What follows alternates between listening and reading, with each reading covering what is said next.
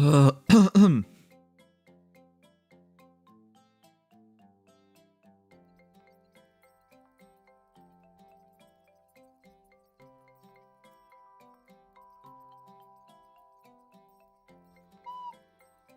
friend plays the recorder better. Hey, fuck your friend. Oh crap. No. I don't know. I think the tablet might be out of power. Alright, I'm gonna download the video.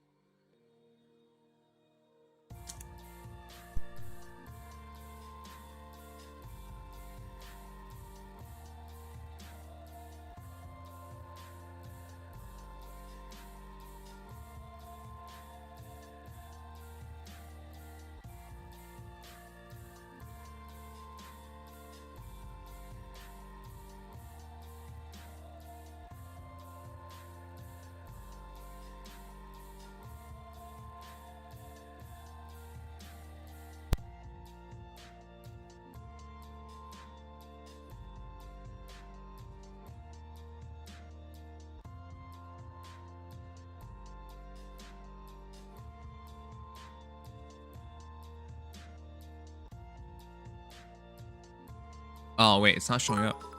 Wait. No, it's showing up. My empty wallet cried for Duo Chrom. Yeah, I know what you mean. I actually have to pay some student fees soon, so. Ugh, no money. Orthil the Great, thank you for the follow. Hey guys, sorry for being late. I actually, thought the trailer was tomorrow, and I thought we were gonna do karaoke tonight, but yeah, now we're not. There are just way too many things tonight. So let's start with the first thing. Even though we already know what's going on, you know, it's still pretty important to just wait, what? Why did no one post it up? It's still pretty important just to go over it, because we don't officially know what's in the. Isn't that weird? Don't they usually post the trailer? The Fate channel shows off the banner, and then they just do the banner immediately. Or am I mistaken here? I don't know. It's been 5 years of Fate. Everything's melding together.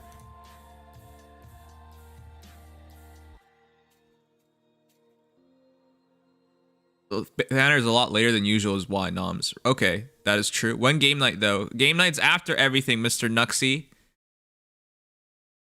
Sometimes, and don't take this the wrong way, chat. Sometimes, I mean, I've been doing this for about 4 or 5 years now. So don't take this the wrong way. If I wanted to quit, I would. I would have done such a thing. But sometimes I wish, man, because you're scheduling yourself around Fire Emblem Heroes, and that's kind of rough.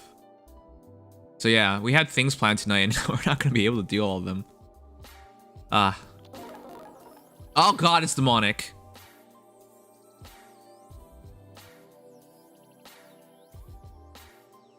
Okay, let me fix that.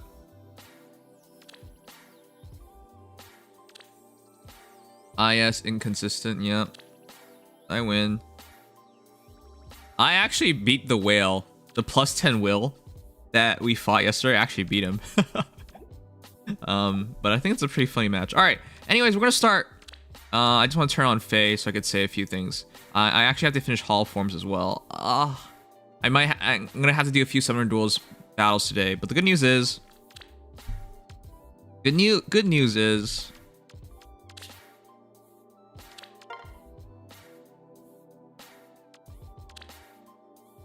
I'm gonna finish the Yuri today, and he's gonna lead the Summoner Duels. So, that's gonna be fun. But that's for later. But yeah. Alright, anyways, yes, embrace cancer. Embrace doom and destruction. Alright. Oh, crap. Did I not vote? Oh, crap. Did I not...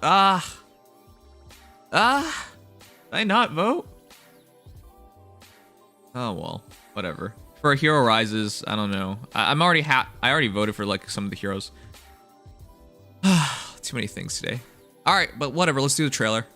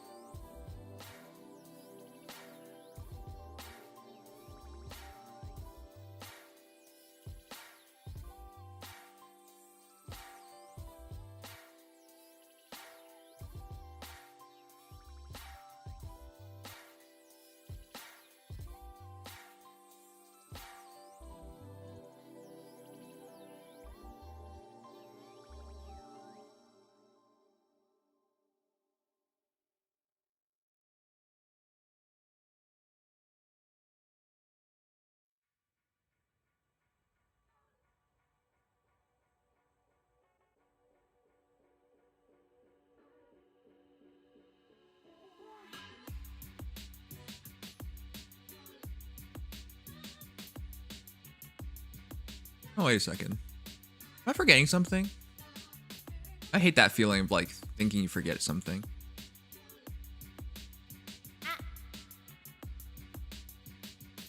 At yourself.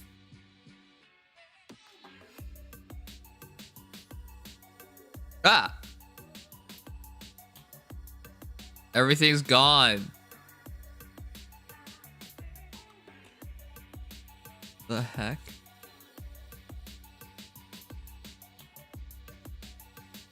Let me fix this real quick, chat. Sorry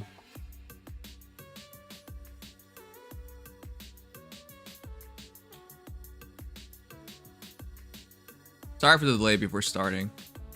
I mean, you guys already know the heroes. The most exciting part is gone, but it's still pretty exciting to find out more about them.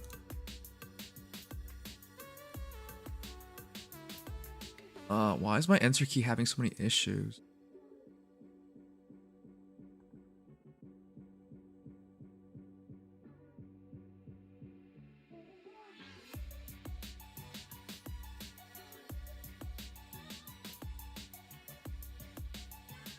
Come on, don't have these issues.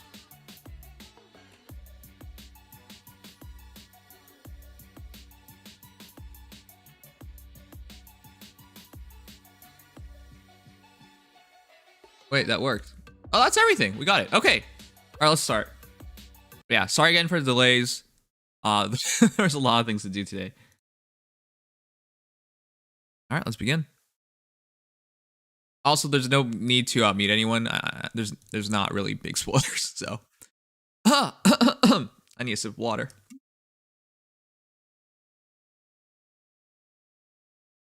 Everyone act surprised.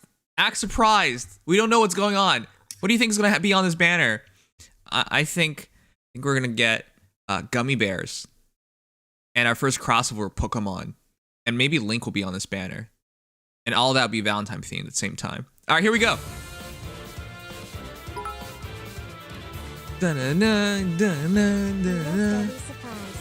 Cherishing every moment with you. Thank you, Gmo. Special heroes to battle. Oh no, who is that? Aww. This is a festival of love, isn't it? This is my chance to show everyone just how much they mean to me. I'm in love with her. She's so beautiful, man. Lucina has future vision. New B skill, savvy fighter. Oh, that's right. She wasn't spoiled. In the FEH channel, she wasn't spoiled. We didn't know what she had. Ah. Showing our gratitude and being considerate of others. That's how we make a kinder, more peaceful world. I think everyone's willing to bet that Robin is going to be better than Henriette. She is colorless, even follow-up. But AD far save. I think AR far save is better. You fight more mages than archers, but come on, that's still really good. Please accept this.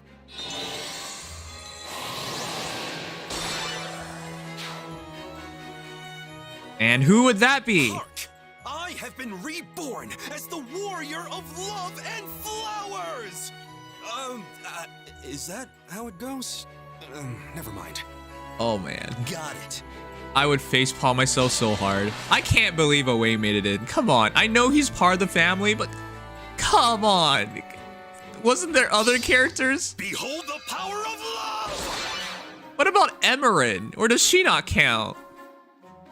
Or, you know. It's the day of devotion. I'm excited. Man, Chrom just putting his hand on Robin's shoulder so casually. If another guy did that to me and he was bigger and burlier, I would clench. I would clench so hard. And then I'd run. I'd run so fast. Anyways, that surely gives me feelings. Oh yeah, he's really good. To change fate, that eye is just such a stupid combination. I'm grateful to you. Wow. Think of the plan. Let's talk about our feelings. What? Think about the plan? Let's talk about our feelings? It's a Valentine banner and it's two guys? Yeah. Yowie? I'm sorry. I'm sorry. The homo meter is way sky high. Nothing wrong with that. But yeah, that surely there's like tons of fan art of that already. Yeah, that damage was so high.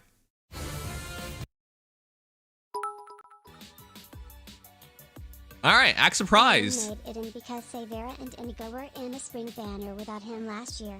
That's right. He could have been there as well. A lot of us were expecting him to be there. But you're right, he does deserve to be on one of these banners. And it is 10th anniversary of Awakening, so it's only fair to go for the Awakening Heroes for Valentine. And despite everything, Owain's actually a pretty good character. It's not like I dislike Owain, I actually think he's really awesome. I love Chunibios. If you guys don't know, my favorite character in Genshin Impact is Fischl. I love her. She's so much of a dork. But with all that said, it still feels a bit weird. Maybe Emerin's too busy, you know, being in the ground for any of this, but yeah, I would have liked Emerin to be honest. But you know what? With the amount of guys on this banner, sure, let's have a more gender balanced banner. With that said though, Armor Heroes, Valentine, always, for some reason, headlined by Armor Heroes, and it's not going to disappoint this year, is it? With Robin here, with Lucina here, I expect to see these be last year's Gustav and Henriette in terms of usage, which is to say, a crap ton. Everyone's going to use them. Oh man, but look at Owain. He looks like such a Fruit Loop. Is that bad to say? I don't know what's bad to say anymore. But yeah, he's always been a dork, and it's only fair he stays a dork. So his kit's not great, but it is Blue Flame, and you're just going to take that and... oh, wait a second. I just read his weapon. This man is S tier fodder. Okay. As the 4-star hero, grab some Owain. Blue Flame, his weapon. I read that. It said null follow-up. What the heck? It's partial null follow-up, obviously, but... okay. That man is dying. Dying lots. But yeah, as a tuning build, it's only fair. I'm going to go over Chrom completely in a moment, but look at this damage, guys. Look at this. A gift for you. Boom, shakalaka. 124. That's so stupid. Why? Why can Chrom do so much damage? It kind of drives me nuts. Man, a couple years ago when Legend Chrom was a thing, and he was smashing my Flame Emperor, I was so pissed. Because it was blue versus green, I would lose that.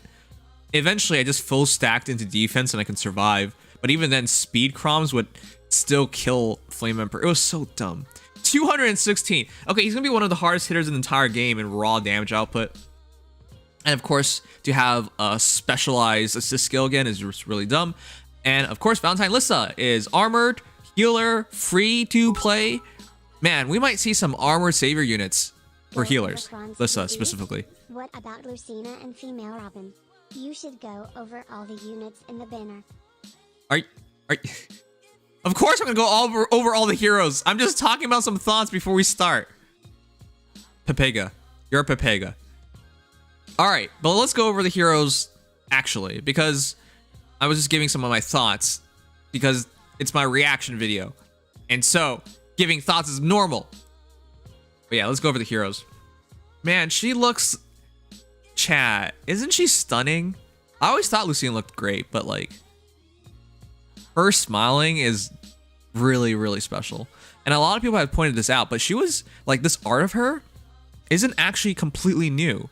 There was already art of her like this from the Awakening OST, something like that, right? But we already saw her in something similar. I've used this as wallpaper before, the origin image that they based this off of. It's really nice. I really, really like this. Give me a moment. Let me see if I can find it. Yeah, here it is. Let me show you guys.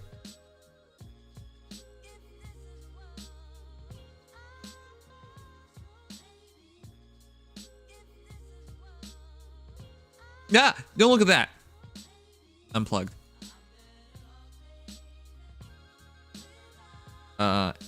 Anyways, one sec. Let me show you guys. I promise this is worth watching. Oh my god, don't glitch out. It's glitching out.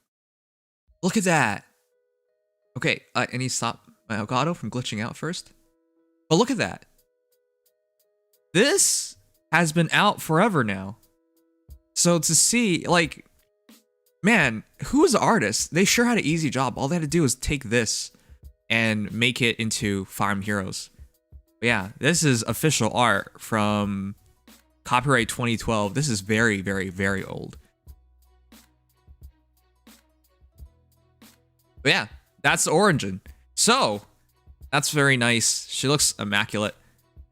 Lucina smiling is really a special thing. Of course, voice actor still Alexis Tipton and Rise 3.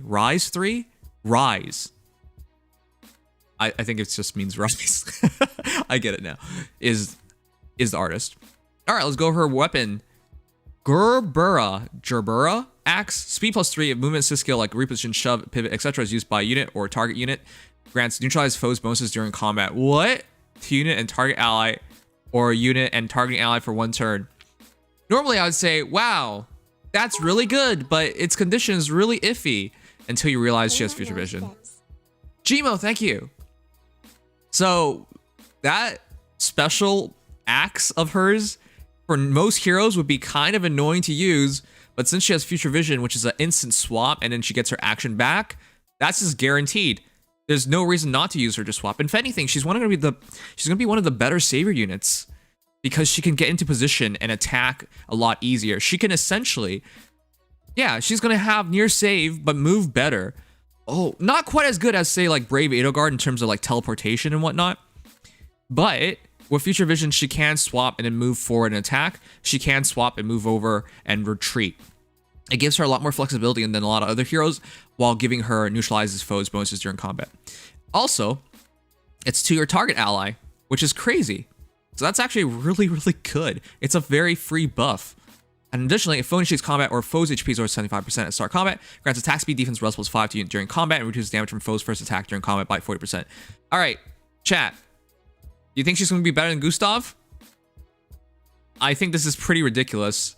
I expect her to be a speed armor with Kestrel Stance 3. I think that's pretty safe to expect. And if you're already reducing damage by 40% on the first blow, and therefore you're unlikely to get to the second blow, she's very, very well set. And of course, without you having bonuses against her and her having extra movement, she's a much more flexible and much more dual-phased kind of armor hero. So I think this is a very much in her advantage. And because of future vision, you might not even want Kestrel Stance. It might be better to go for, you know, other skills like Unity. But yeah. All right, with that said, Kestrel Stance 3, you guys know what it does. Attack speed +6, guard when you're attacked. Savvy Fighter is new. If foe initiates combat, neutralizes effects that guarantees foes follow-up attacks, and effect that prevents units follow-up attacks during combat. And also if unit speed is over foe speed, -4. What? Reduces damage from foes' first attack during combat 30%. What? That's not okay. How many speed armors are there out there? Winter Sothis, Fjorm, Valentine Ike. It's a very small group of speedy armors. But this is a thing. Oh yeah, I guess a +10 Black Knight can do it. Manuela, yes. Hilda, Hilda's not that quick. Okay, but chat, there's not a lot of heroes that can use this, but this is ridiculous. So it's not going to be 40% plus 30% and turning into 70%. No. It's going to be 40% reduction, and then the remainder is reduced by 30%. That's how it's going to work for the damage reduction. But still, it's not just damage reduction. If phone hits combat, neutralize effects that guarantee foes' fall attacks and effects that prevents units' fall attacks during combat. It's not fall. Evasion for armors. Of course, this needed to exist lol. It's not for everybody, but it's so friggin' good. This is automatically best in slot for any speedy armor. I kind of waver on that because hardy fighter on Fjorm is kind of hard to replace, right? But virtually for every speedy armor, savvy fighter is just ridiculous. Now I'll follow up damage reduction. That is so good. And of course, because it's during combat, Kestrel Stance, Gerbera Axe can trigger and give you more speed to allow that to happen. Is this better than Spurn? Close Call, Repel? I think it is. You just beat their speed by 4 and get an off as well. And like, cool, you know, you gotta move yourself, some movement effects in those skills. Sure, 5 extra damage with special triggers. Come on, that's nothing in comparison to this. Okay, Savvy Fighter is amazing. I don't really believe in a lot of units being able to use it too well, but it's clearly very, very, very amazing. It's going to be more likely in the future that we're going to get more speedy armors that can use this very, very well. Oh my goodness, I just realized. Chat. What about Ignats? Far save Ignats with Savvy Fighter? Oh my goodness. Yeah, that B skill. I love this Lucina, but I want that for Sheena. This I know, a lot of people are going to kill. Wait, Sheena can't use this well. Stop being dumb. But no, chat, Ignats, far save Ignats with Savvy Fighter would be amazing. It's avoid them beating your speed by 5 or more. That is, it's avoid to get naturally doubled. Yeah, I mean, that's crazy amount of utilization that's available with this. I don't think he's that fast though. What? Are you kidding me? Okay. What do you guys consider a fast armor hero? You don't think Ignats is fast enough to make this work? First of all, he's free to play. You can plus 10 him. Second of all, I'm double checking. He's 40 speed base. At plus speed, he's 43 speed. How's that not fast enough to pull this off? What are you talking about? Oh, I guess Dual Marth. But Dual Marth isn't even... Is he 40 speed? Alright. No, yeah. Dual Marth is 40 speed. I remember that. Okay, so those are a couple heroes, but... do you want to do that on Dual Marth when he has a perf B skill? Not perf B skill, but one of the rare armor B skills. Alright, but I'm trying to say here, at 40 speed base, Ignats is a good user of this as well with far save. In the future, they'll release far save skills with speed built into it, so make it even better. You only need to meet the speed check to get full reduction, unlike dodge skills, which need to outspeed by 10 for full damage reduction. Yep, that's why I said it's better than Repel, Spurn, Close Call, whatever the heck, because its fundamental effect of Nullfall is better, and its damage reduction is less criteriaed. So as a whole, I'm just really ecstatic about this. All right, with that said, 18-year save is here as well. Nothing special. We've gotten this a couple times. Dudu has it, for example. Oh, Lily, thank you for the raid. If you guys haven't checked out Lily before, please check her out. She's now a full-time content creator. Please give her support. Hey, Lily. Thank you for dropping by. Also, new mom. All right, but with all that said, chat, I don't normally give ratings for a hero, but this is a 10 out of 10. I love her art. I think her kit is absolutely busted. And she introduced a new, extremely good new skill. She's S tier fodder. You can get Kestrel Stance 3 in Savvy Fighter or Kestrel Stance 3 in 18-year save. What do you not like about her? This is amazing. This is easily going to be one of the top armor heroes and one of those heroes you're going to see a crap ton. And if you doubt me, just watch. Watch in like a couple of months how many Lucinas you're going to fight. All right. Can Robin meet up and catch up to Lucina? Voice actor Lauren Landa, Yoshiro Ambi is the artist. This really feels like Henriette. Like, really feels like Henriette. Oh man, I think I might like Robin more than Henriette. But with that said, Oh, come on. Chat, look at her B slot. Why? Hey, chat. Do you still want to use even follow-up? Odd follow-up? Does anybody still care about these B slots anymore? I don't see anyone use this. I think Raphael came with it like last year as a Pleiadian hero, and nobody cared. I have it on my Halloween Hector because I'm too lazy to put something else on his B. Fine, whatever. But I've never been a fan of these follow-up skills. I think they were good for their time when they released. But at this point, with the busted B skills we have nowadays, just like what we just saw, and on Lucina, like, come on. This is nothing. All right, but with that said, she does introduce AD far save. So attack defense +4 and guarding against ranged units. So that is new.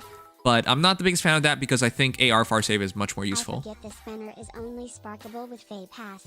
Thankfully, yes. Deidre is the next resplendent because I am going all out with this banner. Yes, I'll be honest, I think it's kind of scummy for Fey to do that.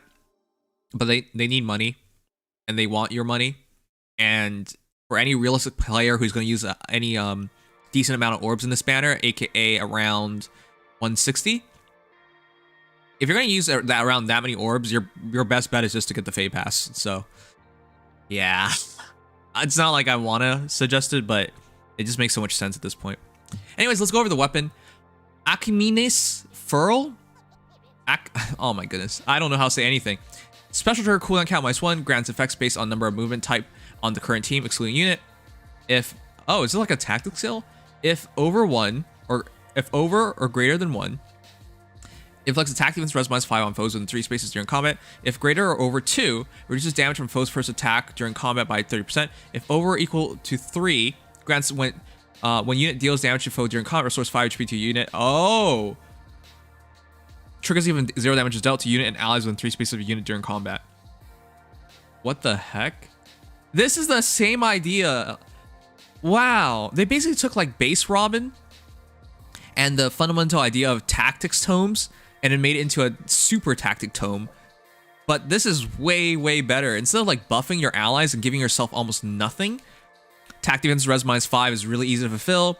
30% damage reduction on first blow, as well as healing to you and your allies. That tome is ridiculous, and is a slaying tome. Wow. She supports your team and protects your team. Yep, she heals them, but it helps her a lot more than the team itself. Okay. I do think her B slot is whatever, and she doesn't even have an A slot. But how can you argue with this? This is so much value. Robin, with a bit of work, would be an amazing hero. Perhaps Unity in A slot again, perhaps a close guard, maybe close save. Sorry, close defense. Sorry, not close save. Distant defense. Sorry. But you give her a really good A slot, and she's basically complete. It's interesting. She might actually have... I don't know. I want to see more of her, but she's going to be something. That's going to be a unit you're going to see a lot more of. Alright, Owain. How highly do you rank this hero, chat, in terms of value? Because Piercing Tribute is not nothing. Blue Flame is not nothing. Blue Flame, I actually kind of want it for my Edo Guard. Because that way with Steady Breath, you hit her and then she just Blue Flames you. And of course, it's a 500 SP special. 4 out of 10, 5 out of 10. Wow, I'm surprised. Piercing Tribute. If foe initiates combat or foe's HPs are 75% at start combat, grants attack speed +5 to unit and neutralizes effects that guarantees foes follow-up attacks during combat. It's partial null follow-up, but it's not the ridiculous offensive null follow-up, which would let you use Wind Sweep. But still, a weapon like this for a lance? We don't have that many great lances. We have a couple, and they're not that readily available. So I can see this being very useful for a couple heroes. Huh. It is kind of weird to have the attack speed +5 and then foe initiate. It's automatically better than... What's that lance that gives you 6 attack when your opponent attacks you? It's way better than that. But yeah, this is a straight upgrade on a couple of lances out there. And in terms of availability of lances and heroes that don't have perf weapons as Lancer, that's not a bad one to take. Yeah, Reprisal Lance. Rest in peace, Reprisal Lance. What's the point of that anymore? Because this is dual phase. Because their foes' HP is 75%, you can use it. And of course, attack speed bond 3 and Wings of Mercy 3. It's not great fodder outside of Blue Flame and the weapon, but you can get Blue Flame and the weapon off of him, which is a pretty good value, I think. He is your 4-star hero after all, so it's easy to get this.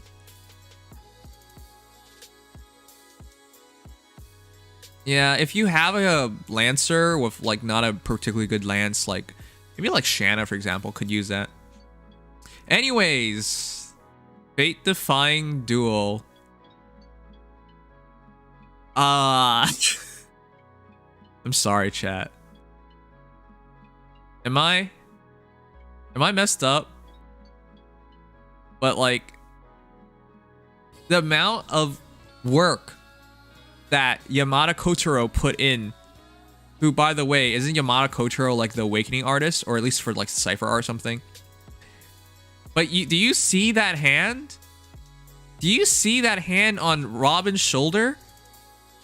This man probably redrew this more than a couple of times, but you can see how the hand is on the shoulder, right? Not too firm, but not too hard. Or that's the same thing, but not too soft. You can see like the way he's putting his hand on the shoulder. It invokes so many feelings. Or maybe I'm just messed up. But it invokes so many feelings. Like that hand represents so much. And for a lot of female Awakening fans out there, it probably verified a bunch of things for them. Anyways, with that said, welcome Dual Chrom. Great art. I'll just say great art. Intense Owain is one of my faves of all Fae. I'm trying to forgive you for all the verbal abuse you've been sending his way. No love lost though. I respect your opinion of him. I disagree, of course, but respect it. I'm not even a hater on Wayne. I actually like Chunibyo's. It's just I thought it was weird for him to be on this banner. I don't know if he understands what love is, but more power to him. Tarantula, thank you for gifting Lily. All right. Nina's going insane in the background. Yeah. All right. With that said, chat, I don't even have to read this to tell you this is going to be one of the best archers in the entire game. This looks... I didn't even read anything. I straight up admit that to you. But this looks like a straight upgrade on Legendary... I'm serious. Legendary Chrom. It looks like a straight upgrade on Legendary Chrom, and that's something amazing. How many Deadeye Chroms have you guys seen? How many Chroms with Time Spells have you seen? And they all use Change Fate. That's basically Legendary Chrom right there. But additionally, he got Close Salvo, which is unit can counterattack regardless of foe's range. Oh my goodness. At start of combat, if unit's HP is over 25%, grants attack plus 5 to unit during combat. But after combat, unit attack deals 5 damage to unit. Close Salvo. That is so good. So good.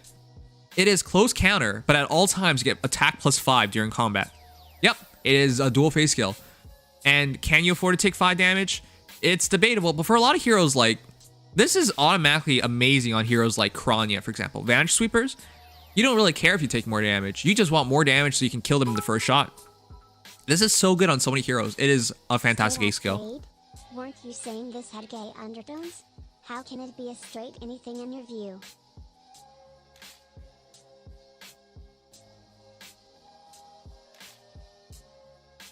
So what does this will say? It's a crooked upgrade? What? Sigma, you're on another level of papaganess. I get your joke, but it's horrible. Alright. And everyone knows what to Change Fate does. Grants attack plus 6 unit and pair up cohort. And of course, it's repositioning. He gets another movement. Alright, big thing. Destiny's Bow.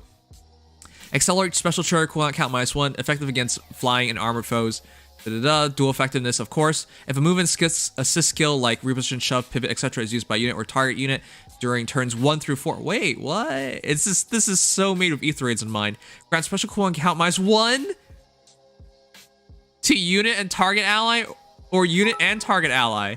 Once per turn. Oh, you can't spam this. Okay, fine. It's a curved upgrade. Okay. Chat. That's ridiculous.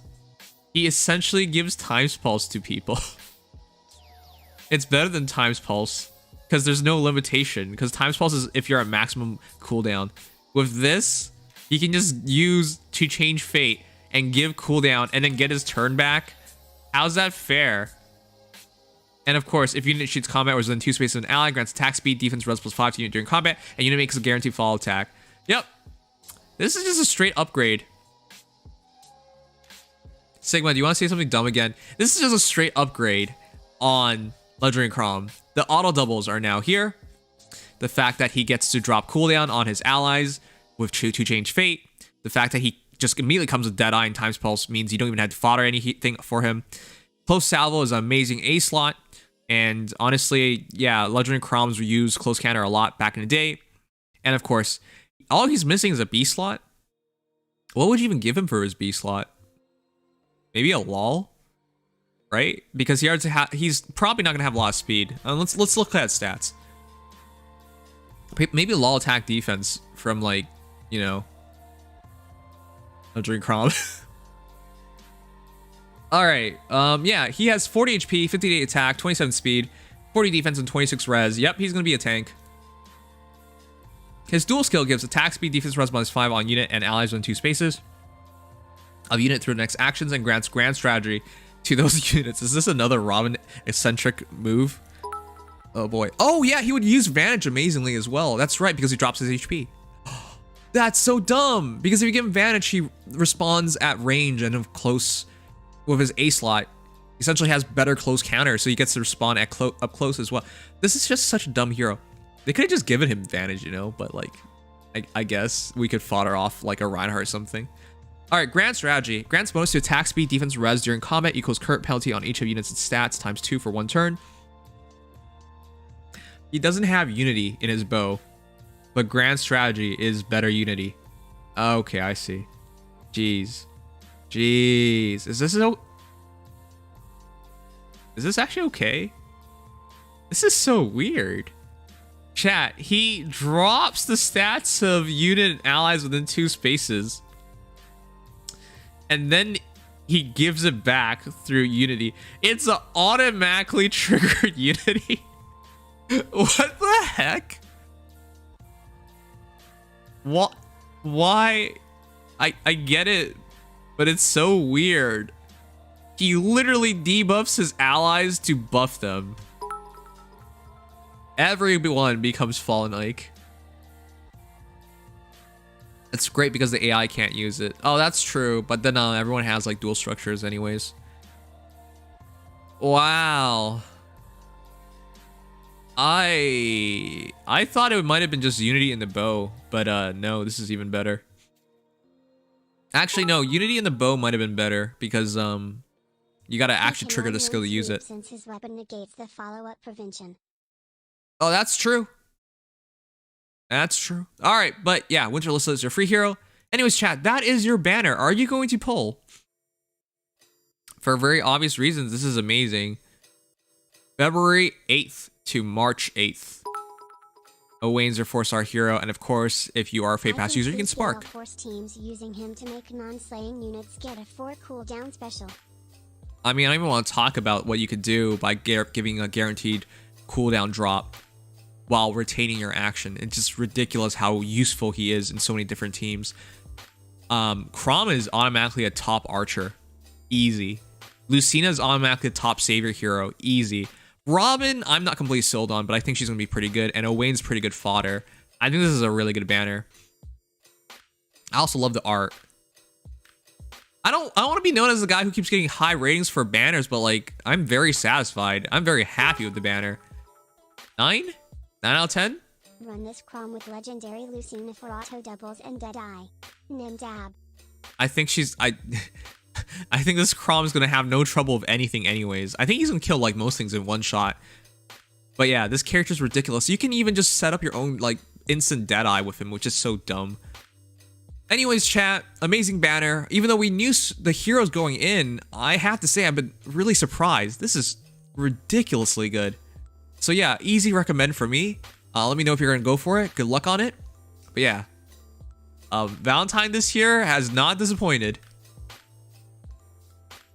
I like how like Faye's like, Happy Valentine's Day. These units that bring love will bring destruction to you too. Have fun. Oh man. No, seriously, chat, don't you remember last year? If you guys were playing last year, don't you remember last year how many dumb heroes we fought during like after Valentine. I just fought Gustav and Henriette every Ether Raid season for like 3 months straight. And even today I still fight them, but not as often as before. But like they were just spammed out. I expect to see that again. Super interesting. It's unity during combat that carries to the enemy phase, but any negative status effects, not buffs, will also carry into the enemy phase. Huh. That's interesting for you to notice that. Honestly, I already think it's really busted as it is, so I didn't even mind that. Alright, let's see. This Chrom doesn't even have the restriction of being on water season. Yep, he's free. He's free. He scored. Oh my god, I forgot to mention, this man scores ridiculously good. He doesn't have a perf. Wait a second. He doesn't have a perf B, but he should score as a 195, right? Whatever, the point is he's gonna score way too well, so it doesn't matter. You're gonna fight a lot of these Chroms going forward. He just read the dual skill unlike you. Man, can someone just mute Sigma Sensei? He's been saying so much dumb stuff today. To change fate makes him 200 BST. That's right. To change fate is actually worth more. Oh, it's so dumb. I don't even know that if there's any point in like justifying anything to you. Last year was more crazy. I think it's crazy overall. Oh yeah, the poll. Funny that this duo skill is useless on units with penalty negation like it would. With penalty negation like a Dune. Yep. Man, but I just think it's really dumb. It's just like, oh, wow.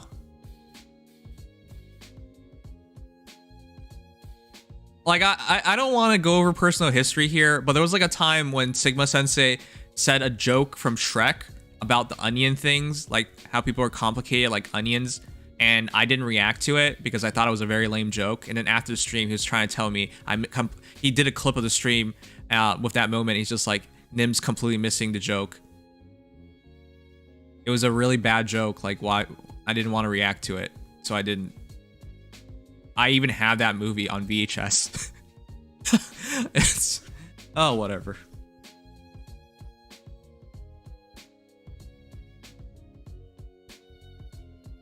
All right, let me see. I'm gonna go for a verb thing. Okay. Dual skill is useless on units with penalty negation like a Dune. Yes. There are some heroes that cannot fully utilize it. To change fate makes them 200 BST. Yep. I keep forgetting that, but to change fate is actually worth more. It's a really dumb hero. We're already in the territory of 200 BST heroes with Dagger and now this, I mean, they're dual heroes, but dual Dagger and now this Chrom, and they're both really ridiculous units. So I'm not looking forward to fighting like the newer top tier whales because it's going to be really hard to deal with them. This hero you're probably going to see a ton of, and I'm not really sure how you like tank him because he's essentially anti-savior units because he has anti-armor and because of like the easy setup for Deadeye. And then the worst thing is the AI will automatically set up Deadeye because they'll use future vision, right? So if you're not careful and you delay the battle, congratulations, he has instant Deadeye and you're completely screwed. So yeah, it's gonna not be fun fighting +10 dual Chroms. Run this Chrom with Legendary Lucina for auto doubles and Deadeye, Nimdom. Yeah, it's also really dumb. You know, Chrom with Lucina is now such a good combination because they're both different colors, and of course, the new Legendary Lucina is just so stupidly powerful at this point. Her new future vision is even better, and of course, she can take the debuffs. She can debuff and then output more damage. So yeah, those two combinations together would be ridiculously good. Axlush says, I can see Gale Force teams using him to make non-slaying units get a 4 cooldown special, and even if they were slaying, it can drop them to 3 so that they might not need Heavy Blade. So, or they can fight heroes with, not really. If they have guard, it still doesn't work out. But the point is, it really is a boon to like Gale Force teams as well. Chatmaster Luigi says he could run Windsuit since his weapon negation negates the fall prevention. He can, but I would like question like why you would even bother with that because I expect him to just steamroll them. Being here recently, Haven't really been sleeping well these past few days. Oh, just the watermelon. I'm the same. I either sleep too long or too short nowadays, and I feel like crap.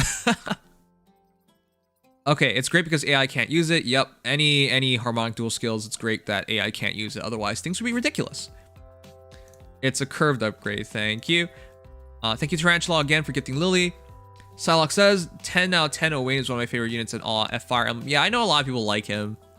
I'm not trying to hate on him. I just feel like it's weird. Like, can you guys really blame me? First of all, I'm not the biggest fan of Emerin.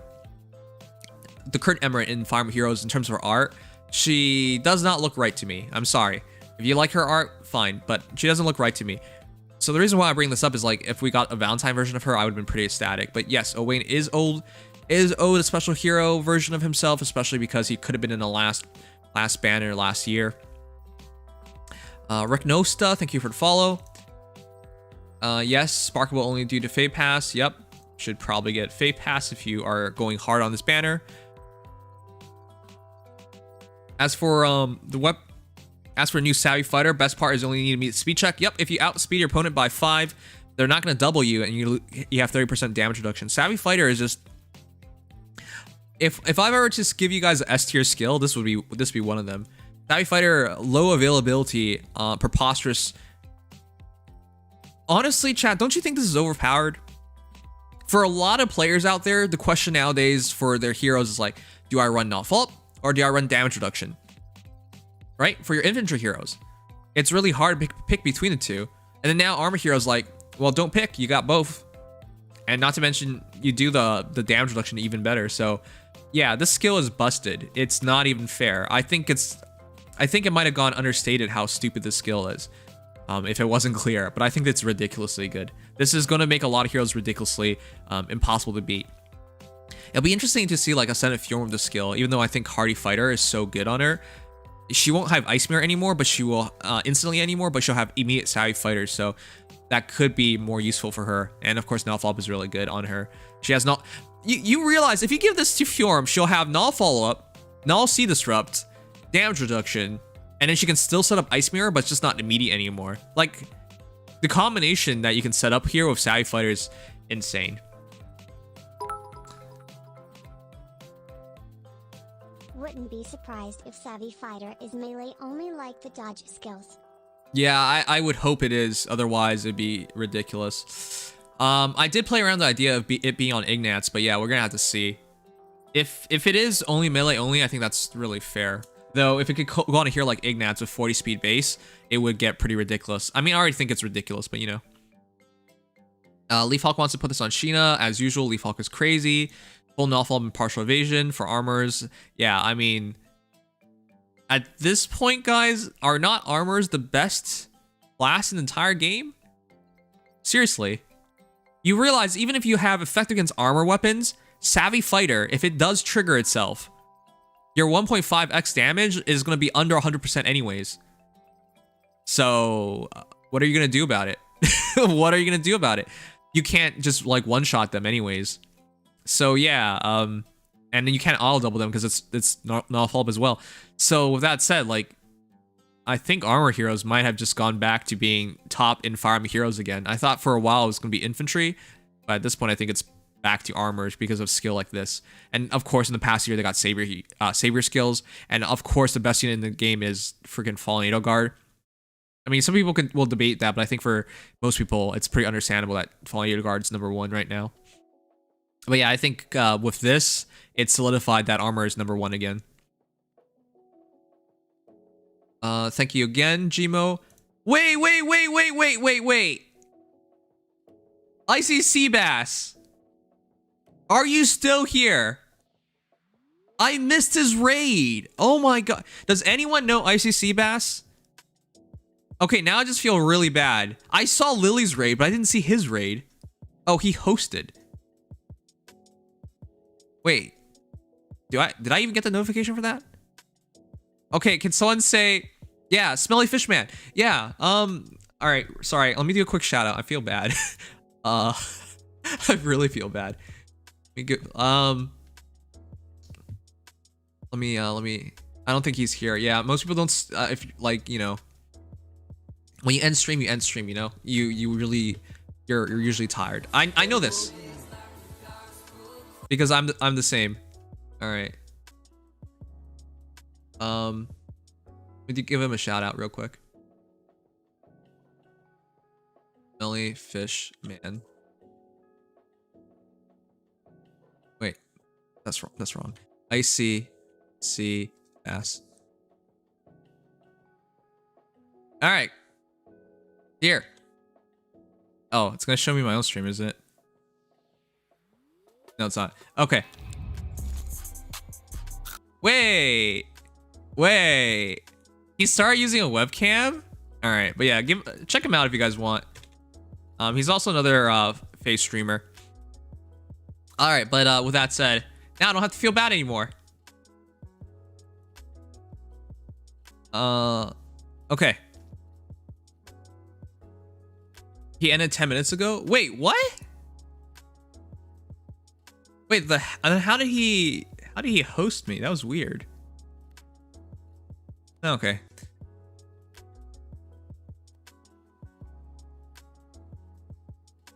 Oh yeah, and welcome back, Noogles, for 42 months. Thank you so much. You said Hilda wasn't fast, but Ike was. They have the same speed, bro. I believe Hilda is a good candidate of savvy fighter. Wait, is that true? I thought Ike was faster. Listen, there are so many heroes in the game right now. It's kind of hard to like know these things off the top of your head, so I will make mistakes. Despite playing this game all this time, there are what, 600 heroes roughly? How many heroes are in the game right now? I'm sorry, I can't remember everything off the top of my head. In year 1 and year 2, yeah, absolutely, I remembered everything. But at this point, it's getting really, really, really difficult. But yeah, my bad. Still, I don't think Hilda has enough speed, and so I'll retract what I said about Ike as well, which is I would not recommend it. But yes. The reason why I always thought Hilda needed like 3 more speed to like be officially like a good speedy armor. All right, did I catch everything now? Okay. You will still be surprised. My empty wallet cried. All right. Now let's get into the big talks of everybody. Once again, chat, here is the poll. Let me know whether you're gonna poll or not.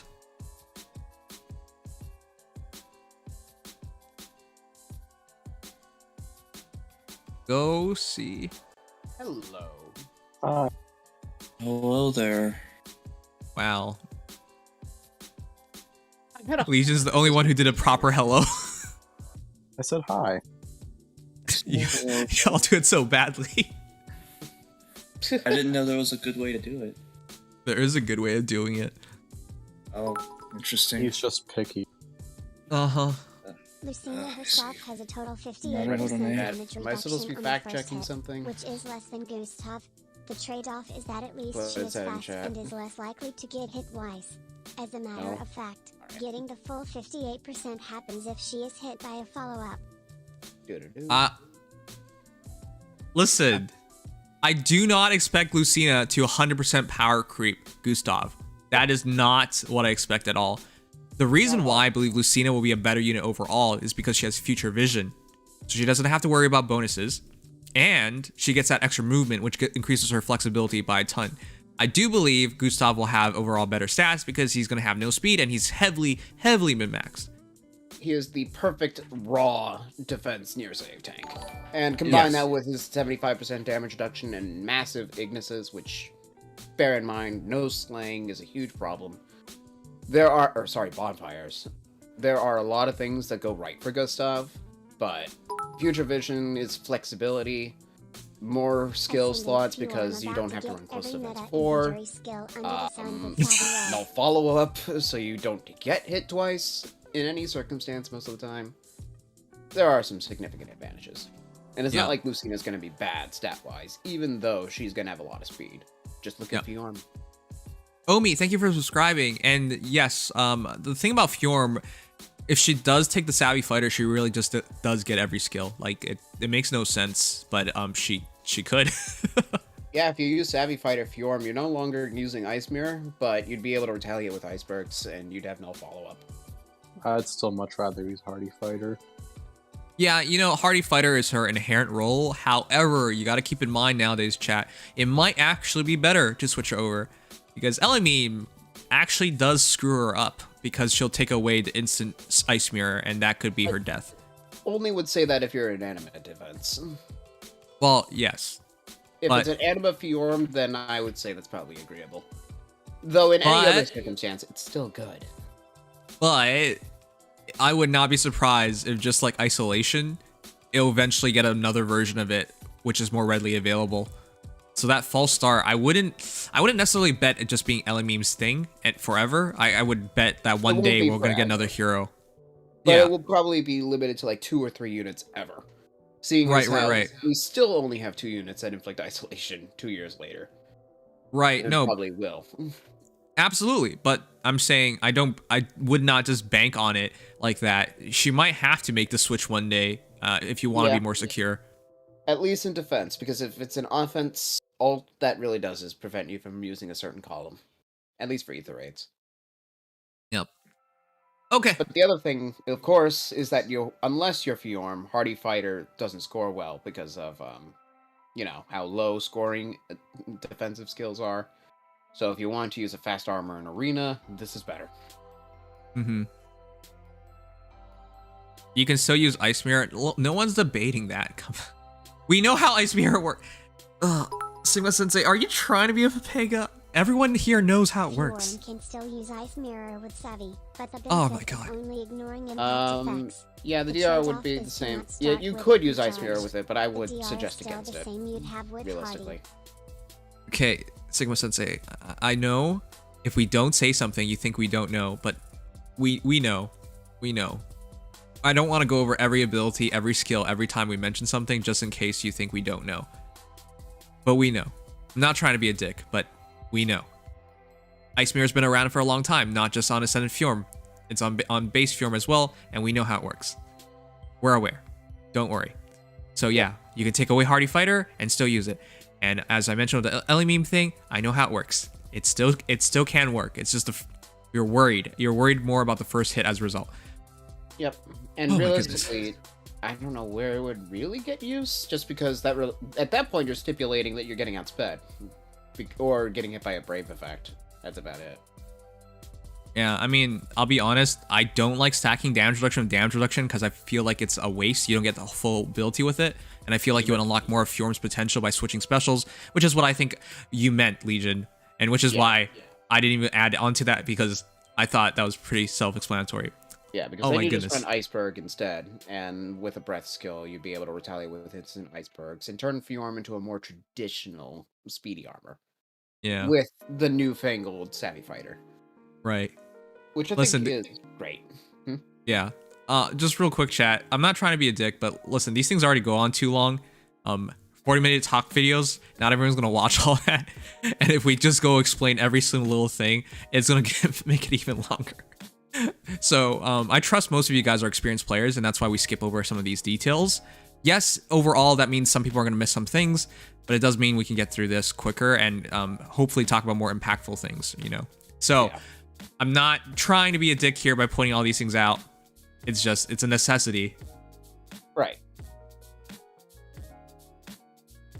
Getting rid of Ice Mirror significantly worsens the dual lift matchup, though. Oh my god. Oh my god.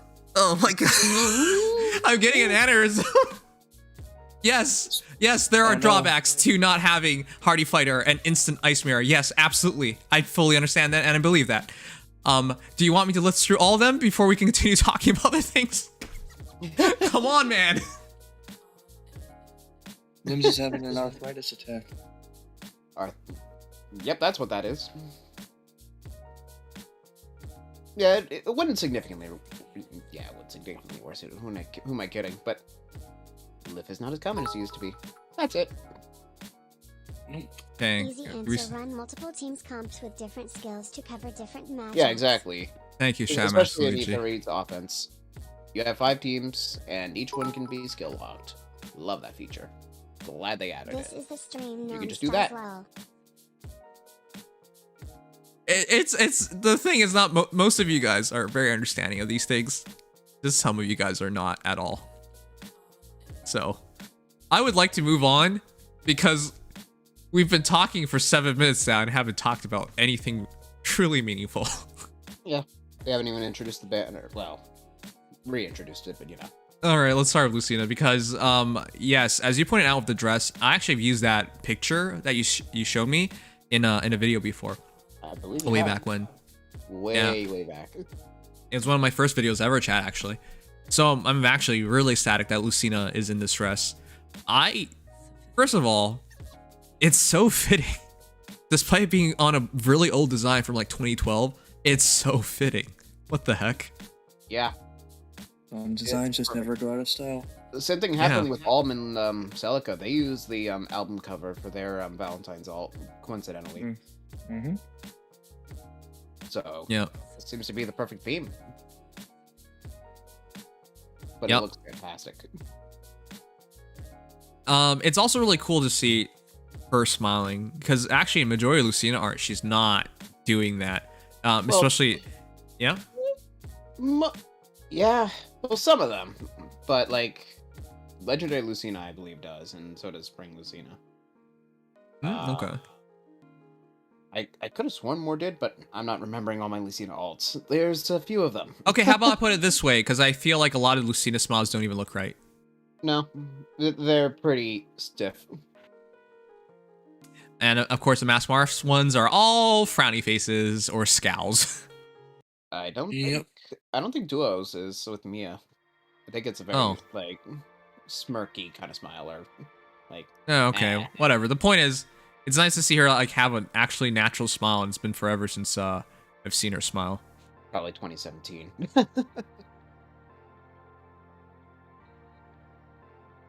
But stiff equals Lucina. I know is the point. I know. But it's nice to see like the more mature Lucina where everything's done. I would assume this is the Lucina from when everything is done and the world's back to normal.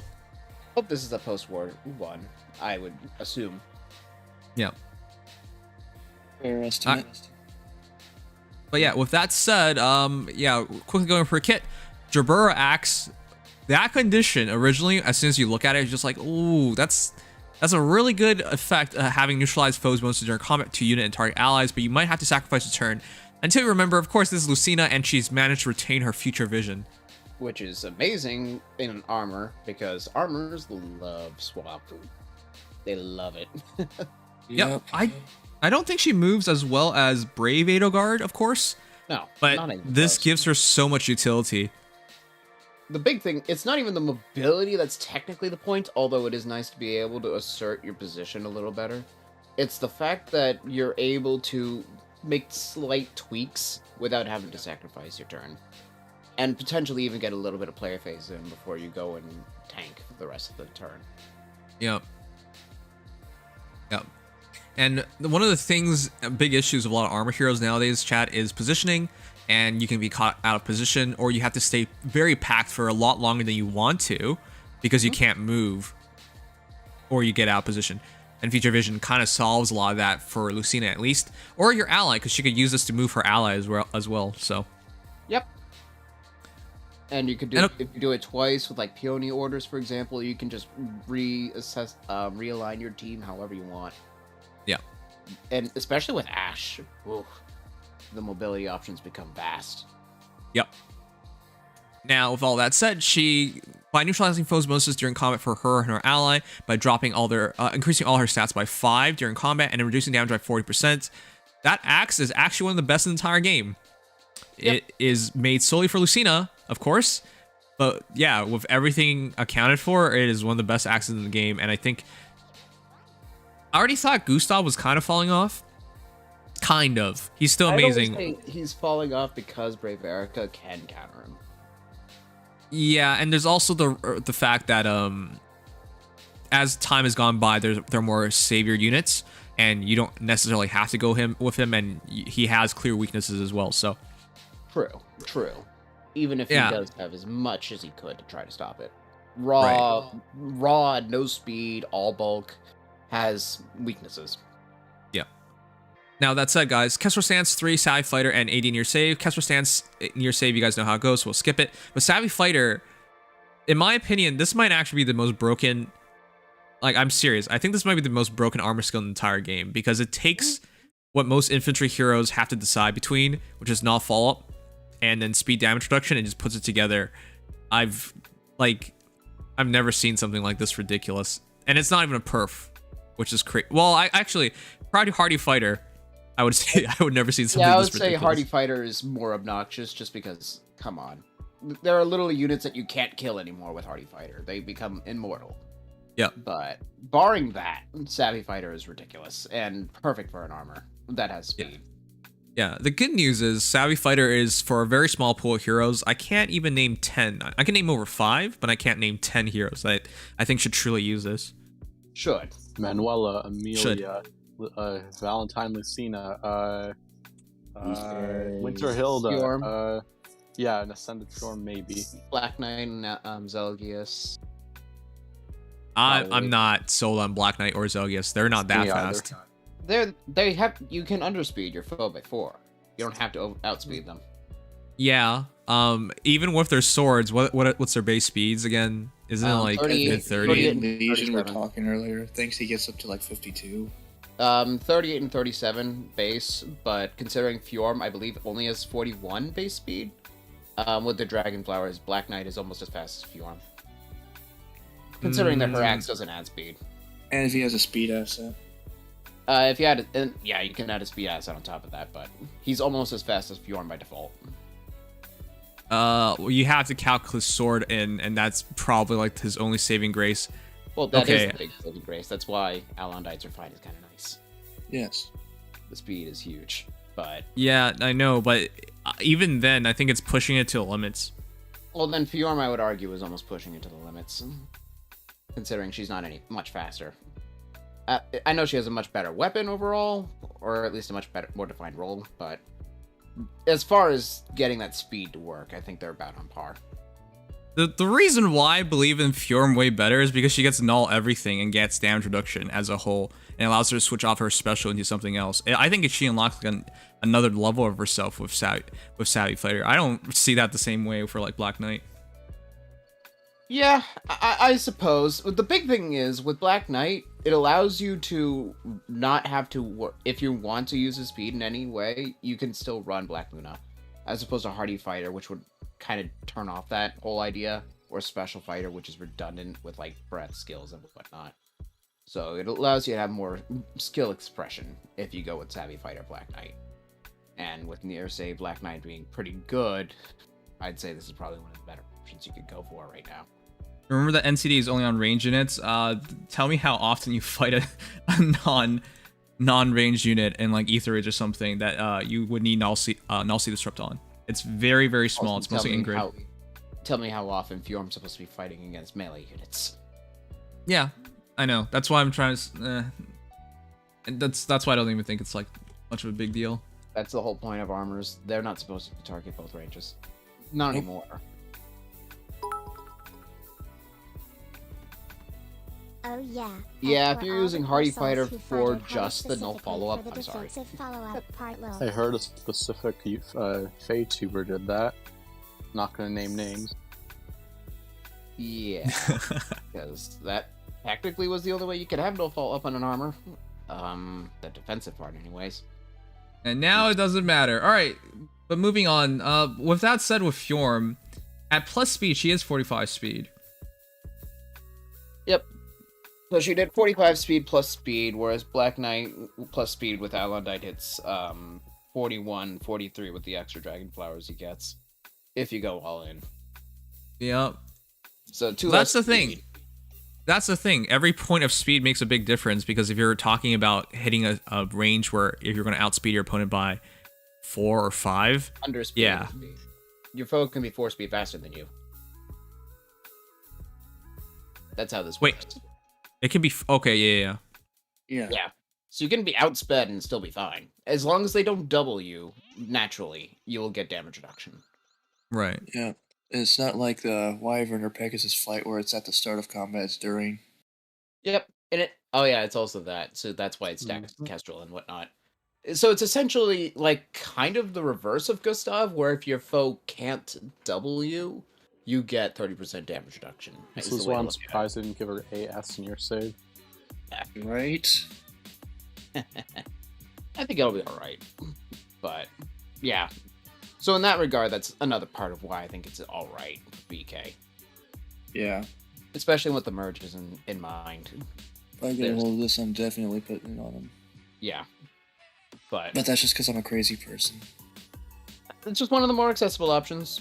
But you do you with what best suits it. I know that Manuela will probably be a very popular one that if you're not already running Special or Hardy Fighter.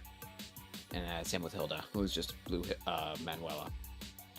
Expect this to be mostly just melee units, kind of like with null follow-up as it is, or dodge skills. Sword Axe Lance, probably not Dragons or Beasts. All I could probably say. Mm-hmm. Do you think we'll get null seat on a fighter skill? I mean, I would have never thought Savvy Fighter would be a thing until today. So yeah, now I think it's a thing. It's probably gonna be a thing. They like new fighter skills right now. They're going all in on them, and I can't blame them. Armors needed more variety than just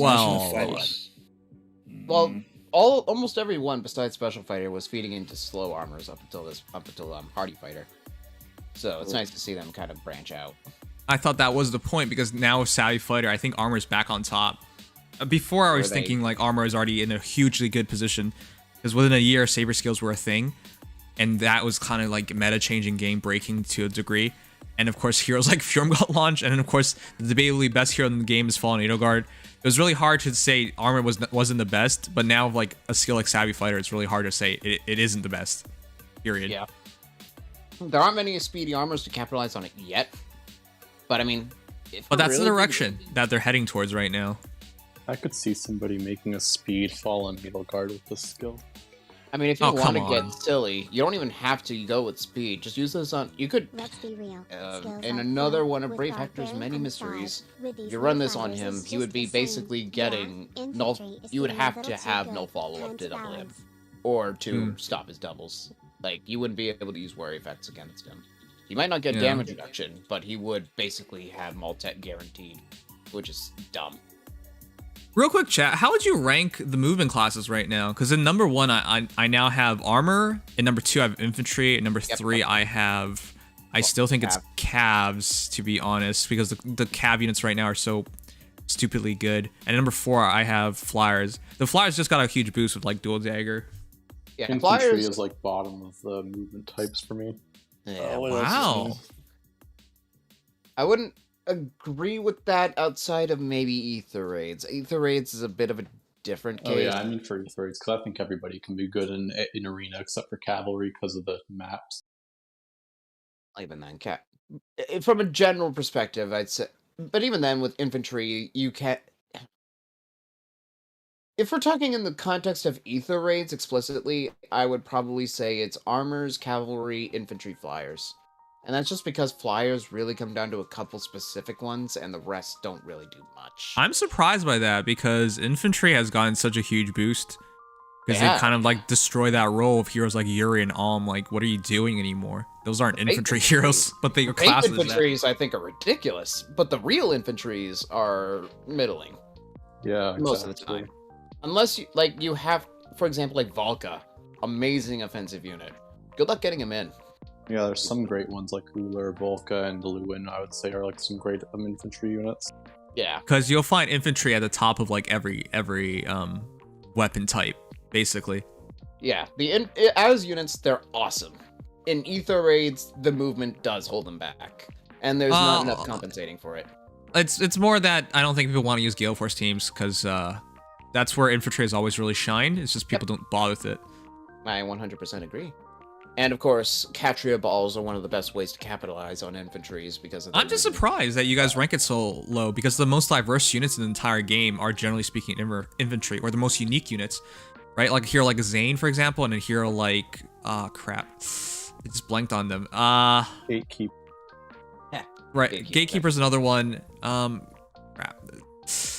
How did I forget it? Right before, as soon as I said Zane, I immediately forgot them. What kind of unit were they? Now I completely forgot. What the heck? There are so many, but the entire point is like the most unique units in the entire game are infantry heroes. Yep, I absolutely agree. I just think that the Ether Raids meta is at a point where pressure range or absolute safety outweigh unique roles most of the time. And this is not to say infantry are bad, I'd still say they're quite good. It's just that the meta of Ether Raids is Cavs and Armors first. But as, like, Arena or even Summoner duels to a certain degree, I'd probably say infantries are second, at least. Just because movement as boon isn't as important over there, and their unique qualities shine more. At least in my opinion. All right. Anyways, I think that's enough about Lucina. Yep. I do think it's a revelation, absolutely, for armor heroes, and yeah, it's another. They're basically in another world at this point. With this. Huh? Basically, could see her as near save Fjorm, like the speedy near save option, where Fjorm is the fast save option. Okay. That said, keep in mind, Gun Faye comes to Grails tomorrow, so if you want a Pattern fodder, there you go. Kestrel Stance 2 can be used with either Savvy Fighter or AD near save. Being unique doesn't make your whole class move after attacking, for instance. I know what you're trying to say, but my point was, at the top of these classes, you'll find infantry all over the place. Yep. Right? That's the entire point. And you can't forget, like, some of the things that they've been doing for infantry heroes, like, for example, Nyla getting canceled as well, like, it's just coming up. Like, they keep getting heroes that are very, very dangerous and very, very unique, and in their use cases especially. Oh, I forgot to mention, it was Marianne. What the heck? Oh, yeah, right. And you get heroes like Marianne, for example, that there's nothing like that. Nope. I absolutely agree. I think infantries are coming up as we get more and more units that try to defy their lack of mobility, or like that try to basically fake other movement classes options. Things like that, or like Marianne's Refreshed, Nyla's Canto, and Gravity. I think infantry are coming up. I just think that right now cavalry are too oppressive, especially with like the release of Lysithea. The thing is, like, if you made a team of just pure infantry, I think infantry. To be clear, there's so many infantry heroes in this entire game that there are tons dragging it down. But I wouldn't view it that way. I would view it as in like what modern infantry heroes look like in the game. And in the game right now, modern infantry heroes are hardly infantry anymore. And of course, they don't have a weakness because they're infantry, unless you still count Poison Dagger for some reason. No, or you're like Ketria and not Ketria, Sheeta, and sometimes being effective on those units. Right. But yeah, I'd say it's in flux for second for me, but who knows? All right. Anyways, with Robin, this is very interesting because this basically took the Robin idea, and I've always hated Robin's Refine, and I know people have disagreed with me on the past, but I always thought it was really lame. It was just buffing her allies. It's like, what does it do for her, though? I guess she kills colorless or something, Congratulations. Yeah. Unfortunately, Refines were not at the point where they were going to be great, and Robin wasn't great before that. Sucks. Yeah. It just sucks. Yep. So it's really nice to see Akamini's Furl actually be the best Robin tome yet. And with Slaying built into it, as well as attack defense res -5 on foes in 3 spaces during combat if it's over 1, and if it's over 2, it's 30% damage reduction. If it's over 3, it's 5 HP healing to unit and allies within 3 spaces of unit during combat, which is just an insane combination. And you gotta remember, chat, because she's a savior unit, she's gonna utilize these effects a ton because she's constantly covering for her allies. Yep. For all intents and purposes, you could say in a save ball that her near save component will always be getting both the extra +5 to most stats and healing per hit. Wait, you mean far save? Her near save component, like not her, but her near save partner. If you're using a save ball, you can basically just assume that near save unit will be getting both that +5 all. Oh, okay, I see what you mean. Yeah. Very easy support that basically makes a whole extra weapon for your near save option. Yeah. So this is why she's so stupidly good, chat, and this is why, even though her B skill is whatever, and she literally doesn't even have an A skill, if you're willing to just give her something. There's compile units. You could give her Ocean and a Vengeful Fighter for a Mirror 3 and Vengeful, or you could give her like Canagus and Gotri for DD4 Crafty. There are plenty of easy options to finish her kit. But the thing is, I understand why IS did this, because if they gave her a full kit like Henriette was last year, everyone's going to use her. And you're just going to see her constantly. This is already just a ridiculous hero. And so, yeah, even follow-up and no ace skill kind of seems bad. But the reality is, I think that's good balancing, because it forces people to factor in an additional cost to make this hero into what is looking like a true monster in terms of being a far save hero. Like, this is better than Henriette. I pretty much hands down. Obviously. The tome is way better. Having a perf is a step up. No mage armor has a perf up to this point. And the first colorless mage armor comes with one that has also slaying. Yeah. Even if you were to literally ignore anything else, it's a colorless mage armor with slaying. That already wins. But the fact that for literally just having units on your team, you get all that, it's kind of stupid. Really stupid. It is especially dumb from this respect. In normal battles, this might be kind of hard because you only got 4 units, but in Ether raids, you got 6. So, yep. Yeah, it doesn't really matter. You're going to have it. And unless you're running an emblem team, an armor emblem team, realistically, you should realistically at least get the first 2 effects, which is most of what, like, +5 attack def res, effectively, and damage reduction on first hit. That's basically what most units get nowadays. So even if you're just running 2 different move types, you're still probably fine.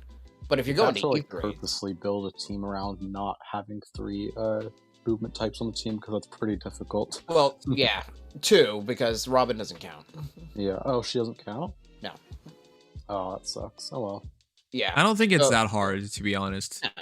If you're going to use her in any other content that has, like, only 4 units, then you will have to be a little stretched for that 3rd effect. But in Ether raids, just run her with a near save, and in Ether raids, you could run her with Peony, near save, and Ash, and you'd already fully trigger her weapon.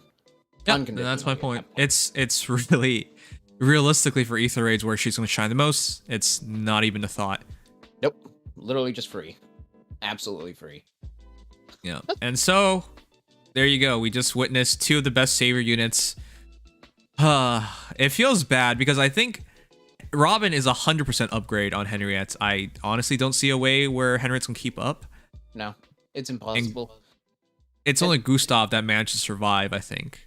That he still has some advantage in some cases. To be fair, the big reason is that perf weapons mean a lot. And while Henriette's amazing raw, that's it. What she has is what you see is what you get. Robin has more than that going for her. And that's really useful. I'm very glad I did not merge my Henriette and I kept her for over a year. Ugh. Yeah, you just give her Henriette to him, Robin. I mean, you won't have guard, but you could. You'll have Slick Fighter and wait, what? Oh, yeah, that's true. Yeah. You find a different unit for guard, honestly. And if you run her with Lucina, you wouldn't need to run Distant Defense 4 because you would get dull, realistically. So, there's one thing you can save on. Alright, but let's go over Owain. And real quick, guys, Owain, Piercing Tribute. Honestly, when I thought of all the best lances in the entire game, in terms of inheritance, there weren't a lot that I would talk about, but this is a pretty good one. Yeah. It's not amazing, but really, it is the death of Reprisal Lance, because now there's no point to it. Unless you really want that 1 extra attack. Yeah, it was dead for a while, but this is dead as it gets. Yes. Yeah, this Lance is... I'd probably argue top 3, at least. Yeah, that's the thing. I think a lot of people didn't understand why I was so excited about Piercing Tribute. It's not the most broken weapon, but when you think about lances and in comparison to the lance options, no, it's definitely better. I would say it's pretty damn good, considering that defensive no follow-up is huge for units that actually want to, survive. Yep. And attack speed lances. Your other option is Springy, which I don't know if attack speed penalty neutralization is as useful, considering how much harder it is to do. Because keep in mind, unless I'm mistaken, Springy Lance only works if your foe is at 75% or above. This has 2 conditions. I think so, yeah. This has 2 conditions. It's guaranteed in the enemy phase. It's just better. Yep. Yep. And yes, reprisal weapons were always dead, but this is like the clear-cut look at it. Because it's just a better ability. All you lose is It's one also attack. It's also outright kills Slip and the Bride one, Lofty Blossoms, except for obviously Twist except for its Pharaoh. unconditional player phase. Yeah. Yeah. The I think the condition is only just thing- slightly harder. Huh? I think the top 3 of lances would probably be the Weather Vane still, Spirit of Lance. It's Curtains is number 1 still, in my opinion. Oh, that's a special case. Its Curtains That's is such a tech weapon. I would not put it at number 1, but I think that for the few units it enables, it's definitely their best weapon. yeah. I mean, if you need that Gale Force immediately, there's nothing better. But like, it's such a specialist case. Like, the amount of heroes I would actually use is tiny. Yeah, that one is very specific, but great in the niche. So I almost think that one's separate from this entire consideration. All right, but I think it's pretty agreeable. This is going to be one of the top free-to-play lances. Free-to-play-ish, you got to pull a Wayne, but Yeah. I actually love the fact that you can take Blue Flame and Piercing Tribute. That's huge. There's no reason not to take the Blue Flame. Yeah, literally. Like, as far as, by the way, for top lances, I'd say it's Ninja Naginata, Piercing Tribute, maybe Courtly would be my top 3. Yeah, I think Spirited Wow. Spear, Piercing Tribute, and then Courtly / Stout Lance are the best ones for other than its Curtains. Yeah, and then I personally value Ninja more, but I'd say Spirited comes fourth for me. Yeah, So- Spirited is so good. It's just, yeah. You gotta Also, I- have the with right this, unit. with this Owain, you can also take Wings of Mercy 3 with it if you fought a Wings of Mercy 2 unit beforehand. So Yep, no of feathers. which there Wow. are more than there should be. Frederick. I can't believe you just recommended taking the Wings of Mercy as well. Yeah, you're right. You can. Yeah, if you're desperate for Wings of Mercy 3 fodder, you can take it. And trust me, Alright. I know some people are. Yeah. Which, by the way, this is the second time a Valentine's unit is Wings of Mercy 3 as an emote, Conrad. Okay. Rate this out of 10 on the Yaoi factor, and tell me why it isn't 10. I don't I've- want any of that, but I'm sure it is a 10. I don't either. And even then, I get like the feelings here, like 100% get the feelings. You know why, chat? Robin looks way too comfortable. I'm sorry, it's not. I feel like people like overlook these things or like overread it. But if somebody put a hand on me like that, I would not look that comfortable. I actually saw a couple on the bus today that was like that. Like, it was literally a guy putting his hand on another guy, and they were like, yeah, it was pretty much like this. Yeah, and that automatically tells you everything you need to know, right? Yeah. Oh man. But yeah, I would never I don't think I could ever be that comfortable looking. The thing is, you can look at Robin and Chrom. It's like they're taking a couple's picture, you know? For like Valentine's Day. That's what literally what it looks like. Like this is their the card they're sending out. Like this could be a Christmas picture as well, you know? You know what I mean? Like it's just so comfortable looking. Yeah. I've never ever seen a hero. I already thought Ephraim and Leon, but Ephraim and Leon didn't have that feeling. They weren't literally touching each other, you know? Mm-hmm. And Leaf, Self and Leaf were a bit different. They look like boy toys for me, but like Yeah. because of the red and blue motif and everything. But it looked like they were like, you know, a pairing, not a couple. So. Oh man. Anyways, this is the most yaoi. I don't even know what's allowed to say anymore. But like it's the most yaoi dual hero I've ever seen, and I expect that for a long time. I didn't know Yamada Kotaro had it in him to do something like this, but as one of the artists who's been drawing Awakening for such a long time, fair enough. He did it really well. Yep. Oh, it's BL. It's absolutely BL. All right. Anyways, in terms of this kit, it feels weird to see a dual hero without a B slot or missing something in general. But he's overpowered. I He's hate that so much. Dear God, help me. I think this is the best archer in the game. And while we've said best archer a couple of times in the past, when Legendary Chrom came out, I did not respect him at all. And then he was out there destroying my my flame emperor. I was like, what the spite heck? of his flaws. Yeah. And now we go even, like this one doesn't have those flaws anymore. Like Langrisser's weird thing is that you only get its effects if your foe's at 100%. That's it. Yeah. And there's no follow-up. It's just neutralizing penalties and some attack def debuffs. This one has none of those problems, and it's everything that you want out of a slow archer. But it's also Chrom. Oh, God help me. I hate this hero so much because I'm about to fight him for the next how many years and how many times a week or every couple of weeks. Stop seeing this. Ever. I'll never, yeah. I don't think people realize this yet. It doesn't feel real yet because he's not out. But once he is, you're never going to stop seeing him. He's going to be back and back and back and back. And unlike Legend Chrom, he has no blessing restrictions. You will just continuously see him. It's not like, oh, it's water season. It's time to say hi to Chrom again. No, it's just, it's time to say hi to Chrom every single time. It's Chrom season. Oh, would you look at the time? Chrom. It's Chrom time. Yep. In summer duels, I think it's going to be very popular for like the top players to run something like AoE special Chrom with like special spiral, and then just basically like use Duo Dogger to Pathfinder him in there because he's armor effective. So something like Ascended Fjorm's Never Living Nagi, even Hardy Fighter Nagi, I don't think would be living. Something like that. Shut up. Yep, he's anti-savior because he's effective against armor. I didn't think this was fair at all. All right, real quick chat. He has Slaying. He has through turns 1 and 4, if he uses a movement assist skill, he gets to drop special cooldown count -1 to unit and target ally. And if he's within 2 spaces of the ally or he initiates combat, all stats +5. And unit makes a guaranteed follow attack. Why? Why does he get this much stuff?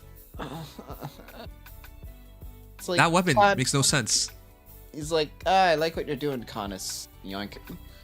Yes. Oh no. So why does it have to have follow-up, and why does it give him speed?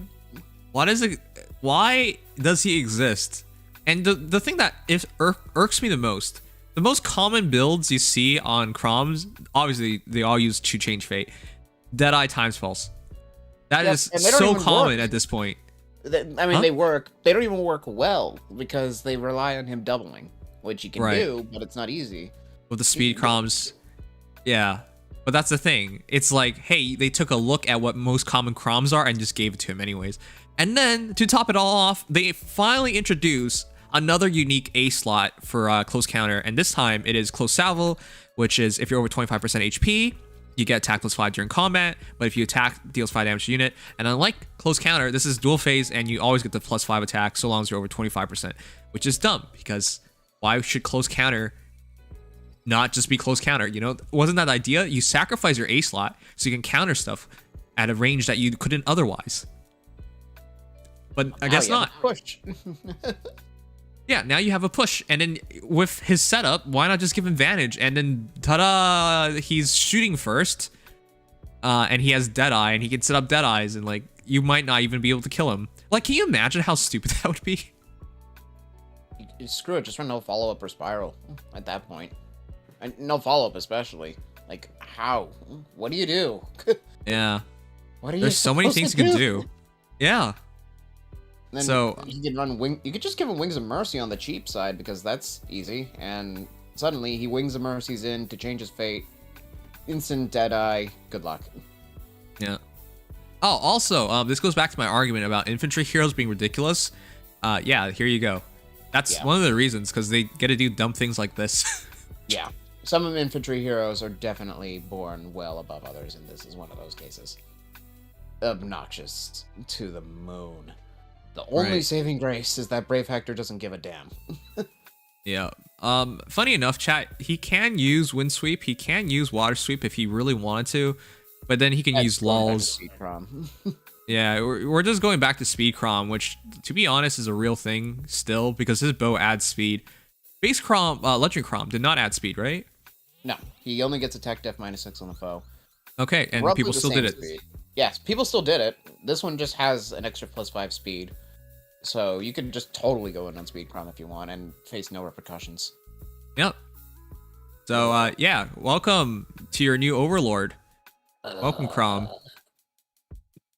Again, and another benefit, Yunfei will counter this Chrom a little better if you're building him up because he's not blue. And you do realize, even in the hands of AI, they could be spamming to change fate, and all of a sudden he has instant Deadeye, and Yanfei's like, well, I'm dead now. Also true. Also true. Ugh. This is really obnoxious because you might just automatically lose battles now because you can't do something about this. Yep, and we're just not going to talk about the fact that he has 44 base attack, by the way. Yeah, 44 base attack, and casually, this is the highest amount I've ever seen shot in a trailer. Casual. Yeah. Casual 216? Are you shitting me? We're getting either a green or Oh, don't colorless even version of want this in to about talk 6 about the fact that months Chrom's when going we to get to get change fate again when he gets his ult. A green or colorless version of this in about 6 months anyways? No, I don't think so. Legendary Chrom, it's a good thing they didn't repeat that because I would have been so pissed. Not legendary. No, with Brave. Oh, you're right. Oh, Just imagine what yeah. legendary Chrom's eventual Let's not talk about that release yet. and I don't want to think about refinement it. after we got this. No. The thing is, Also, like, don't we're forget this Chrom scores 200 BSD in effect because he's a duo with an extra SP bin on his assist. Yeah, like, we're here celebrating Chrom's victory. I wonder how long celebrations last before we realize what we just forced into existence. What are we doing? No. Please, the meta can't handle this. Yes. So yeah, chat. Enjoy. You've done it. Alright, so with that said, I gave this banner a 9 out of 10. The only character that was a bit questionable on... By the way. Huh? The dual skill? Oh yeah, crap. Yeah, let's go over the dual skill real quick. I thought this was hilarious because it's Unity, but he debuffs his allies. I've never seen that before. Only Lif, I think, has anything adverse on his allies with his dual skill, if I remember correctly. But he automatically takes away any drawbacks by giving them grand strategy. It's just funny that he can do such a thing. The only thing is, grand strategy is a buff that also prevents you from neutralizing your penalties. Yes. Unless you restore them, I believe. So, that's, I guess, technically a thing, because that means, like, for example, his isolation doesn't go away unless you can't neutralize it without, Alm. So I guess there's that. Screw this skill! Yep. Imagine this on Legendary Marth with attack speed unity. Yeah, somehow he got one of the best dual skills as well. I mean, it's not extra turn or something like that, but I think the amount of impact such a skill makes is just ridiculous. Yeah, I ran the numbers, and a Legendary Marth with that, and attack speed unity, just running his base sword, no investment on Marth, with attack speed unity and Chrom's debuff, 100 attack. He just hits 100 attack, like, from the get-go. And, like, 80-something speed, with, like, 60-50 bulk. Nope. Nope. So, that is not fair. Going back to the rating for the banner, I think 9 out of 10 is really fair. The only character I questioned a bit, was Owain. And I just didn't like how they didn't give Robin a more clear, complete set. Yeah. And I get it. Yeah. I get why they did that, but it still feels kind of weird to be in 2022 and still be missing skills, right? And her B skills, definitely, even that's a throw-in. Like, I wouldn't use that if I had an option. Yeah. I'd say probably at least 9.5, and it's only for those reasons. Like, fixing Robin's kit is not the biggest deal, and Owain is amazing fodder, even if you don't consider the fact that he is also really good as a unit. Like, notwithstanding the fact that Owain has 38 attack and 42 speed as a lance cap, that's awesome. Mm-hmm. Just a really good and probably meta impactful banner for years to come. Like, the big thing that puts it so high for me, 9.5, is just that I will never stop seeing Chrom. Ever. Ever. Mm-hmm. So meta-defining banner, chat. If you're polling, let me know. Here's your link. Banner is for 1 month. The problem is, if they released this 1 week earlier, I would expect Dual Crown to be the top of the list. Yeah, if this was allowed on that. What? And Lucina would also be there, so we'd go back to greens. Yep. Also for those on YouTube, please leave a like. We're only at 26 likes. Let's try to reach 50. Alright, but yeah, let's go over poll. Nims is making me want to buy the pass. The pass, honestly, if you use more than like 150 orbs on a banner, 160 orbs, just get the pass. It's so hard not to say that. I know I'm not I don't want to support the FEH pass at all, but the value proposition is too good. Yeah, it is too good. Especially if you plan on plus 10. 100%, if you plan on plus 10 one of these units, the pass is almost just a straight up thing. It's very hard to plus 10 these units in general, so having the free spark for it would be quite nice. Ugh. All right, chat. Will you pull a new Valentine's banner? Yes, I'm going to try pulling for all of them on the banner. No, I'm saving my orbs on another banner. If a Hero Rises was not a thing, I'd be on this banner, chat. But a Hero Rises is a thing, so I'll be not pulling. I'm stuck on Hero Fest, and then I'll probably go here. I'm not that worried about Hero Rises, if I'm being honest. I'm also going for Hero Fest as well, yeah. Yeah. I don't have Hero yet. The MFers at Insys bumped the duo score effective BST from 190 to 200, with a couple 195 BST units as a red herring and bait. Yeah, it actually annoys me a bit because we got two 200 BST units in such quick succession to each other. Yeah, it honestly makes it feel like, hey, that Yanfei we're celebrating so much about, as good as he is, there's more ridiculous crap coming. I mean, at least Yanfei does pretty well. Right.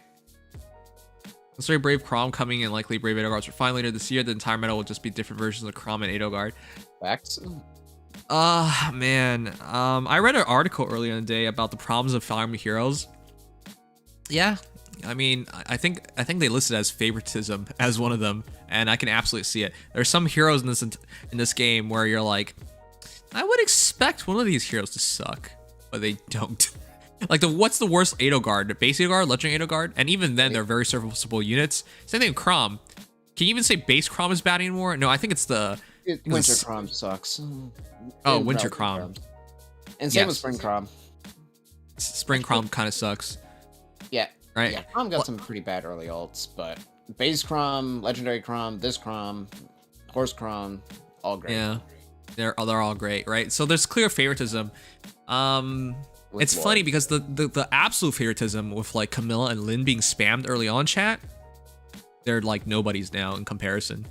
Well, yeah. That's not completely fair because they're still good units. It's just like their higher end versions are really good and their lower end versions are very low end.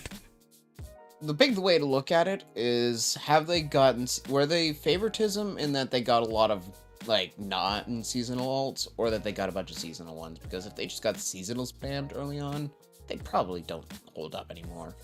But if you got like legendary ults, random ults like Horse Chrom, things like that, or if you're getting spammed more recently, your meta impact will be seen for much, much longer. Yeah. Oh, also, I forgot to mention, hey guys, look at Lucina. It's like she's going out to pick flowers or going to a picnic, and then she carries a giant axe. Like, it's kind of terrifying. I forgot how weird it was because I just look at her smile. I'm like, aw, I like Lucina looking all pretty and happy, and then you realize it's a girl with a giant axe while picking flowers. That doesn't really make sense. Well, at least now Lucina can say she wielded an axe. Yeah. All right, Valentine female Robin, Valentine Owain, Valentine dual male Robin and Chrom. Is Valentine's already? Well, then I'm going to sit in the corner and eat chocolates by myself. Wow. Wow, don't need to be too real. Oh yeah, that's some villager vibes. No kidding. Can't relate. No, but I'm going to pull FGO Zoomer stand, say Shonagon. All right, real quick, anyone who plays FGO, can you please tell me if this is real? I know this is real because I've logged into the game, but why is this real? How do we have a literal Ido in in Fate Grand Order? In Fire Emblem, we literally have Idos, so I'm not questioning that. Yeah, I mean, we're past that point already. Ugh. Like, why? Why is there an idol? Are you telling me in the history of mankind, one of the greatest heroes or most esteemed legends was an idol? I can't buy into this. She's a writer. Oh, I see. Nothing makes sense. Never. With 43 responses, yes, I'm going to try pulling for all of them on the banner. And with FEH Pass, how can I fault this ever? Further, 28.9% are going for male Robin and Chrom. My goodness, this banner is popular. There's 7% of you guys who are just very sad people. One of you guys really likes FGO. Some people are going for a Wayne. One person goes for Robin. A couple going for Lucina. Okay, chat. This is the most highly pulled banner I've seen in this chat forever. I want to say there was one on similar levels, if not more, but I can't remember it. This is roughly 80%. 80% wants to pull. Oh yeah, Thor Atri. That one was very high as Yeah, well. that. Oh my god. Yeah, you're right. But right. yeah, this one is pretty overwhelming. I'll probably just pull for everybody if I go for it. Like, I'll just do full rings, if I'm being honest. I mean, I don't need Blue Flame, but if I could get some of that, that'd be really nice. Listen, I know Adrian's not here, which is I'm going to talk about it. But the amount of you guys saying BL, BL, BL, it's hilarious to me because some of you guys are actually reading Yaoi. I mean, guys. It was so weird. A couple days ago, we were playing Mario Party, and Adrian's telling us about how he's reading Yaoi. I'm like, okay. Right, with that said, I gotta go vote. So guys, after this we have Nimdom top 10, and oh, there's so many things to do today. God damn. And tomorrow, because we got our data mine.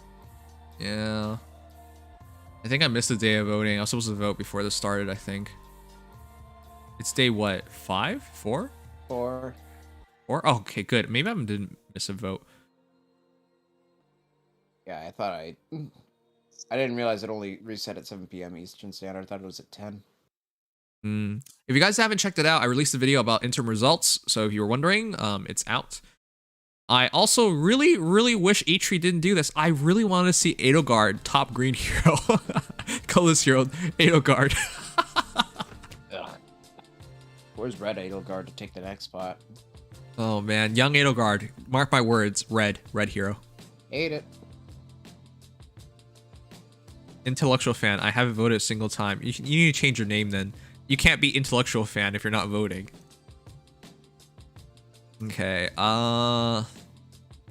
crud. I think I'm going Fjorm. This is so basic, but I really was surprised when she wasn't top 8. Yeah, I'm probably gonna end up putting one for Fjorm at some point as well. I don't really care as much who I get from this, but it is weird because it's really hard to say who everybody needs. Only Atri of this top 8 would be really useful for me, and Alamine, I guess. Yeah, what are you talking about? Everybody needs Fallen Edelgard. Stop being an idiot. Yeah, I need her to follow. Time to embrace it. If I deal to my Brambamon, you're right. You're such a dick. Oh, but That everybody is needs true. Fallen Edelgard in their lives. I'm only 7 copies away from plus 10 merging her. That would be pretty ridiculous. Alright guys, for those who are wondering. What do you even do to lose? If you have plus 10 Fallen Edelgard, how do you lose? You're not supposed to, but I apparently beat 2 plus 10 Fallen Edelgards. I need to release that video. For shame. If you name yourself Vic, you'll always lose. There you go. Vic yesterday made a donation message and he was like, why is everyone complaining about Fallen Edelgard? You need 3 Fallen Edelgards. Look at me, I already have 11. Nah. I laughed my ass off. Alright chat, but this is what my voting looks like thus far, so... It's really funny how in the first 3 days I completely voted for people in the top 8, but then again, you know, I actually do play the game and I know what the meta units are. For a male impossible challenge. You gotta look at recency bias too. Like, there are obviously units that might be better than those, but they're not as recent for the most part, and they won't win. I still really have to choose lead. Huh? Oh, I was gonna say I still really want to make a plus 10 Edelgard one day. It would have been awesome. Wait, what? Yeah. This glitched out. The hero you've chosen is a blank. Yep, that is correct. Alright, chat. So I'm gonna go to the washroom, and then we're gonna do Nimdom top 10, and then we're gonna do the weapon refined projections. Sorry, I promised karaoke tonight, but I thought the trailer was tomorrow. Yeah, the So, trailer was my yesterday. Oops. Looks like picked a bunch of oopsie daisies. I gotta go Oh, yeah. anyway. So later. Good night. Adios. Bye, KPP. Just so you guys remember, tomorrow is in fact Dynamite, so we'll be back at it again, which is crazy because there's an update coming out on. Should be around Wait. 8. Oh, it is. Okay, it is tomorrow. Okay, sure. Yeah, the update should come out tomorrow at around 8 p.m. Eastern Standard, 8:30. It says 7 p.m., but we know that's not correct. So, next update, quick recap, Summoner Duels S will be starting up soon after that. Refines, compiles, seasonal update hasn't happened yet. Remixes for Aaron Reed, and then new Ether Raids maps and Marina maps, so the big things, plus Grail units for Yenfei, Ignatz, and Kiza. Okay, I'll be right back. When will this banner come out? Isn't it Monday? It'll come out on Tuesday. Gap day. So you will not be able to get anybody on this banner until after this arena rotation. If that were to matter for you. But yeah, so we'll have our the units will be available, we'll have all the units tomorrow night, but there will be a day between the update, because that's how every version update goes at the start of the month. Just how it is. But remember, everybody, let's look at the reminders. Hall of Forms ends tonight.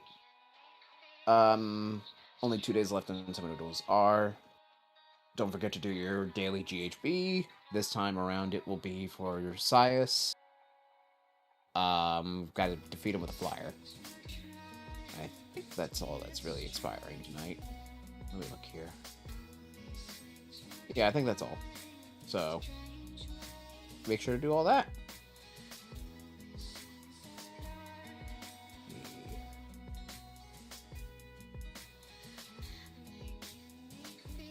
When we're getting unmasked, Legion, you'll never know. Man, when Nobody cared who Legion was. Nobody cared who Legion was until they put on the mask. That's true. I certainly didn't care who he was before he put on the mask. Who they were, rather. True. All right. True, actually. True. Real quick, let me do this, because there are actually a bunch of hero confessions that it's gonna do. Oh, stacked confessions. Yep. Oh. Also, I don't know. Are we getting compiled ones with this Tempest Trials? Which, by the way, we're getting a Tempest notification to reset. Are we getting compiled ones with them or compiled twos? Because right now, I'm pretty sure we can't get both 5-star manuals in Norn. I don't know why that is. All right, well, we're going to begin. Yep. Because right now we only have 610 compile ephemeras for this wave. I'm not sure where we're supposed to get another 90. Fascinating. Our first hero. Did you guys know I'm a Claude main? I, in fact, main Claude. He's the best legend. Claude main. Interesting. Congratulations, Claude main. Thanks. Claude, I never had much faith in gods or goddesses, Sanguine. But now, seeing godlike folks isn't out of the ordinary. That's what it seems like anyway. Do you believe in destiny? Why would you ask me that? Anyone who was at the summoning could answer me a few things. Like the kind of miraculous encounters that change your life, yes, that summoning changed my life. Surprise meetings that are somehow inevitable at the same time. You get what I'm saying, don't you? Yes, I'm a Claude main. Of course I understand. I feel that my meeting you was a part of my destiny. Is that why you forced it on me? Is that why you broke my heart? Maybe even a miracle of some god's design. God is cruel. Well, that God knows how I feel, they'll know I ought to stick with you a while longer for a brighter future. Yes. Because I'm a Claude main. Alright, thanks, Claude. Elimine, the hearts of men are weak, and feelings are fleeting. The 8 of us were no different. I just wanted Elimine. Good start. I'll pray for peace, but who will build that peace, and who will protect it? After we seal the dragon, we face a terrible trial. Endless, icy darkness. It must never happen again.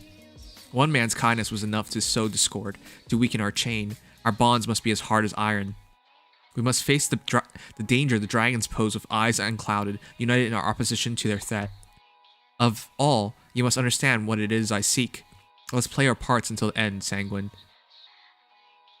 You know, because of all the talk about Mario Kart, I know it wasn't going to happen, but I was still expecting it for her to bring up Mario Kart.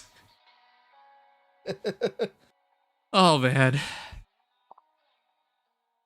I've been thinking, Triandra, there must be a reason the two of us were summoned together. Reason? Unlike you, I bring only nightmares and suffering to mortals. What reason could there be? Honestly, I like this as a pairing better, because if it was Peony and Plumeria, that'd been weird. If it was Plumeria and Maribellis, it would have been really stale. I think this is like the better balancing of things, right? Mm-hmm. Well, nightmares aren't always bad. A nightmare can change the future, can it? If someone had a nightmare, they would want to be sure it never became reality, right? Ha, that's interesting. Surely mortals could find good use even for the worst nightmare. Yeah? I feel like that's also a bad motivation, because isn't that what fucked up with Anakin? What? Who? Having a bad dream and trying to prevent it. Isn't that what messed up Anakin? Oh, yeah. Oh, yeah. But then, wasn't there story reasons for that? Like, it was the purposely Emperor made. doing it to still. Yeah, right. And also, how do you prevent some nightmares? Like, some nightmares, I'm just falling. Or I'm getting, like, kidnapped or something. Like, you know, how do you prevent stuff like that? Not much you can do there, buddy. Never go outside or you get kidnapped. But then you can just get kidnapped in your home. It's like, what the heck? Alright. You don't need to encourage her. Oh, I don't. Even so, while I'm here, I will share your dream with you, if only for a little while. Oh, that's so sweet. Look at Memori chat. You always work so hard while on patrol, so I just want to say thank you. Yeah, I have to patrol because we all know your tiny lolly feet aren't going to travel anywhere. When I first arrived, I was nervous about being in another world. It was hard for me to talk to anyone else. Yeah, looking like the way you do, yup.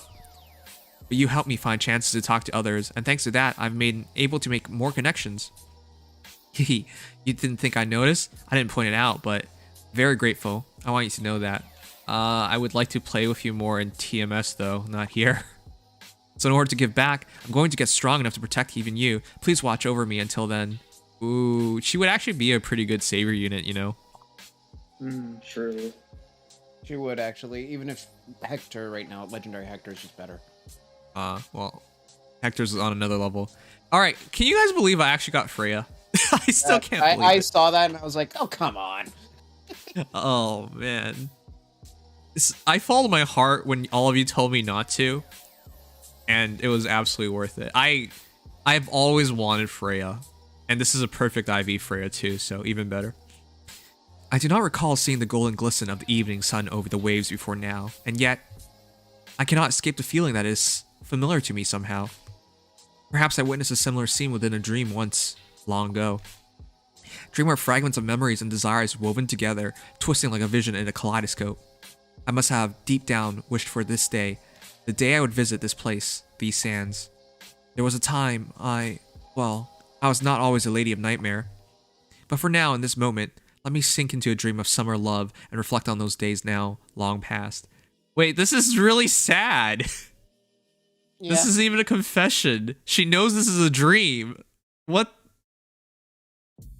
This is so weird. I know she's probably from another timeline chat, but even then, this is really off-putting. I just want to see her be happy. Dean, whenever I swing my blade, death's at hand. Either my opponent's gonna lose their life, or I am. A soldier has to kill to live. The longer you survive, the more blood you get on your hands. This festival is different, though. Here, the loser lives to fight again, just with a well-bruised ego. I didn't respect my opponents at first, but now I get there's merit to sparring and not dueling to death. My opponent took me seriously, and were proud to test their skill against mine. That taught me to do the same. This festival has made me reconsider what it means to have strength, and I'll always be grateful for that. When did confessions become just big lectures? I mean, they've been that way for a while. Just look at Oliver. I know, but like, okay, at least Oliver's fun. I'm like, geez, Oliver, thanks. Oh, Sanguine. Excuse me, Summoner. Going to the shrine together the other day was fun, wasn't it? I actually went with Kaiza. What? I wish for the safety and peace of this land, as well as the prosperity of my people in Galia. Huh? Did you expect me to wish for something involving Captain Ranulf? Yes. Oh, Summoner, the two of us already share an unbreakable bond forged on countless battlefields. It is the duty and pride of a warrior of Galia to use their power to its utmost when the need arises. Rest assured, I shall now show you all that I am capable of here. On this stage and beneath these clear blue skies, I pray that we will be able to spend this year and many years that lie beyond it at each other's sides. And we would have, if they released Kaiza before... Seriously, if they released Kaifa before Yanfei, I might have. Actually, very well could have made a +10 Kaiza instead. Yeah. Yep. He is still genuine. Like, he does have value over Yanfei. That res is amazing, but... Yanfei. Yeah. Right now, in Yanfei. this moment. Huh? Are you serious? I hate DSA. Alright, right now in this moment, that is what I wish for. What is your wish? I wish DSA was less dumb. And here is the man of the hour. Strolling through the town, I saw no poverty or squalor anywhere I went. Not a bad place to end up. And the people? So friendly, almost foolishly so. They called out to me as I passed, smiles on their faces. Those smiles are fragile things. If war came to Asgard, they'll vanish in an instant, as will these carefree days. I have no connection to this land, but I don't want to see smiling faces exchanged for sobbing ones. As long as you keep fighting for these people, so will I. This man is about to get life and death for Special Spyro. Keep his times pulse, go to Blazing Wind, and get partnered up with either Dual Alphonse or Raphael. It's gonna be fun. What a unit. Thank you for defining the meta. Yeah. I should have died of illness, but it seems I have good luck. I'll lend you that luck. Use it well. Alright. Oh, I actually had one more hero. Yuri, guys. Yuri. I'm glad he's not winning anything. Percival, I swore loyalty to my country. I have girded myself to fight till the very end. War steals much from us. The earth itself scarred. The people starve. The lot of weak is made harsher. And the country, well, its sovereignty once lost is not easily recovered. A war must be ended quickly. I know you are not a knight, yet I wanted to foment understanding as comrades in battle. I always thought he was like super interesting because he's like dressed as a knight and he's just like that looks like a katana to me, or a straighter edge. It's an Eastern sword. It's not Western. We must fight with pride and protect the powerless. That is a knightly ideal, at the least. Let us walk into battle together, our heads held high. I see. Well, you're getting fodder though. All right, chat. Which one was your favorite?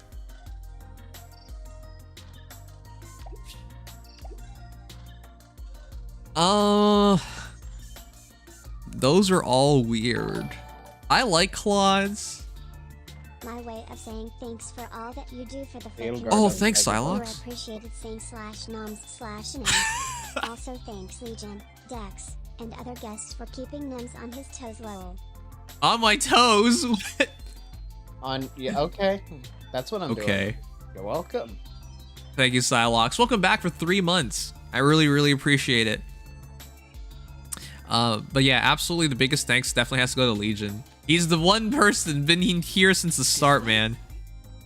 Yeah, I checked it, and literally everybody else that was here from day one, I think, left the server except Zephy. Yeah. Is a technicality. Yeah. But yeah, it's when the server first became a thing in 2017. Oh man, it was such madness. Which, by the way, how fate? Was it fate?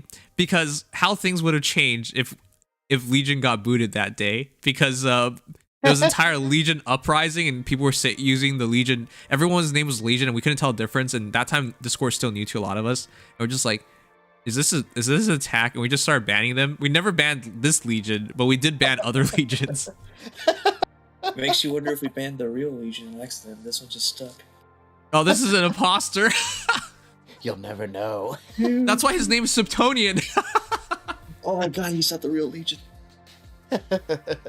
Oh man, but yeah, how things could have changed, chat. I wasn't even the only time I did that. I've done that multiple times at this point. At least I did it a lot back then. Like the time Yeah. where I had that one character that took like 10 letters, and then you could do it like the 40 times and flood the chat with just that. Or my favorite is when we are all just colors. Everybody was just colors. Yeah, that was a thing too. Yeah, in our first year we did so many goofy things, chat. But yeah, It was a different long time. standing. Yeah, it was. And with a different community. Like, most of those people have moved on for one reason or another. Mm-hmm. So it's weird to think about every now and again.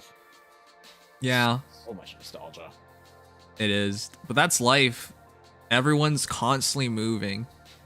That's why you gotta enjoy the moment, chat, because it never lasts. No. For some people, it lasts longer than others, but things are always fleeting. Always. All right, I think my favorite one was Freya, to be honest, because that one caught me off by surprise. I thought it would be a lot more, upbeat. yeah. Yeah, I like She's the just- melancholy of that. Right. I also thought she would mention her brother or mention the summoner or something, but no, she was just talking. And I'm all fine for that. Fine with them actually treating Freya as a character, even Yes. if her art wouldn't lead you to say otherwise. Yes. Or flanderization of Freyr. Oh, Freyr. Alright guys, give me a moment. I need to kill Sias first With a flyer. with a flyer. At the very least, I like coming back to these GHBs now because some of them have really nice maps. Like, this is when they actually kind of started trying with them. And that's why, like, Fallen Takumis. Oh, that was weird to come back to for the first time. The other thing is just some of these were really hard and now they're really easy. Oh, piss easy. It's honestly at the point where it's hard to make hard PvE content, but even still. I do remember Takumi's limited battle being about as hard as his GHB was, because of the cast they chose, which I think was Sacred Stones. That one was hard. Or is that the one that was Shadows of Valentia, and I just used Rudolph on it? Might have been that. Yeah, I think it was the one that was Shadows of Valentia, and it was still pretty hard if you didn't have, like, Rudolph, since there weren't any good Valentian units.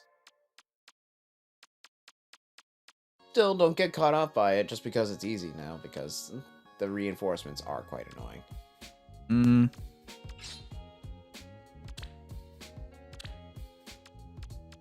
Oh, wait, no. I'm thinking of Takumi's now. It's Sias. There's no issue. Happy New Year! He doesn't Yeah, have reinforcements. Takumi was a bit weird because it was Cav. Yeah. That one was kind of tough, relatively speaking. But Sias doesn't even have his Raven Tome, so he's... Broadleaf effect, so he's fine.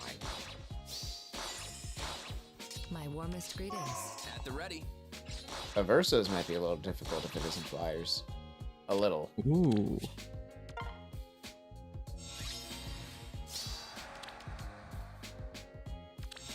Nice. Yeah, actually, I was surprised. That was a lot more damage than I thought. This way?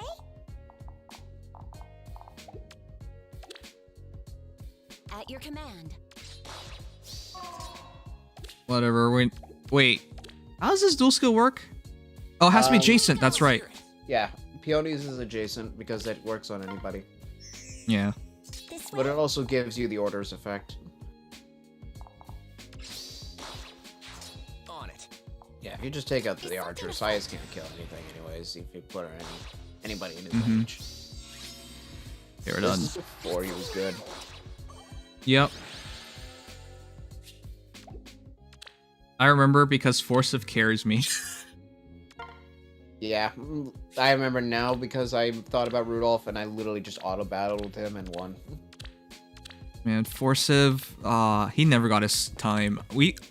I'm pretty sure we all thought he was good. It's just nobody really used him. Used him. And now he's fallen off, unfortunately, so it's not even that worth it. But I think that Forsyth will get his time again, once he gets his refine.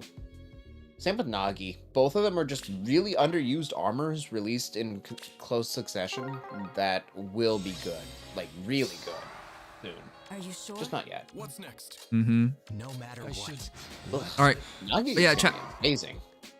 Let me finish the daily stuff real quick, and then we'll start. Leave it to me. Okay, again, it's my fault because I really thought the trailer was Sunday, not today, Which and would so be today's after the data extra ban. crammed. It is done. Yeah, I'll cut this is through. my bad. Must resist. Ready. Group of units specifically. It is Sunday though. Willful, you're a butt wipe. You're also in Australia, so your time doesn't matter. I'm sorry. It is technically Sunday in our time zone, though. It is. Ooh, for you guys. For me, it's still an hour to go. Leave it to me. But I think he means even when the trailer was happening. Sure. Are you sure? I should. What? Leave it to me. I'll cut through. It is done. Of course. Are you sure? That is not a kill, bruh. That's why legendary male Byleth has value. I'll cut through. Must resist. No matter what. I'm still so surprised. Legendary male Byleth is like 8 slots ahead of female, which is insane to me because I thought she was a better unit. I mean, I still think she's a better unit, but that's still a huge gap. That's actually the thing. I still don't think that she's better, no matter how fancy she may look. But that's just me. And apparently, She's much more dangerous, and I value that more than the team null follow-up. It's more so just the fact that she's harder to get rid of, like shoo off, whereas male Byleth is harder to tank. Much harder Yeah. to tank. Yeah, because of his own perf special. Yeah. Okay. All right, chat. One last thing for me. Hollow forms. Let's just go through this really quickly. Might as well. I did not care about this one at all. I just did the minimum and left. I technically did, right? I'm on 21, so. Yeah. Yeah, I literally could not care less about this cast. Sorry to say. Even if Ingrid is kind of decent. You're like the rare 3 houses hater. I would have liked it better if this was on. It's partially that and also partially just these units suck. Like, besides Dorothea and like Shall we dive Ingrid. Ready as ever. Ingrid. Yeah. And even then, Ingrid is pretty low as far as lance flyers go. Like, I would almost take any other, probably more modern holoforms lance flyer. And that's just because Shell Point Lance is both mediocre and very far from refined. Ready as ever. But it's nothing against Faye. I'm in 3 houses. It's just I don't like this cast. Hmm. I'm feeling it. Oh my god, I can't hit Harden. He's gonna kill me. Scary part is you just can't kill him because he's healing, and if you do get him below 80%, he has brazen. Wait a second, Lorenz. Do you do damage? He does 1 damage. Oh my god, his wind sweep doesn't. Why did you guys make me give him wind sweep? You guys are all dicks. Wow, I can't even use this wind sweep. You can't. Man, Gratica's fine. The Also, fuck am I doing? Of course, it's odd speed Looking wave. good. I'm feeling it. You actually This- have. I think you have just outright lost. You can't win this. Oh, there. I do 1 damage. We don't have enough blocks to make this work. We'll swim No. circles And around. Wait, we have blue besides, once flame. you get to brazen range, you won't kill him. I have blue flame though. You do have blue flame. Need a breather? You're also going to lose some damage once brazen def res shows up. Ready as ever. Yep. This is fucking bull. Now, if only you had 66 turns to chip away at it. Are we in sync? Looking good. I don't think we can make this happen, guys. I'm gonna give it a slightly better effort, but I don't think it matters.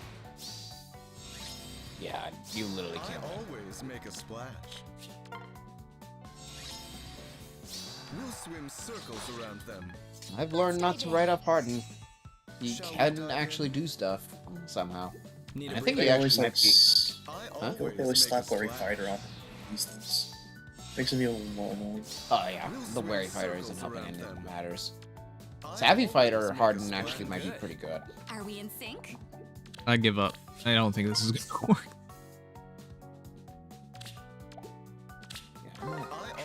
Yeah, if Harden shows up in Hall of Forms, if he shows up in Hall of He Forms might. before Savvy Fighter comes into the... Did I end up getting a Harden then? Yes. And he's a Did pretty get a good Harden. I always Yep. make a splash. That meme finally is not going to end because it's always going to be the assumption you get more Hardens. Are we in sync? I still Never up enough. can't believe I got Harden, to be honest, chat, because it's just like That #1. I gave up. It was either gonna happen or it was not gonna happen, and it pretty clearly looked like it was not gonna happen. So Let's dive in. I always make a splash. Let's make waves. It was a beautiful moment. can you believe this? Nino just won that fight. Ready as ever. Need a breather? Giga Excalibur's true damage is cool and good. Looking good. You're in balance. Let's dive in. Man, these refines. It doesn't matter if they update the units because they keep getting refines. Ready as ever. Need a And breather? eventually those refines become outclassed. Not as much with some of these ones though, like Celica's or Nino's. Those kinds of refines are just going to remain obnoxious. Looking good. Like a fish to water. I'm feeling it. Going with the flow. Hey, this sucks. Yes, it does. Maybe we'll win this one though. Let's make waves. I can't help but feel so vain to fight better feels Like a very fish to sure. water.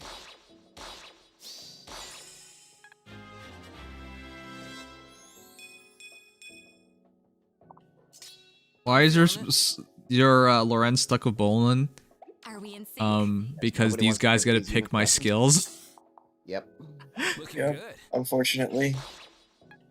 I mean, to be fair, sometimes I don't give them weapons either. I just focus on their skills, but Let's dive in. not like you have a choice. I'm feeling it. Going Oh, with fuck. the flow. Ready as ever. Beloved Oh, Sophia is no. pretty good. This character is pretty Let's make dumb, waves. chat. Need a Yeah, breather? let's just wait. She may not be as ridiculous just because there's more good god swords now, but man, she's not bad.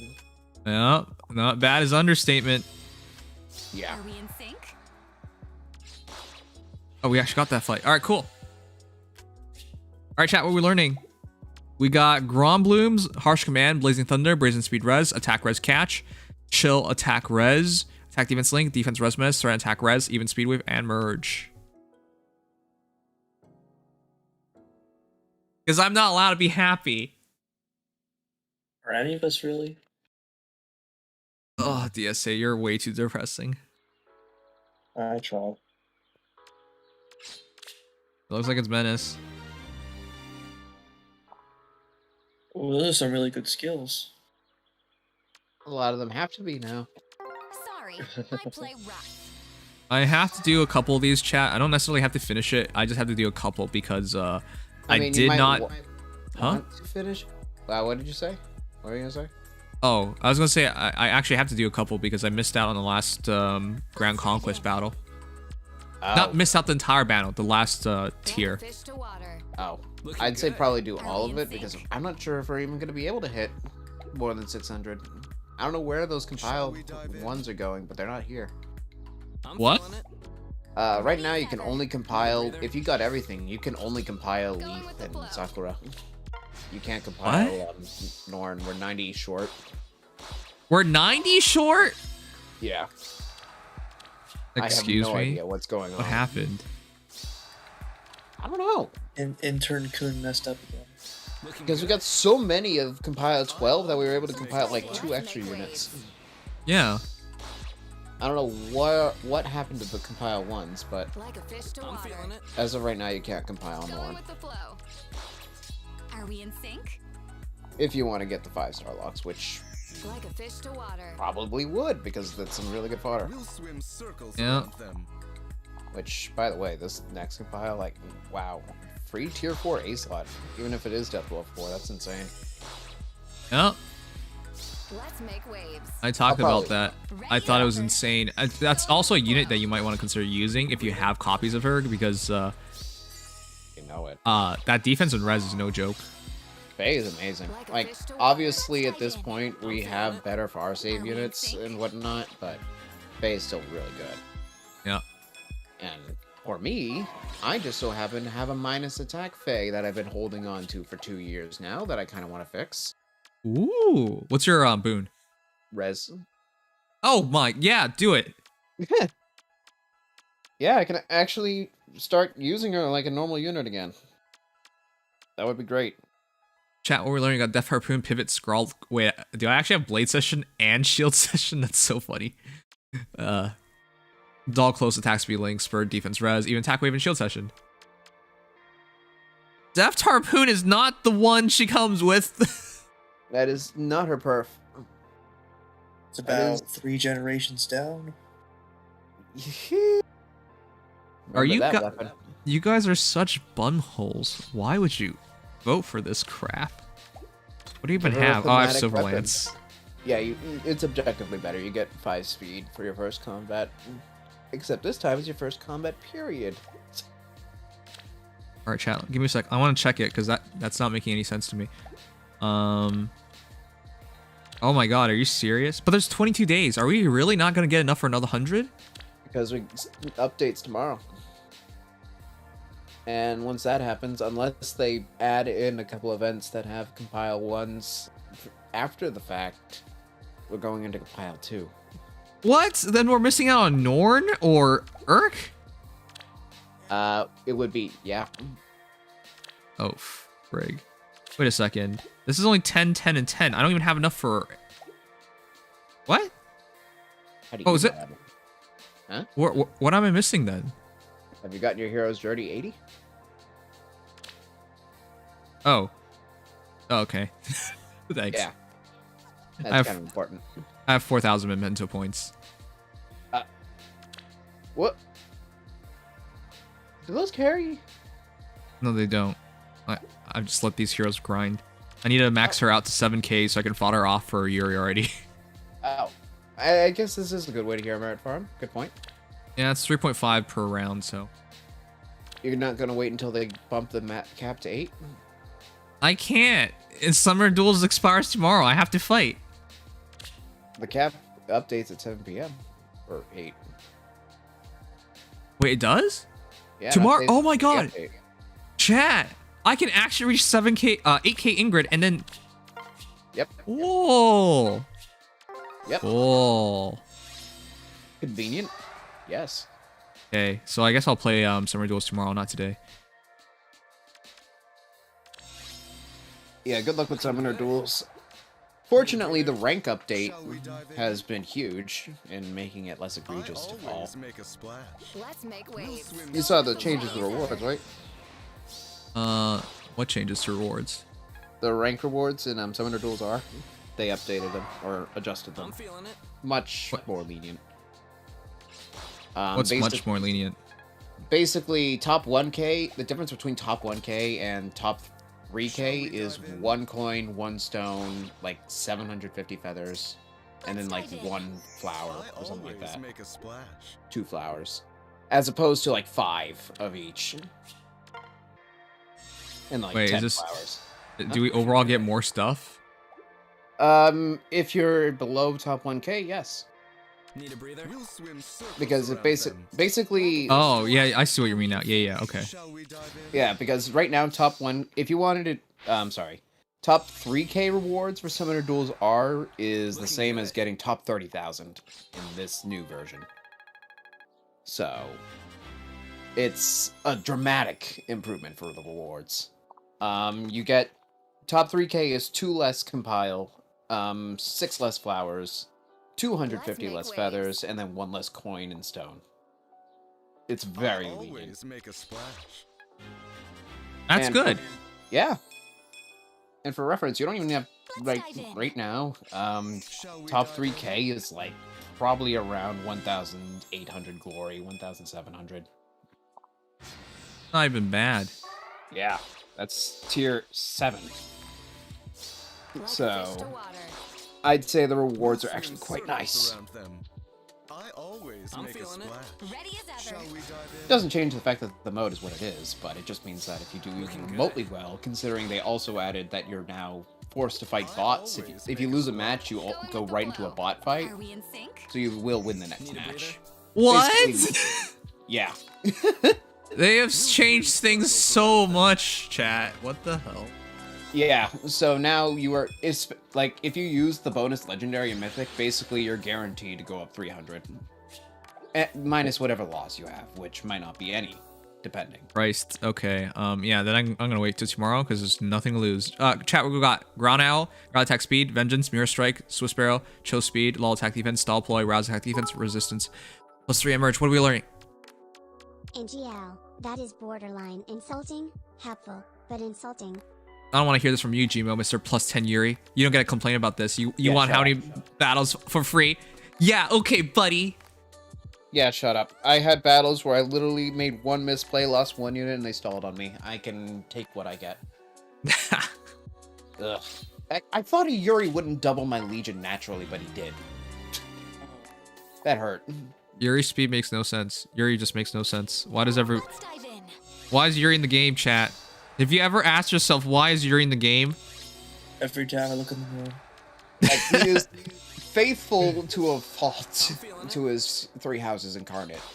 The problem is that faithfulness translates into meta toxicity. Yeah. Yes. It When saddens Yuri me first- that Sylvain doesn't double. What? when Yuri came into the game, oh wow, okay, there you go. I used a different menace. Oh. When Yuri came into the game, everyone thought that was so cool. Dive in. Little do we know, we had just spelled our own dooms. Yep. Because it's like in We have Ether to Raids, make it's one thing. times. In Ether Raids, it's awesome. Cool, I can break open the enemy team with an AoE. Sure, they might be able to counter my Yuri with, like, Need a high breather. defense far saves or, like, Nagi. But I can make a good opening. And then Summoner Duels comes out and it's like, oh, cool. I lose. I'm feeling it. Yeah, that's very accurate. Let's make Yuri waves. just shows up and hands you Are we the in L. sync? Yep. Going with the flow. I don't even want to, like, honestly, I think Carl is an underrated threat in this regard, to a certain degree. Like, if you think Yuri's bad, if you let Carla get in with her AoE, you're dead. Let's dive in. You've lost. It's not even a contest anymore. I always make a That's why when splash. people like got on Carla's case, I was like, I don't understand what your problem is. She's clearly Surround them. she's clearly one of the premium tank busters, and that's definitely a role. Yeah, she is quite possibly one of the scariest units ever for tank busting, and it's just... her kit looked so bad that it didn't seem like it would happen that way. All right, chat. Very honest. Sylvain keeps getting more stuff. What we got? We got King Gronwolf, Ground Attack Speed Plus, Miracle, Attack Defense Bond, Attack Defense Push, Attack Speed Link, Speed Res Link, Hone Attack 4, Odd Res Wave, Brazen Speed Res. Oh my god, to have three I heard you like premium attack skills. defense. Oh, also, yeah, Attack and Defense. Wow. And yet you can't get a good tome? Granted, there aren't many good green tomes, but still. Rex Ugh. Caliber, baby. Woo! Gron. Oh crap! Thank you, Chip Lover, for the follow earlier too.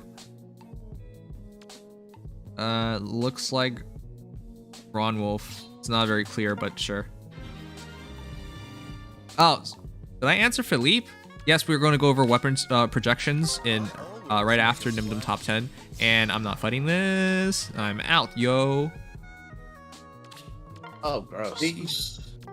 I hate Milgrima in this mode. I don't even think you can beat him.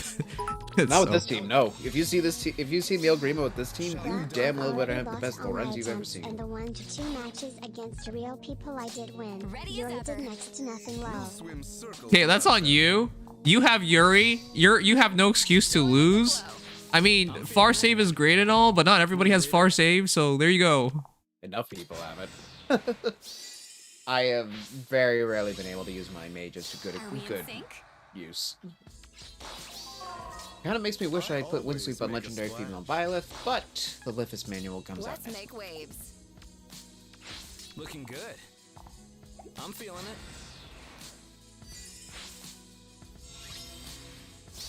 Need a breather? Oh, this is kind of silly. We'll swim circles around them. Oh, we're gonna win this. Hey, chat. Despite how bad this team is, we're gonna do it. We're gonna clear a hero Hall of Forms. See, by principle, I didn't use Lorenz this Hall of Forms. I refused. Wait, why do you not like Lorenz? Just Don't you? no. I'm feeling it. Ah, I see what this is, Mr. Legion. Yeah. You're scared of his speedo, his bod, because he could wear this haircut. and that haircut.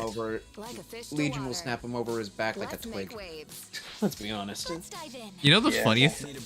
funniest thing, chat, is that haircut is a bowl cut, but at a tilt, so you can't say it's a bowl cut, but then you can't say it's better either. So No.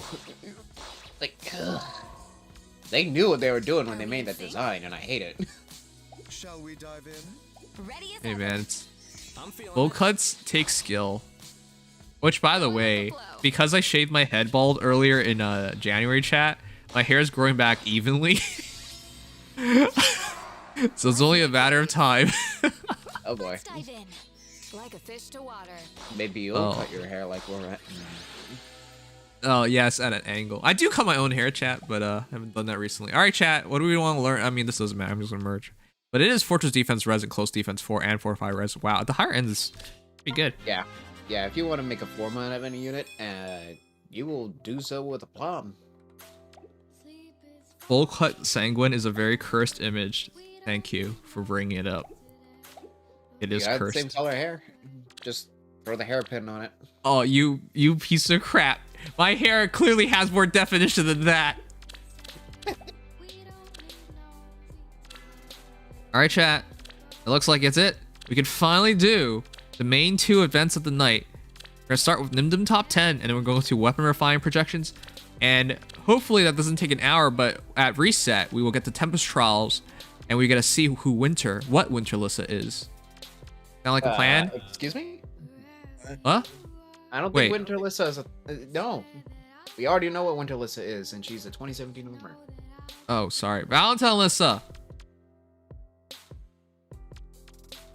There won't be much surprise. It'll just be what her staff does, and we kind of already have an idea.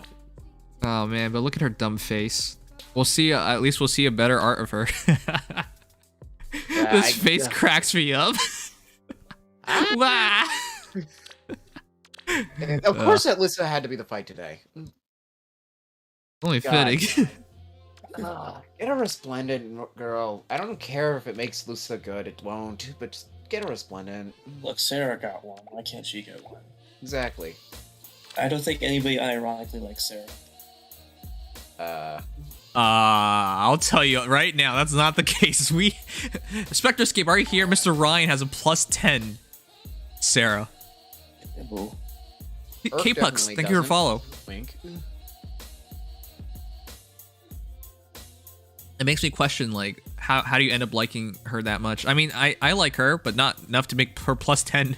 If you make her +10, that's more than just loving her, you know? Alright, Mr. Legion, man of the hour. Yes. Oh, before we start, we are looking for more people for the Nimdom top 10 team. Are we not, DSA? That's correct. We, the current team, are feeling very burnt out at the moment, and we could use a little bit of help. Yeah. So if you guys, yeah, go ahead. I'll let let you do it then. Oh, I mean, you sound dead, but I actually want you to hear what how you would portray this. Well, we're accepting applications for new members. I don't know the exact process yet, but that's why I'm leaving that detail up to you. How do you want to handle that? Okay. I was gonna go about this with a lot more bravado and hysteria. Oh, so I'm gonna do it now. That's right here. Chat. What do you feel? How do you feel about justice, corruption? Because it's your time to fight corruption today. The Nimdom top 10 team has always been corrupt as heck. It's time to put an end to it. Join a team today and change the future of all our lives. End the corruption. End corruption. Warning, being hired does not entitle you to any benefits or insurance Or pay. Or any That benefits too. of any kind. or any pension plans. Yeah, You also you're not getting receive, a you will also 401k not out of receive this. any lunch breaks. But yeah, if you ever wanted to join Nimdom top 10, we've always said it's we've always made jokes about it being corrupt. I mean, if you truly believe that by joining the team, you too can end corruption or also become corrupt. Or become Yes. a part of the problem. For absolutely no pay, you can become part of the problem. That's actually pretty good. All right, let's begin. We'll look good on my resume, of course. Yeah, Yeah, definitely. of course. Why wouldn't it look good on your resume? See, this is why I don't participate in it, because I totally wouldn't vote for just legions, 2022 Catarinas, in a Clarices, and nutshell, Papa. Eremias. Definitely not. You act like I always stick all my favorite units on there. That's right. Like a lot of teleseries heroes have made it. Not true. Can't be more corrupt than the mainstream A lot of media, teleseries so units I are see good. this as a win. That is true. But no, seriously, we're gonna open applications soon, so join our Discord, discord.gg/nimdom, and once we announce it, if you are so inclined to join and wish to join, it'll be there. It's not a hard process. I believe there's a list of heroes, and then you make a vote on it, so it should not take too much time, but it does take a bit of time for you to look over things. But it's a lot of fun. And you're gonna be a pretty cool group of people, right, DSA? Oh, you're probably not the best example. You're barely alive right now. Jeez, Cool thanks. Ouch. Right? I think. Should I be offended by that? I don't know if I'm allowed to be offended by I think that. that was a backhanded compliment, is what we I would mean, I don't. It's been a couple years since you were lively. That's for sure. True. And it's debatable whether I'm still alive right now. All right. I mean, So, living's just a relative term. Relative to being dead. Okay, sure. Yes. call. I see. Alright. Okay. Top 10. So, who's first? Okay, first off, let's get two honorable mentions out of the way. Ooh. At first, we have Wes Volter. No fancy names this time around. We're not messing around. Serious. Okay. This is a So I want- serious review. I It's a want to very hear serious it. matter. Why are we having honorable mentions? Look, it's because we truthfully slot in 12 heroes for voting here. But the problem is we need 2 subs in case, something goes wrong last minute and we need a substitute. I see. Well, then Makes I think sense. that is we don't need them substituting. At least. All right. In this case, don't then, know our that. first man is Glad Adult Tiki Fan. Hey. Hey, Oh, there wait. We see this build. It's the triple. Well, not He is completely. angry. He used to We've be seen- mad Adult Tiki fan, if I recall. But we used to see the double Fury build for Volter because Curse Lance is essentially another Fury. Double. Yep. It Angry. is literally Fury 3. Which, by the way, Angry, is man. irritating because that base weapon for Curse Lance is all of Veiled Refine. Wow. Okay. You're right. But man, face weapon is just slayed Fury. this is actually really good because it gets you into desperation instantly. Despite I never liked this build because Volter has a good HP pool, but you're kind of just burning it away because you take 6, 8, and 6, which amounts to 20 damage. What? Well, if he takes any damage, he'll be in Wings of Mercy range. And he'll be in desperation range. And of course, Curse Lands, everyone knows how it works. If you're under 100%, all stats +5, or a penalty is active on foe, and you get guard as well. So Curse Lands is still not bad. Curse Lance is actually remarkably good. Like, Very solid. +8 attack, speed, defense, guard, 3 res, slay. That's a really nice combo considering the refine. Like, it's a damn good lance. Yep. One of my favorite And once set up, refines. Volter has 52 speed, and with that defense being improved by Curse Lance as well, defense +5, attack speed range, 54 defense at base is pretty solid. And it's not like he hits softly either because he has 65 attack. All this is just +2, kind of nutty to see. +2, He's no actually dragon solid. powers, no trait fruits, just +2. Just imagine all maxed out. I mean, I will say this: it's a very concise inherit. All this took was a Brave Claude. That's all you needed. You're right. And this is Pennicor's art really early on in the game. It's nice to see how far Pennicor's come. I'd still say this is pretty good art, though. Yeah, it's not bad. I mean, for his time, he absolutely got the face look right. Like, you can tell Valter's a pretty handsome guy, but that look he gives you is just gets the right feelings across. And it definitely feels pretty close to like how the Sacred Stones design generally was. Like, yep, it's just a really solid piece of work. Very early on. Still weirds me out that Valter got in so early. Yeah, right? Even starting out, he was actually pretty good. Yeah, well, put it this way. At the time, slaying weapons were just slaying weapons, and Valter was the first one to have anything on top of it.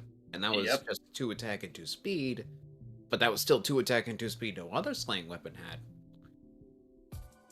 Man, crazy how far we've come. Yeah, all right. kidding. All right, next honorable mention. Let me fetch that real quick. There it is. And in case you're wondering if we're going to have another mishap, we will not. I double-checked everything beforehand. Wonderful. Now, watch Second honorable mention is Baraka's Brave Dimitri. I always like seeing Brave Dimitris. I rarely see them outside of theme teams. Brave Dimitri! Despite how popular Dimitri is, you cannot save this guy with Phantom alone. Easily now the least popular Dimitri. Well, Fallen Dimitri. What? No, base. At least Fallen Dimitri has something going for him. But yeah. Fallen Dimitri has a fantastic thing going for him if you run Ninja Naginata. Like, he's and he also looks really good. It's funny how all Dimitris have an issue. I think Legend Dimitri's art, despite having the original artist, looks off-putting. His head looks too small and his hands look too big. This Dimitri, I think, has the best art. However, has the worst skill stat spread I have seen for all 3 of the Dimitris. I think Legend Dimitri is really good overall. Huh? Don't forget base Dimitri. Oh crap! I literally deleted him from my memory. How could you do that to him? Okay, never mind. Base Dimitri is Hot Garbo. I mean, he tried to be Ephraim. He tried to be Ephraim, and it's unfortunate because Ephraim is now better because of the update on Sigland. Okay. He tried to be Ephraim, but then Ephraim said, "Nah, man, I'm gonna do me better. Do me better, and then I'm also gonna throw you into the 4-star special rate." Chat, is that not favoritism? Yes. All the Edelgards, I think, are all respectable, at least in one way or another, and all of them I can definitely see roles for. Dimitri, not so much. It's so one-sided. Dimitri's main problem is res. Yeah. Like, it's just Dimitri himself has a problem, and that's never having a res stat, whereas Edelgard, in exchange for losing her speed, has a res Usually stat. has mixed bulk. Yep. It usually has ways of getting around the fact that she does... she auto-doubles as Brave, but the other versions of her can end up doubling or getting extra turns, which might be even better. Yeah, there's also that. Raging Storm is a unique effect that Edelgard gets, whereas Dimitri, not quite that, though he does get some very powerful effects to himself. Yeah. Okay, with that said, though, 40 plus 10 plus 10 with 47 HP, 66 attack, 45 speed, 46 defense, and 25 res. This is as good as you can make him. Plus 10 and Ascended? Wow. Bruh, that is dedication. Of the Moon Grativis, reposition, noontime, attack speed solo 4, blue line rule, and attack defense menace, as well as speed res solo. I think this is as good as you can make him because reality is you gotta stack that stack the stats because he needs it. Especially give him some res, which you do with speed res solo, give him more attack. And despite everything with how hard Dimitri hits, he actually does need more attack because unlike the other Dimitris, he doesn't generate a crazy amount of damage. Yep. Wait, doesn't it feel weird to have something relatively... Solnar, what is this? You ask me why am I at your stream, and then you raid me. How long did you stream for? There you go, there it is. I hate you so much. Okay, everyone please check out Solnar. I hate him. I hate him so much. In fact, I think I hate him more than I hate Dimitri. You hate him more than you hate me? I don't hate you. Are you sure? Okay, but but yeah, check him out. He's a trap. I can't name any good qualities about him, so you should probably check him out and find out if he has any. Twitch.tv/Sonar, check him out. Baka. I believe I said today earlier about him. He is about his negative qualities. He's big scammer. He's huge Dumbo, and he hates me. Those are some good negative qualities. All right, but with that said, let's continue on with Dimitri. It's kind of weird because going back, doesn't it feel weird that he actually, in fact, did not get extra stats in his weapon? Because Claw did, right? Yep. Edelgard did, right? Lysithea did. Lysithea did. Right? Why did he not get any extra stats? Because DC weapons weren't ready. This is the first DC weapon to have a guaranteed effect on top. Yep. As opposed to being conditional DC, say It was a different time. Yeah. I say as though this wasn't just a year ago. Yeah, about a year and a half at this point, but DC weapons unfortunately didn't hit their stride until a few months later when we got Ragnell and Alendite Refines, which are objectively better than Moongradivus, basically. Yep. Yep. Alright, but with that said, Blue Lion Rule isn't bad. It's just super... It's just damage reduction, and if one shoots combat, unit makes a guaranteed follow attack. It's not bad, but it feels heavily underwhelming in 2022. No, I'm not so sure. I guess the big thing is that it's literally you will double in the enemy phase, which is huge. Like, absolute follow-up in the enemy phase is really nice. And the defense base for damage reduction is great, no matter what. But I think that's all right. It's just that it puts him very hard into the enemy phase role, and he kind of falls into the Seliph syndrome of, sure, it's good. It has no place outside of the enemy phase, though. Yeah. Yeah. So Dimitri always felt like he would be a dual phase hero, but Blue Line Rule never really fully focused on that, and Moongradivus never gave him extra stats, so he got put in a very weird zone. But I do like what was done here for this Dimitri. Now, a lot of people go for plus defense, but I always thought it was kind of wasteful. You either have your damage reduction or you don't, so don't try to go over that, because against most modern armors, you're going to have almost nothing anyways, so it doesn't really matter. Alright, so 66 attack with Moongradivus doing nothing and Blue Lion doing nothing. Attack speed solo with attack defense menace.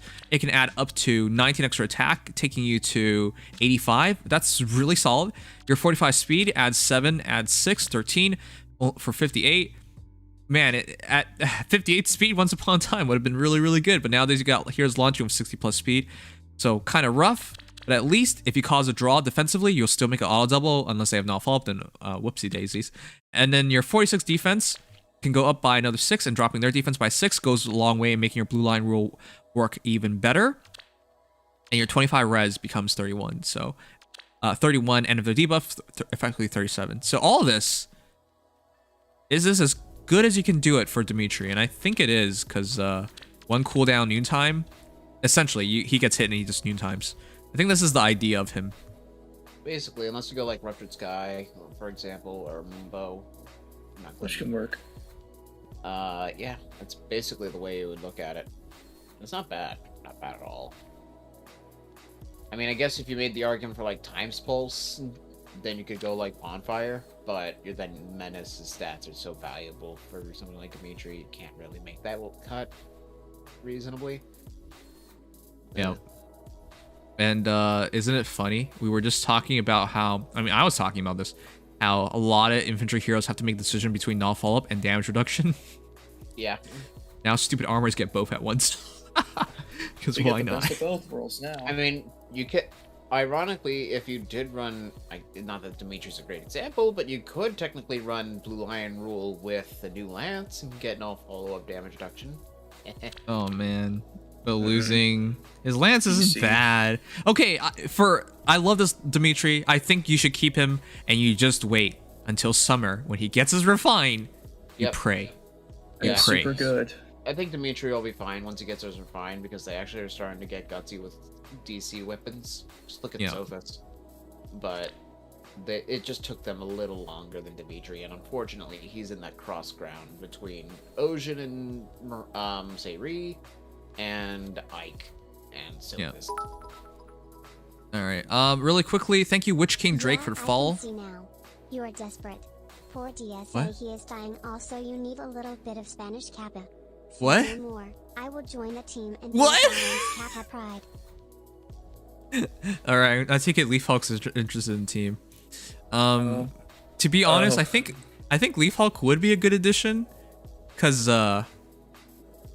he's crazy, and I think every member of the Nimdom top 10 voting team, hero reviewer team is crazy. So, in some ways. All right, now we're ready for the real list. The real reason you guys came here. Real top All 10. right. Yes, this is real Nimdom top 10. At number 10, we have, I think I'm saying this right, Zhu Qiao's Eldigan.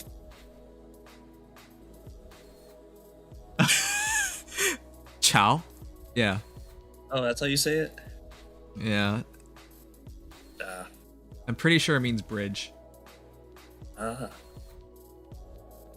checking. Yeah, it means bridge.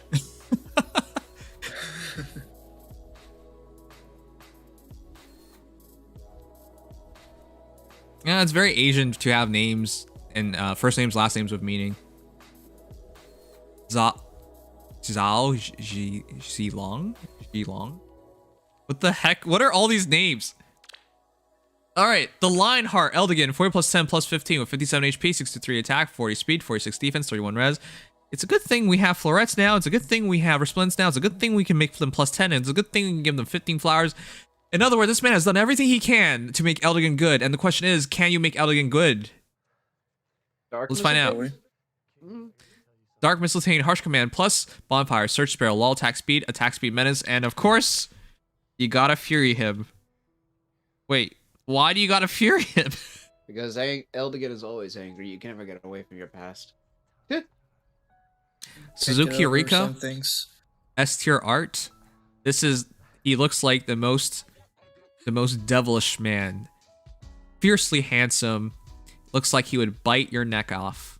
He looks like a vampire. Actually, no. Looks like a Castlevania boss. Yeah. Oh, that's also true. Straight out Castlevania. Probably Symphony of the Night. Alright, so the idea is, chat, Bonfires have 2 cooldowns because Dark Mistletoe is slaying, and once it gets off the special, it becomes Special Spiral, so you can keep using your Bonfires. And with Surge Sparrow, every time you use the Bonfire, it's going to heal you, and it'll be 20 plus 10, 50%. Yeah. And with the Lull attack speed, you give yourself as much defense and res as possible. Attack speed menace. You know what? Fury does make some sense at this point because you have 57 HP. That's a lot. You don't mind dropping 6 HP. It's not a big deal. And with your constant healing, you're effectively always be at 51 HP because he should be nuking people. At 46 defense, does Dark Mistletoe add defense? It in fact does. Plus 5, 51, 25 damage, plus 7. As well as his base attack being 63 plus 5, 68, 68, 75, 75, 81.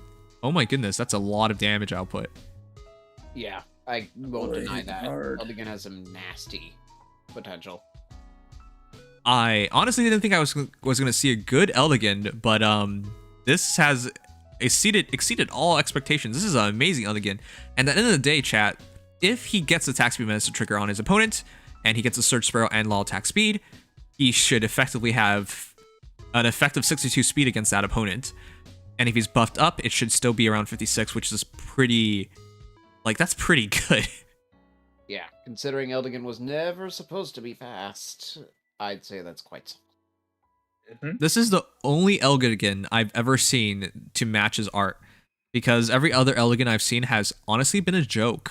And so this is the best one I've seen easily. Yeah, I have to give full respects here. I like seeing that an Eldigan that actually can, be Eldigan. It's always such a shame because he is still in Ares' shadow, even with Resplendent in a lot of ways, because he's slower and less available. But if you're willing to make the commitment, Eldigan's bulk does have a distinct advantage over Ares' speed and attack. And it definitely Yep. shows. Yeah, this is easily the best Eldigan I've seen, and I don't think you guys have seen better either. So, full marks to this one. How can this be number 10? This is eye-opening. I didn't even think there could be a good Eldigan made. We got more. We got more to come. Don't dismiss the rest of the list. All right. Onwards then. All right. Onwards to number 9. We have Malicious's legendary Corin. Number 10, Brave big Nims with correction. Tomahawk. Tomahawk. What the heck? No, a Mohawk. Not a tomahawk. Oh, Mohawk. Those are two It's still very weird. different things. I'm sorry to take a moment of your time, but I want Okay. to make a TED Talk to the people running the Oyuri builds in Duels. The void Yes. will find you, break you, and consume your desecrated souls. Uh-huh. Thank you for coming to my TED Thank you. Talk. Okay, well, I'm doing that tomorrow, so I'll say hi to the Void for you. Can I get a but refund you're- for this TED Talk? Well, it's TED Talks mostly fun, are mostly free. But with that said, you're already in the Void, Mr. Montreal Canadiens fan. Well, welcome to being last in the NHL. I hope there's a good prospect this year. All right, Malicious. 40 plus 10 plus 5, and my goodness, I see it. Them boobas. No, the build. The build is really something. Wow. 40 plus 10 plus 5, 46 HP, 63 attack, 45 speed, 39 defense, 34 res. I know why you went plus attack because it's super boon, but honestly, I hope people floret her for speed as well because she's starting to be not fast enough, which is weird, but that's a reality. Primordial Breath, reposition, negating Fang, distance stance, shield pulse, defense resonance, and mystic boost. Yeah, mystic boost is often put on her. I don't Makes know sense. why though. Healing on a tank that can't get healing because of negating Fang. I know, but if she gets doubled, it's where she's at her weakest. Because Primordial Breath only adds 5 speed, chat, so 50 speed. Yeah, I And mean that's the you're not big getting any thing more. here. Nothing here is giving her speed at all, except for her weapon. Right. So I like this Corrin immediately because distance stance is one of the best A slots for her. She does not have this encounter in her weapon, and you would never remove the weapon. And shield pulse for to get that negating Fang up is synergetic. Defense res menace though, that is what surprises me. It does make her incredibly bulky though. Defense res plus 11 essentially, so 50 defense and 45 res. No, it's 50-50 because of distance. Wow, it's 50-50. Yeah, shoot. Very attractive numbers right there. Yeah. Now, Wait a of second, course, it's only took 50-50 because she has 50 speed. Oh! one- Wow. What the heck? Okay, I see what you're trying to do. All right. Huntress legendary Fae inherit. All right, fine. I can understand it from like matching it up. Some people have that OCD, chat. Oh man.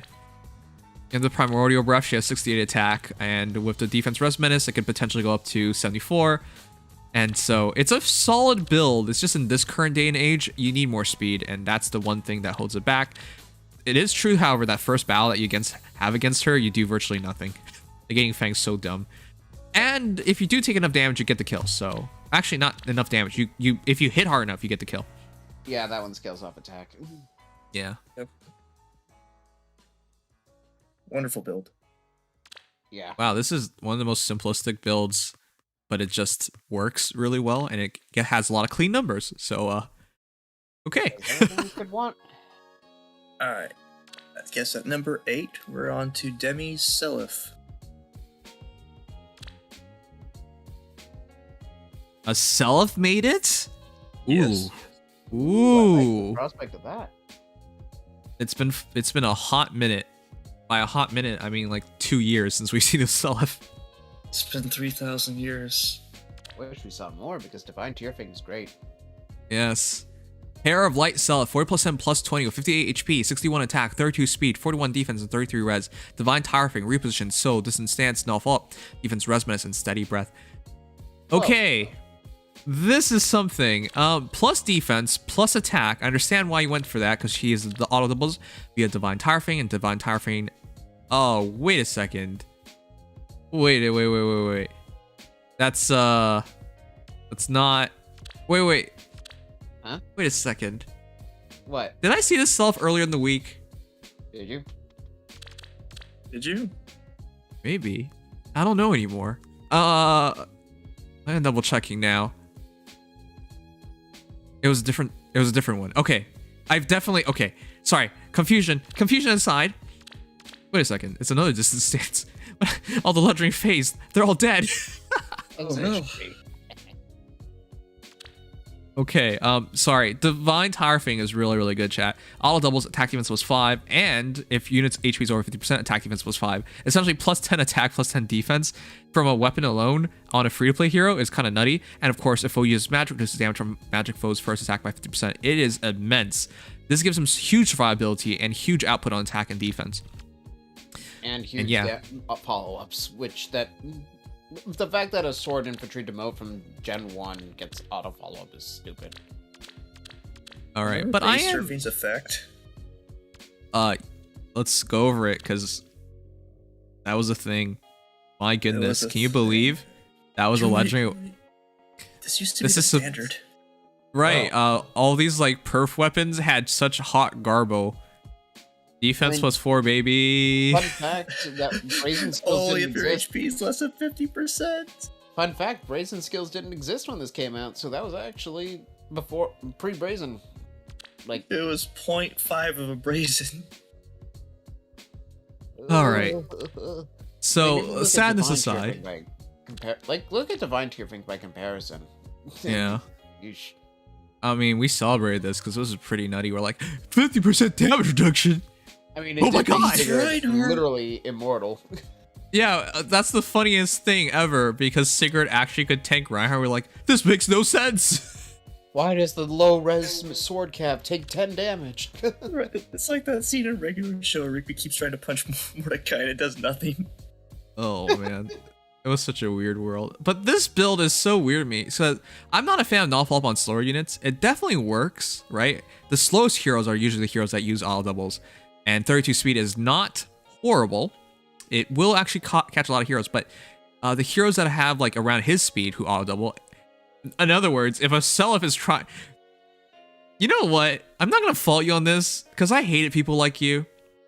Yeah. Seliph was once a time arena bonus hero chat, and I had a plus 10 Seliph, and I remember specifically this trying to fight other plus 10 Seliphs, and they had no follow up. And you're like, frig. Yep. Exactly.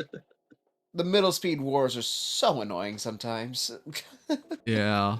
I hated every self user who had null follow-up, even though it was like not the best usage of it, but it completely cucked other selfs.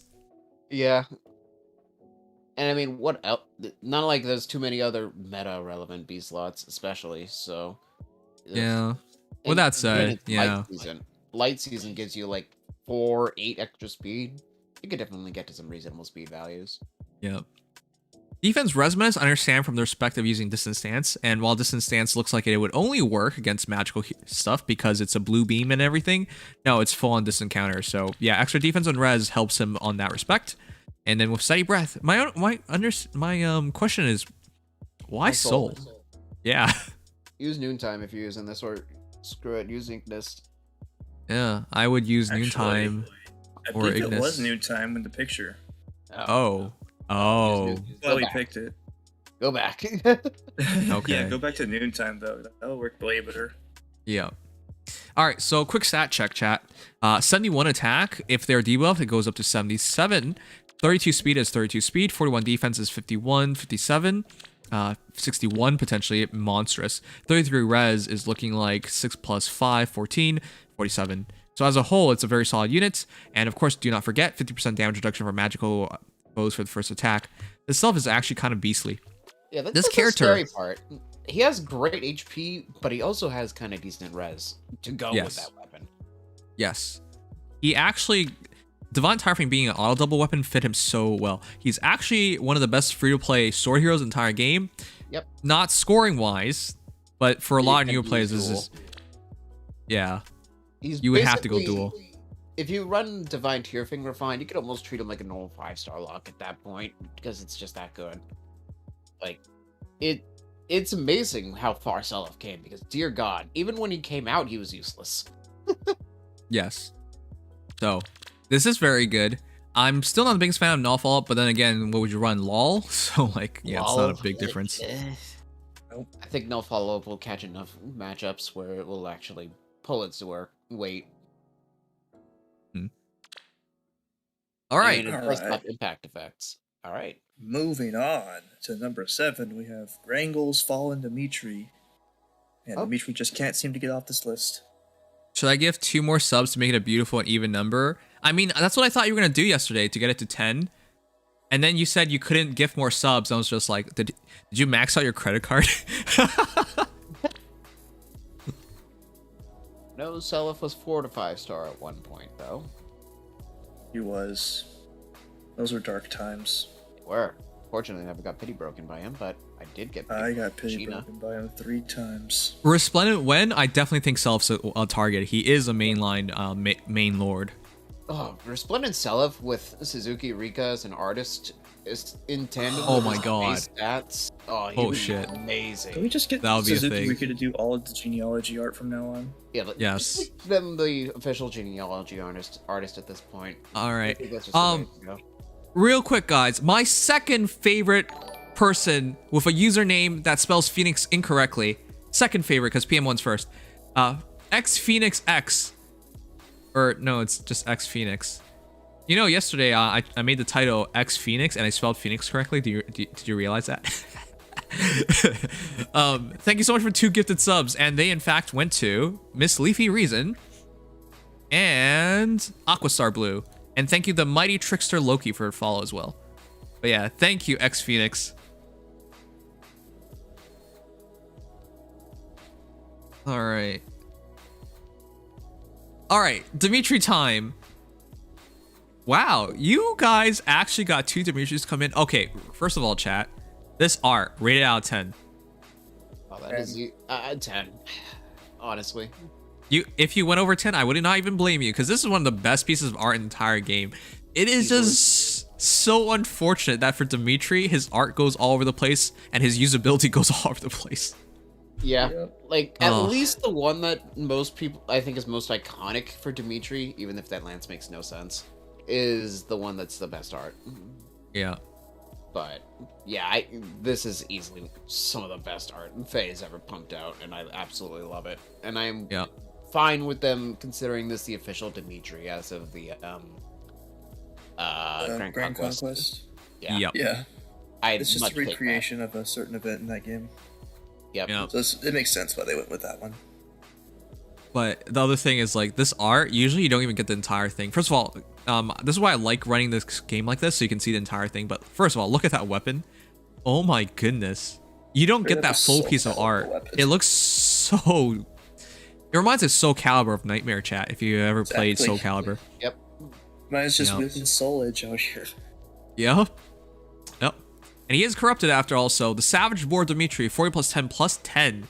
With 46 HP, 71 attack, 49 speed, 44 defense, and 23 res. This is a maxed out Dimitri with Vengeful Lance. Shove. Couldn't even go the whole way to smite, just shoving. Okay. That's a weird little thing. Sure. Cool. Gale Force, Heavy Blade 4, Mer's Lion, Times Pulse, and Attack Speed Soul 3. This hero is one of the hardest hitters in the entire game, and he has one of the weirdest conditions, because if unit's not adjacent to an ally, it grants attack speed plus 6 to unit during combat, and if unit's attacks or foe's defense during combat, unit cannot make a follow attack, and unit cannot make a follow attack, deals damage with 50% of unit's attack minus foe's defense. In other words, if you can't outspeed them, you like hit even harder. Yep. It's basically like an extra half hit if you can't double. Which is awesome, but it stipulates you can't double. Which is weird. Because because you should be able to outspeed them, and if you outspeed them, unfortunately, it's just attack speed plus 6, the weapon. Yep, unless they have wary effects, which I guess works with Fallen Edelgard, but... Yeah. Could he actually fight Fallen Edelgard? I think we talked about that too. Probably not. Hypothetically, he could... No, he won't kill. He literally can't. But if you were to run triangle attack on Dimitri, absolutely. Oh yeah, definitely. Okay, or if you can break through that first hit damage reduction, yeah. Yeah, because chat, Mer's Lion, if unit's not adjacent to an ally, inflicts speed defense -3 on foe during combat, and foe cannot counterattack. It's better, aka better wind sweep without any conditions whatsoever. Is probably one of the best B slots in the entire game. Yep. and he gets the retreat, which, by the way, going back to what I said about infantry, it's actually kind of weird how many infantry heroes have Kanto. Yeah, nowadays. that list is fellow growing. mounted units. Yeah, that list is growing fast. Yeah. But Dimitri is literally the shining example, infantry, not infantry, but that B slot is ridiculous. And I feel like Vengeful Lance is here to hold it back. Yep. And with Time's Pulse Heavy Blade 4 Gale Force, it's perfect because it drops in 4 cooldown. He attacks, and he should out-attack your opponent because you got +6, +6, +6, +6. So 71 turns to 83. 49 turns into... Oh, actually, it's 15. Yeah, it's 15. Yep. So 86 attack and 64 speed. He should be able to pull it off. And then the Heavy Blade gets another 5 true damage. So as a whole, the entire idea is... As long as it can take 2 hits, he gets the Gale Force off and he can retreat and or get another kill. So it's a very simplistic build. But yeah, the thing about Dimitri, we talked about this. Can he kill Fallen Inner Guard without doing true damage? I mean, Vengeful Lance will do something, but without doing enough damage and without like doubling her, yeah. It's almost impossible, and it's just because there's not enough attack in the world to defeat that much defense. I On think a raw hit. Yeah, it would take you a while to do it because you gotta break through the wall first, and then you gotta break the ideal, and you gotta break through the wall, and then you gotta keep attacking from there. Otherwise, things get really iffy. I mean, on the bright side, because of his Kanto, he can do it as long as he can, as long as there's room. So Yes. theoretically, he should kill Edelgard eventually. Yes. But yeah, it's kind of weird. We don't really know what Dimitri's meant to do in this game, but what he can do with Murs Lion and I mean, he's good. It's just nobody really uses him. He's got more users than I expect sometimes. Like, I do see a decent number of him, but it's like the big thing is Vengeful Lance is such a turnoff. Like, you can make it work because it still is a 19 might lance that has attack speed solo, which is a lot of attack. But there's like the Naginata builds are there for a reason. Yeah. You don't need the weapon, you need the B slot. And Yeah. that's what Dimitri is for. So dangerous unit in the right hands, but those hands have to be very capable of using him. Yeah. With that said, though, this is easily the best Fallen Dimitri I've ever seen, and I do believe this is the best possible build for him because I don't think he needs a special. He does enough damage to not need it. Yeah, And at least as long as you're going with like a heavy blade build. The Naginata build, I do think, has some merit to it, but that's right. All right. Really good. I'm just sorry. I understand this is probably an Aetheraids unit for Gale Force. Light Blessing just doesn't fit him. No, it does not. It will not, but you know what? Oh well. Alright. Let's move on to our number 6, which is Calmwort's Male Byleth. The res is always you. Yeah, that's the one will thing. Never be known for res ever.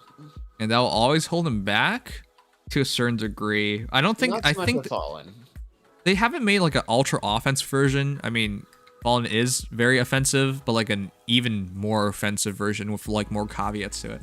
I feel like he should have done a bit more. Having cancel is really nice, but It like really if he gets did true, feel like they knew that P slot was too good, and they kind of held back Vengeful Lance because if that lance were good, if they made it so, if his weapon just had that effect all the time, attack minus defense without any caveat to it, I think it would have been better. Terrifying. It would have been terrifying, and he would have been one of the hardest hitters the entire game. He is still one of the hardest hitters, but like even more so. And I think that would have incentivized people to use him more. Because outside of that, he's still scary. But like, if you ask me, hey Nims, would you use Carla or would you use Dimitri? The new Carla. I guess is the biggest thing. Yeah, Right. Carla does. Like the big thing is Dimitri has safety, but when you can literally just throw a unit out by existing, I don't know. Solnar, redeem, time yourself out. Okay, good job, Solnar.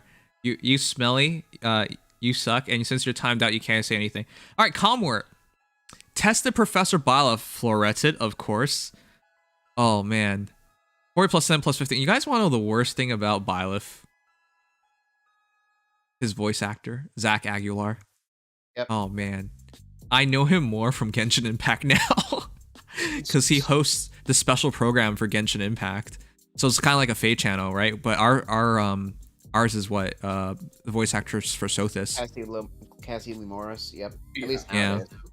Yep. Used to be somebody different, but now it's Cassie Lee Morris. Yeah. So you That usually one time it know, was Patrick Sites. right? Yeah, as Phoenix.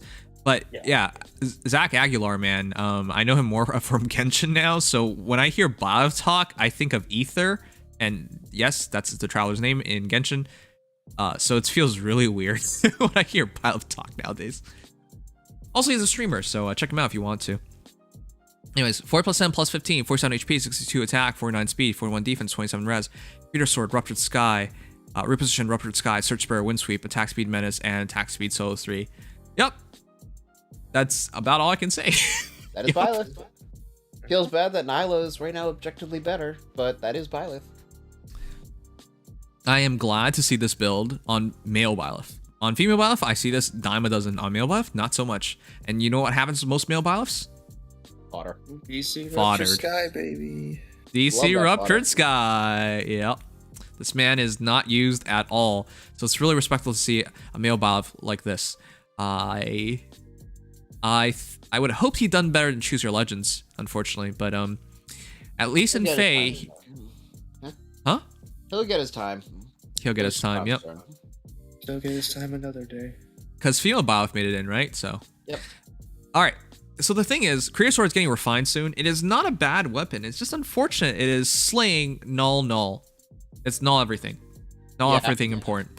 This was the most straightforward and yet all-encompassing weapon we'd ever seen at the time. This weapon at the time was ridiculous. Yep. Like, it's unfortunate Unfortunately. Byleth came out when he did. Yep. Unfortunately, like, for example, new heroes being launched today, say, new infantry beast units already get part of this. Like, what's going on anymore? Nyla literally gets this. Yes. As long as she And more. transforms. And it's such a small condition, who really cares? Listen. Yeah. He needs something more than this, and it is going to get refined, hopefully this year, right? Yeah, it should Yeah, be maybe. We're already hitting Gen 3 refines, I believe. Yeah. Which, So- to be fair, for a Gen 3 sword, this is ridiculous. Like, Yes. the meta literally bends to the creator sword, even if Byleth himself doesn't really offer much to help it. Yep. So for those who don't understand, Ruptured Sky is at 1 cooldown thanks to Slaying, but when he attacks, he cannot be guarded against thanks to his sword, and with Wind Sweep, and you'd be like, okay, he can only attack one time. Nope. Career Sword's also null up, so he gets to attack twice. So in other words, with Search Sparrow, this is probably his best setup. This way he gets to attack with as much attack and speed as you can fathom, get in an A slot, and you get your Ruptured Sky off for healing as well. And with attack speed solo and attack speed menace, he actually is fairly good dual phase, because as long as he survives, he'll get the Search Sparrow to heal him for 30%. So it makes some sense. And to calc it real quick, it is 7 plus up to 12, not 12, 7 plus 6 plus 6. So it's 19. So you have up to 81 attack, and your speed is 7 to up to 12 to up to 6. So that's 25 extra speed if it's a debuffed hero that you're fighting, which takes you to just under 70, just 74. Yep. Just 74. Yeah, just. Considering the sword doesn't add stats, it's quite solid. This is what you have to do, however, for Byleth, because the reality is he has a really good special, he has a really good weapon, he just lacks the stats because he's such an old unit at this point. And the kit, because he was back, that was back when waves weren't a lot of units. And chills. Yeah. Oh, God. I like how you have Distant Pressure. Marth died for this, huh? Oh, Both Erica and Marth for this. that's true. Yeah. Brave heroes, more like fodder heroes. Aha. Aha. See, now you're getting it. I mean, once that refine comes, you literally could do whatever build you need to suit that with. By the Yeah. looks of it. Alright, so really quickly, this is a really good Byleth build. In fact, I think this is as good as you can make him before any refines. And so I applaud that. And most of all, I applaud the fact that it's a male Byleth. Because honestly, I almost never see this guy. I always feel bad Okay. because he has all this awesome fodder. And people will just Man. keep using him for it. Fire Gender Blast. discrimination at the Don't workplace trust is so nobody. serious. Don't trust nobody. Oh man, that commercial never made sense. Trust nobody. What happened to Dorcas? Put poison in his mom. Probably Hector. Hector would poison Dorcas. I can see that. All right, chat. The final stretch, top 5, baby. Yeah, number 5's gonna be Lone Tiger's Male Kana. A lot of male units making it on this list today. Male? I know. Or at least male variants. I respect the decision. Go with Milkana. I'm surprised Milkana made it in. Lone Tiger, Floretted, 40 plus M plus 20, plus speed plus res. It's a Dragon Wall build. Wait, did I see this? Or it could have, this is a very smart idea, by the way. 51 HP, 55 attack, 44 speed, 39 defense, 40 res. Completely maxed out. Dusk Dragon Stone, Reposition, Glacies, Distant Pressure, Dragon Wall, Attack Res Menace, and Speed Res Solo. I love this build. Dusk Dragon Stone adds plus 8 to all stats and 7 HP healing after combat. It feels underwhelming. But when you can put Dragon Wall on him, who cares anymore? Any damage you take, you heal. Yeah. It's so obnoxious, actually, when you have everything up. Yes. And with Attack Res Menace and Speed Res Soul, you create the biggest gap for your Dragon Walls. And Distant Pressure adds some speed. So it's simplistic. The only thing this kind of is missing is whether he'll get the kill or not. And I'm surprised he went for Glacies, because that's a hard special to get off. Yeah, I probably would have at least used like Iceberg for your follow-up, or even just probably just Iceberg or Luna. I could have, for me, I might even suggest Glimmer, because if you get attacked and he attacks and you attack, might get the kill with the Attack Res Menace, dropping their res. But yeah, I would have gone for a faster cooldown. That's the only thing I found a bit weird. But this is a really good build because Dusk Dragon Stone adds all 8, 8 to speed, add another 5, add another 6. That's 11. 11, 19. Wow, you are actually at 63 speed. That doesn't make any sense. For basically just be solo and in the enemy face. Yep. Not much more to it than that. Well, your defense is 8 plus essentially 6, which is 14. That's pretty good as well, taking you to 40. 53. 53. Wow.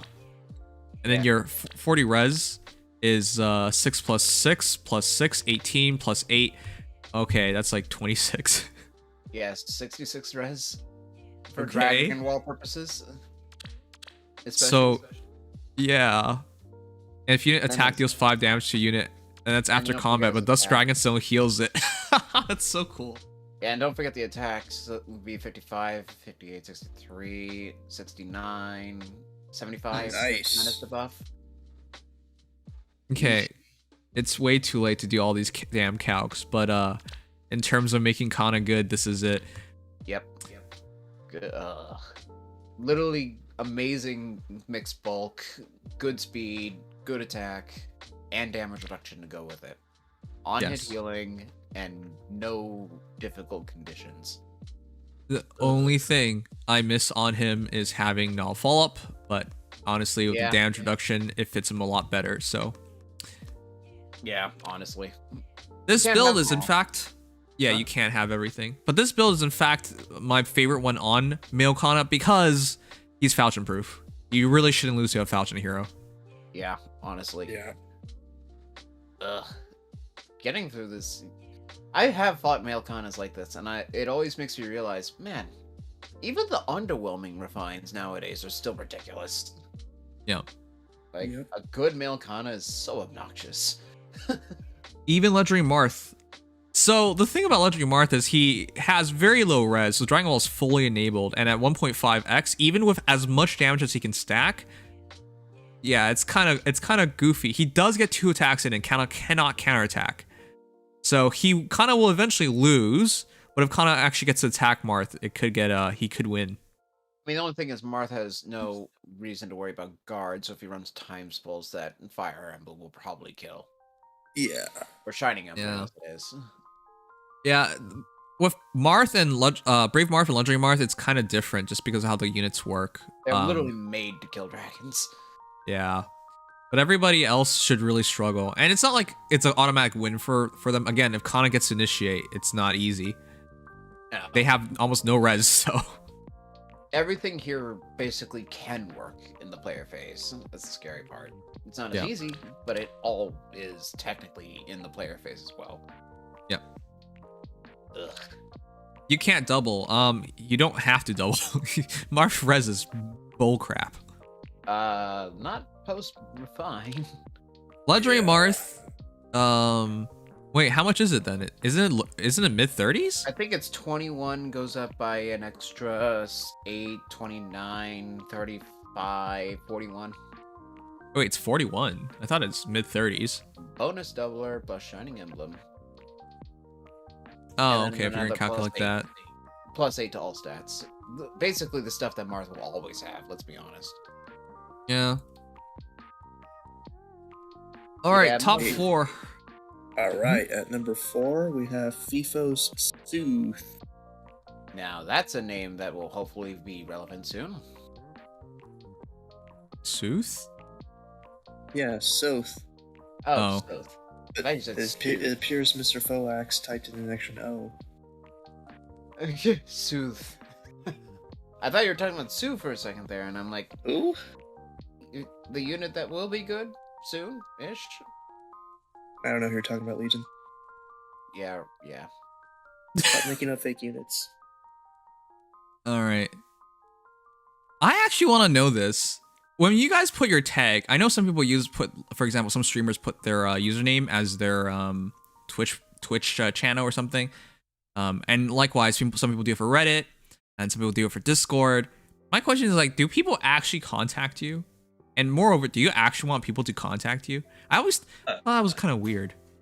I wouldn't. Yeah. I don't know. All right. FIFO 5492 Zephyr Soth, which means light breeze or something, right? Zephyr? Yeah. Basically. All right.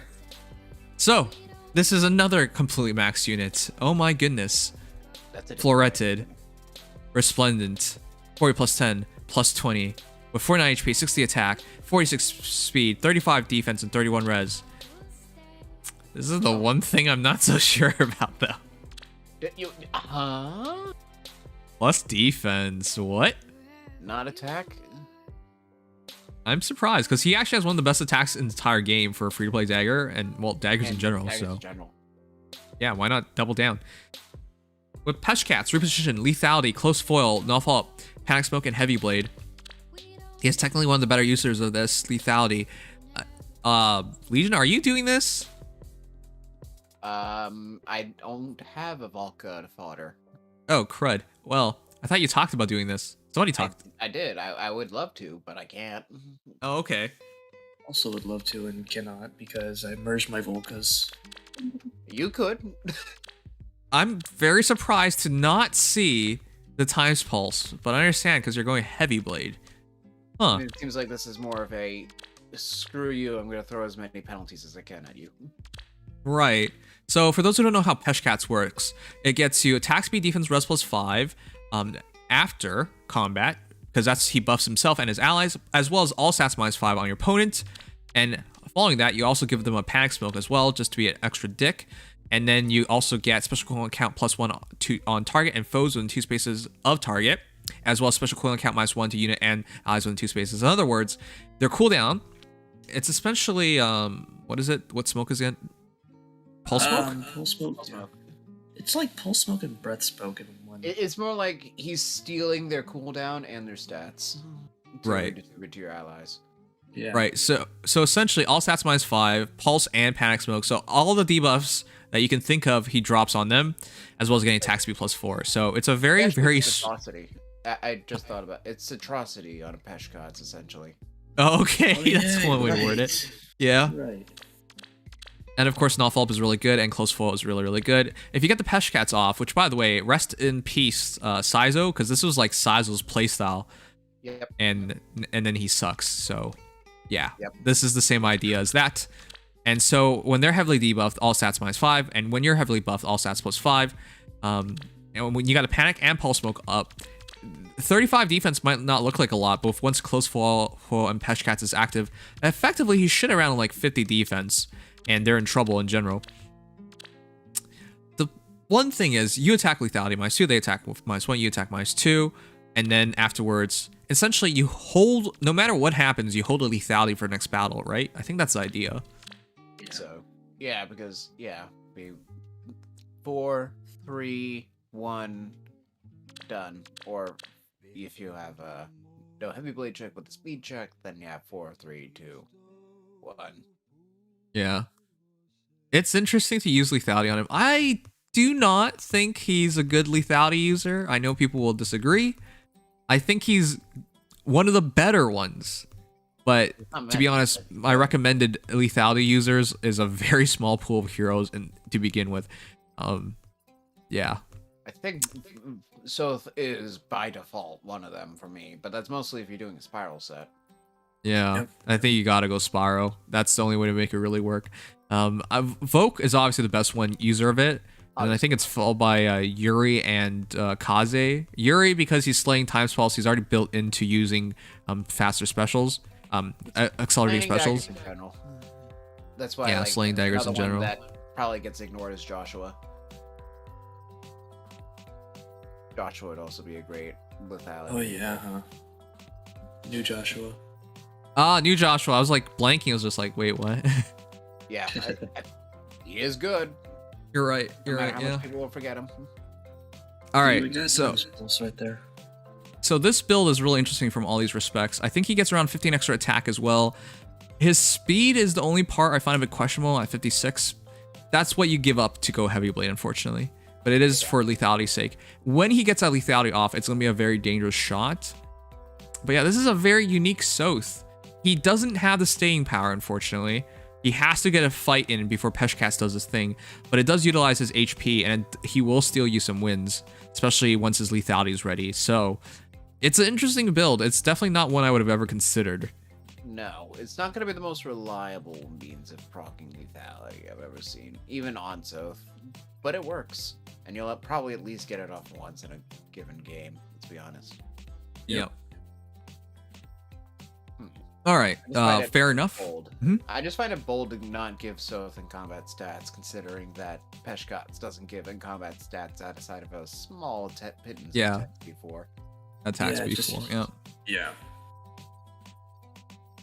All right, but yeah, with all that said, he should realistically, if everything works out after battle, have around 60 speed. But yeah, this is an interesting build because he has to fight in a short spurt where his debuffs are on the field. Yep. Right? He has to commit some of his HP and his bulk into the first battle in order to get the debuffs off, and then he has to keep fighting that short amount of time. So he basically has to win within 2 turns, or things get really problematic. But that's very interesting to run Soph in that manner. Yeah, I think it's an interesting take on it, honestly. Especially since there is no player phase condition for Peshkats. Right. Right. Top 3, chat. Top 3. Here we go. At number 3, we've got Giovanni's Male Morgan. Yet another male variant making it to the list.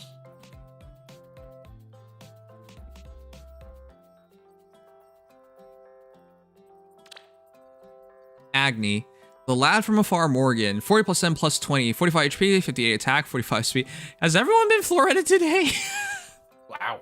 I think so. Well, actually, no. No, they all been? the Vaulter wasn't. Yeah. Oh, and the Corrin wasn't. Yeah. Yeah. Right.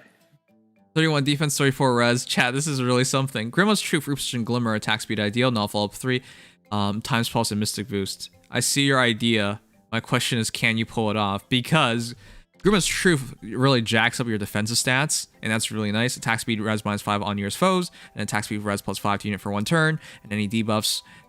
Basically, it's the Plesian effect. And so if Fono has -7 penalty to attack and looks to attack -11 for a net penalty of attack -18 as an example. So we get the idea of him. However, even with all that, how much realistic defense and res should he have after Grima's Truth? Let's see, because looking specifically at defense, because it will be significantly lower, that would be +5, 10. So you would only 41. Right? Really? Wait, it is only penalty doubler, so you 45. Yeah. Inherit -4. Right. Yeah, 45. Because that's the reason why I question this. Because attack speed idea wants you to be at max. Now, once you get the bonus, you'll always get attack speed plus 7, but you're not going to necessarily get the entire thing.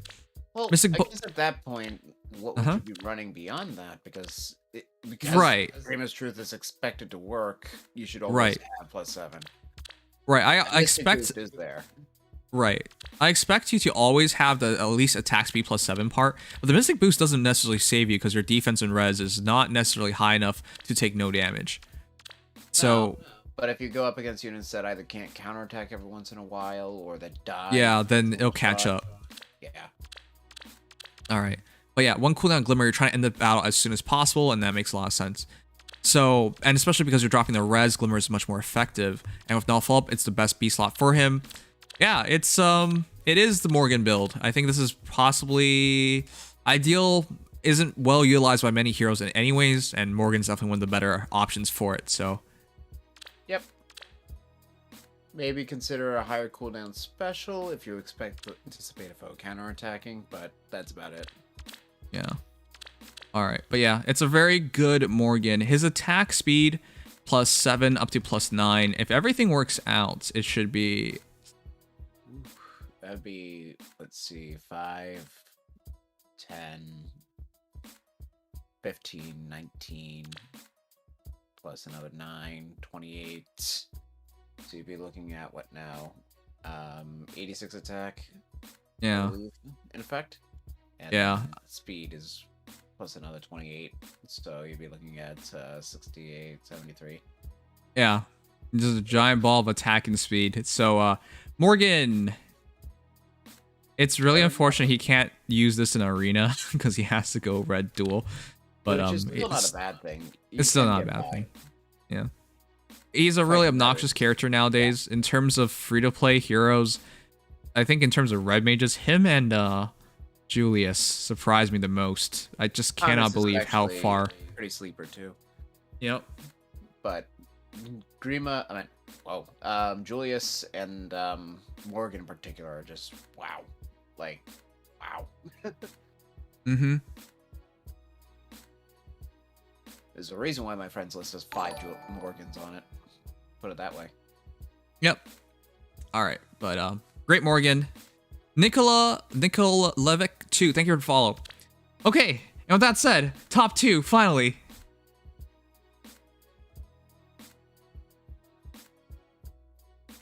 I think DSA died. Oh god. Sorry, I'm back. Alright, number 2, we've got Auntie's Winter Hilda. DSA, do you want to do top 5s going forward? Because if you're going to take in the extra 2 heroes, every time it's going to be even rougher. Oh, yeah, no.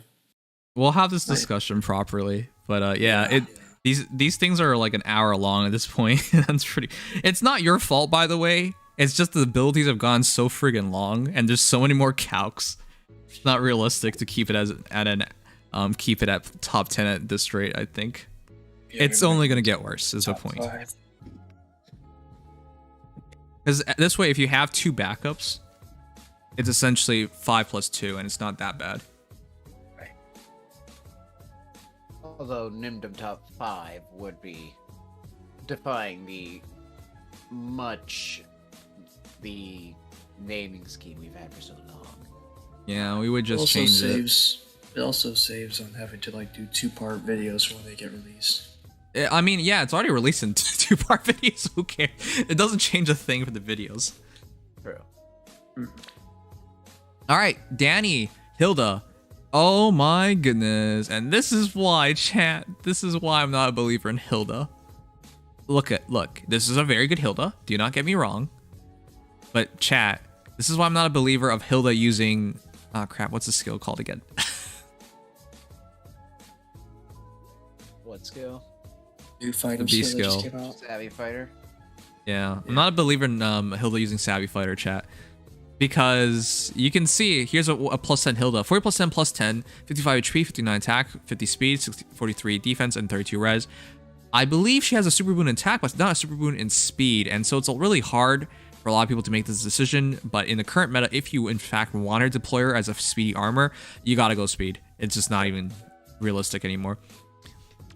Yep. Steadfast Lance is, of course, a great lance. Grants attack defense +5 unit, neutralize units penalties to attack defense during combat. I'm actually kind of surprised you're using Steadfast Lance, but once you use Steady Posture, it makes a lot more sense. More used to her just retaining Candy Cane because of the attack defense +5 and guard effect. But yeah.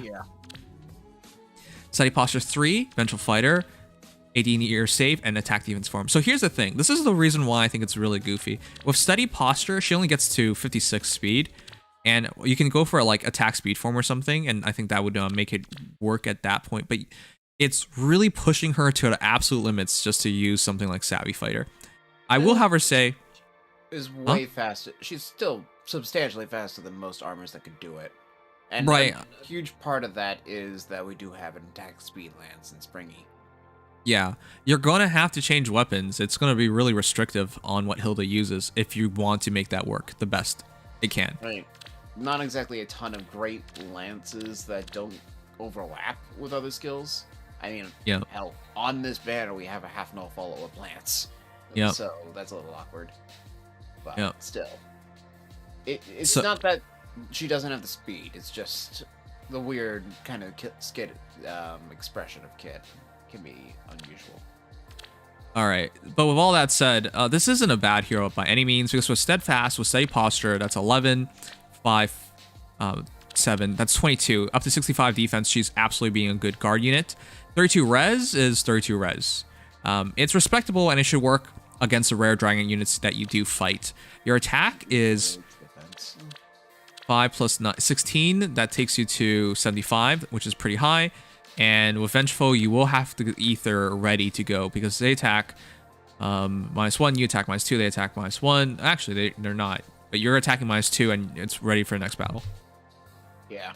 I probably wouldn't use Ether on a defense build like this. I'd just use Bonfire. The stipulation that you're probably just going to get hit once.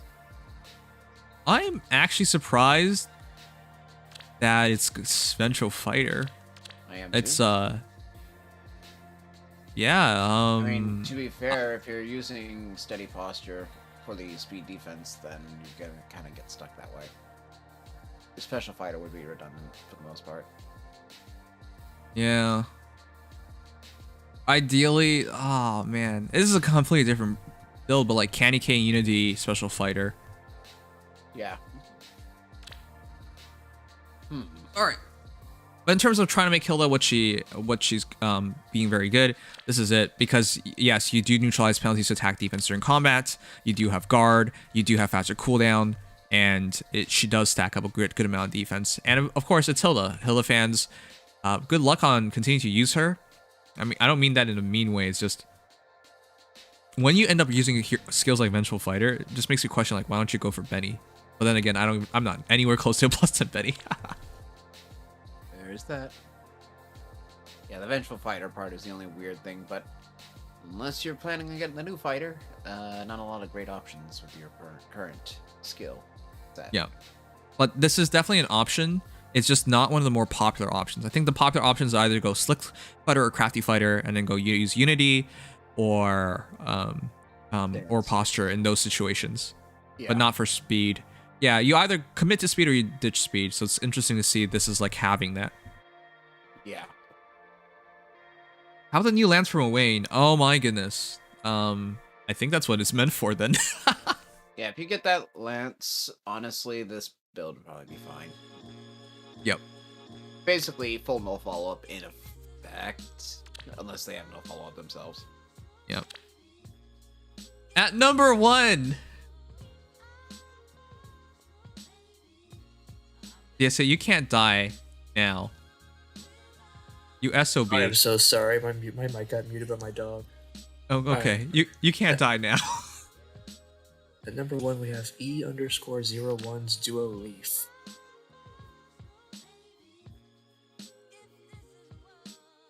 Sorry, my dog hit my microphone button.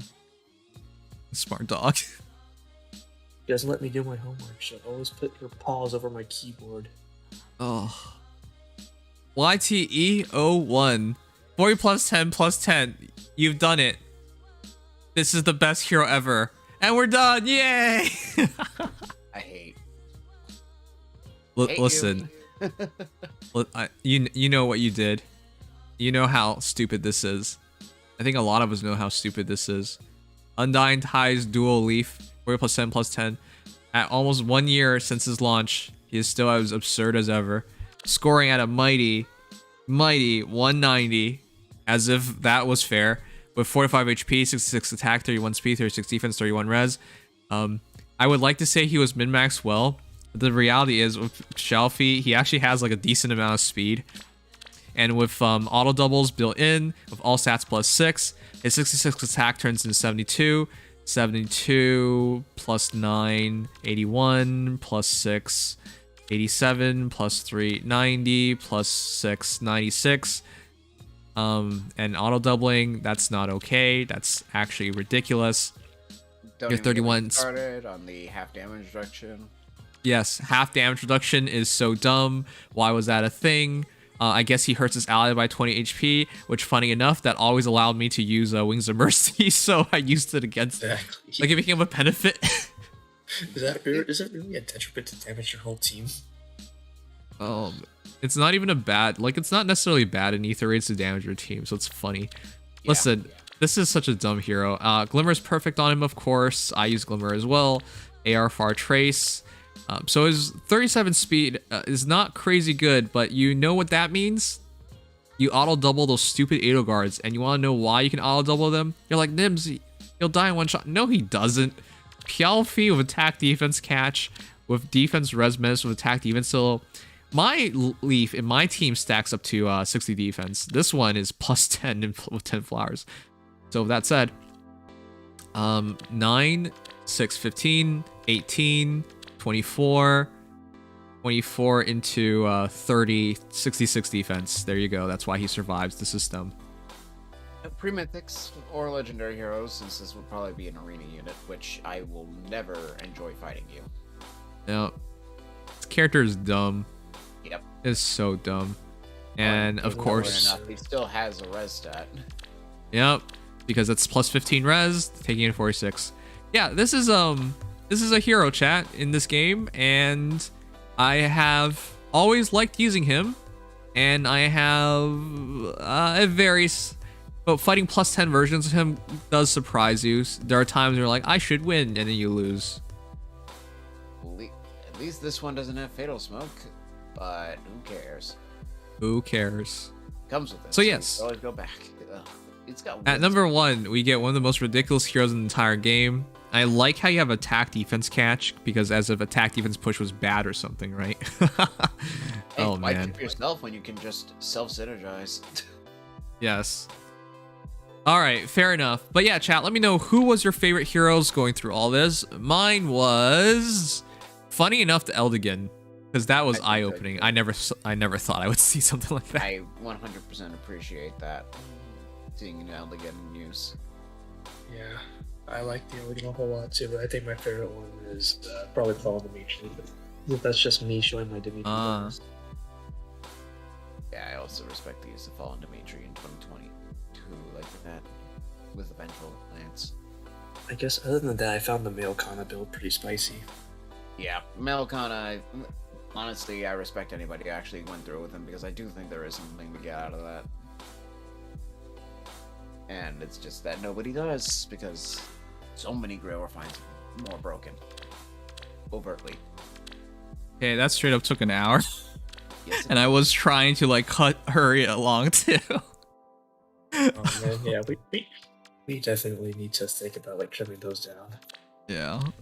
An hour, I think an hour is way too long. But again, it's not your fault. The new heroes. on the bright just side, expand so much. On the bright side, we can all right to reset. Yeah, we're about to see the new Winter Lissa. And after that we're gonna do Seals. Huh? Oh, and Seals. Yeah. Oh my god. And after that, chat, we are also gonna do weapon refine projections. I'm sorry, Gmo, if you're still here. Even though I was gonna originally do Greed and Shamil, but once Greed dropped out, I was like, oh, it's Gmo's time to shine.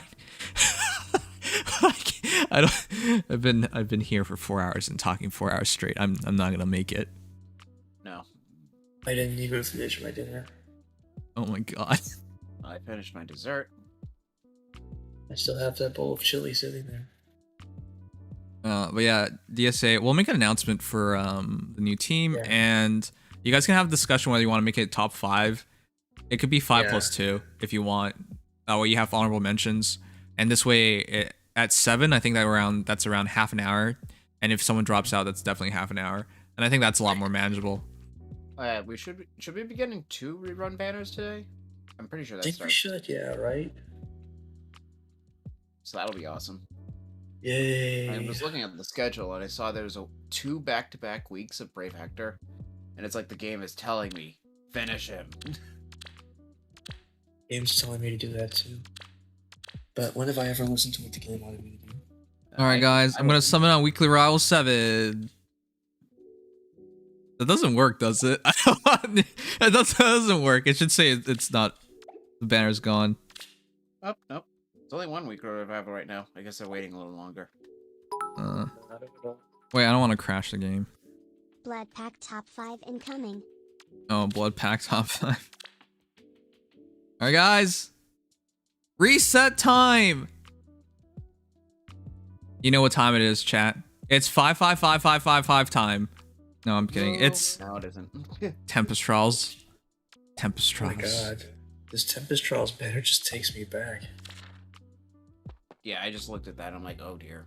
These units from the first Tempest Trial ever, if I recall. Oh my goodness. Yeah, I believe that's like the first Tempest Trials banner, if I remember correctly. Yeah. We go back to 2017 chat. Back to the Oh past. my goodness. Oh, that is when an Mass ancient Marth was the banner. free hero. Oh my goodness. Reminds me that Chrom has some art that isn't resplendent. Oh, God. Wow. How Man. horrifying. This is something, chat. It's so weird to see this banner again. This is one of the oldest in the entire game. It is so weird to see this. Yeah, this is surreal. But yeah, Tempest Trials Plus chat is Robin, Chrom, and Lucina, beginning on February 6th until February 18th. But the Tempest Trials itself is February 8th to... Wait, it's the standard amount of time. What am I doing? Abiding Love. There's a summoning focus event for the Tempest Trials Plus bonus allies. This time, Lucina, Future Witness, Chrom, Exalted Prince, and Robin High Deliver from among the bonus allies are available as part of a 5-star summoning focus. Yes, those will be your bonus heroes most likely. Though I bet a lot of you guys who have them already maxed them out because there have been a lot of Awakening themed things throughout the years. Yep. Well, that said, the Valentine heroes are all there. Lissa is the one we are most interested in today. But yeah, they will also receive double the EXP and SP, so you can train them up faster. As usual, let's go down the bottom and see. Chrom and Lucina, father and daughter, appear together. Aww. Confirmed canonically father and daughter, not lovers. I'm sorry. Spider-Man. Some kind of clarification. That's Spider-Man. We don't mix that up. Yeah, that's right. Lucina marries Spider-Man in the future. What I'm talking about. That's true. He marries Spider-Man so that they can kill Peppa Pig together. Alright, Weekly Revival 8. Oh my god, this is one of the oldest, not oldest. I mean, seeing Lynn and Hector on the same banner feels kind of weird. I did kind of want them to get together. And, yeah, Brave Lynn's there too, I guess. Which they can. I guess Hector Yeah. and his wives, Lynn and Lynn. And you can now add the former units to your army. Yep. I don't know why you would want that, though. Because you love 3 houses. I'm gonna get. Ah. I kind of want to for Dorothea. Remember to check the form on the button so that you can get your free 500 feathers. Yes. Okay, and the big thing, what we actually came here for. Tempest Trials Plus coming soon. Tempest Trials Plus Abiding Love will soon begin. This time special for the 5th anniversary. Dragonflowers Divine Codes Part 2 and more will appear as additional score rewards. There's nothing extra here, even though it's anniversary, but that's fine. Plus quests what do you from... mean? Wait, there is? Oh, they're putting the extra stuff into Tempest Trials. I thought they were...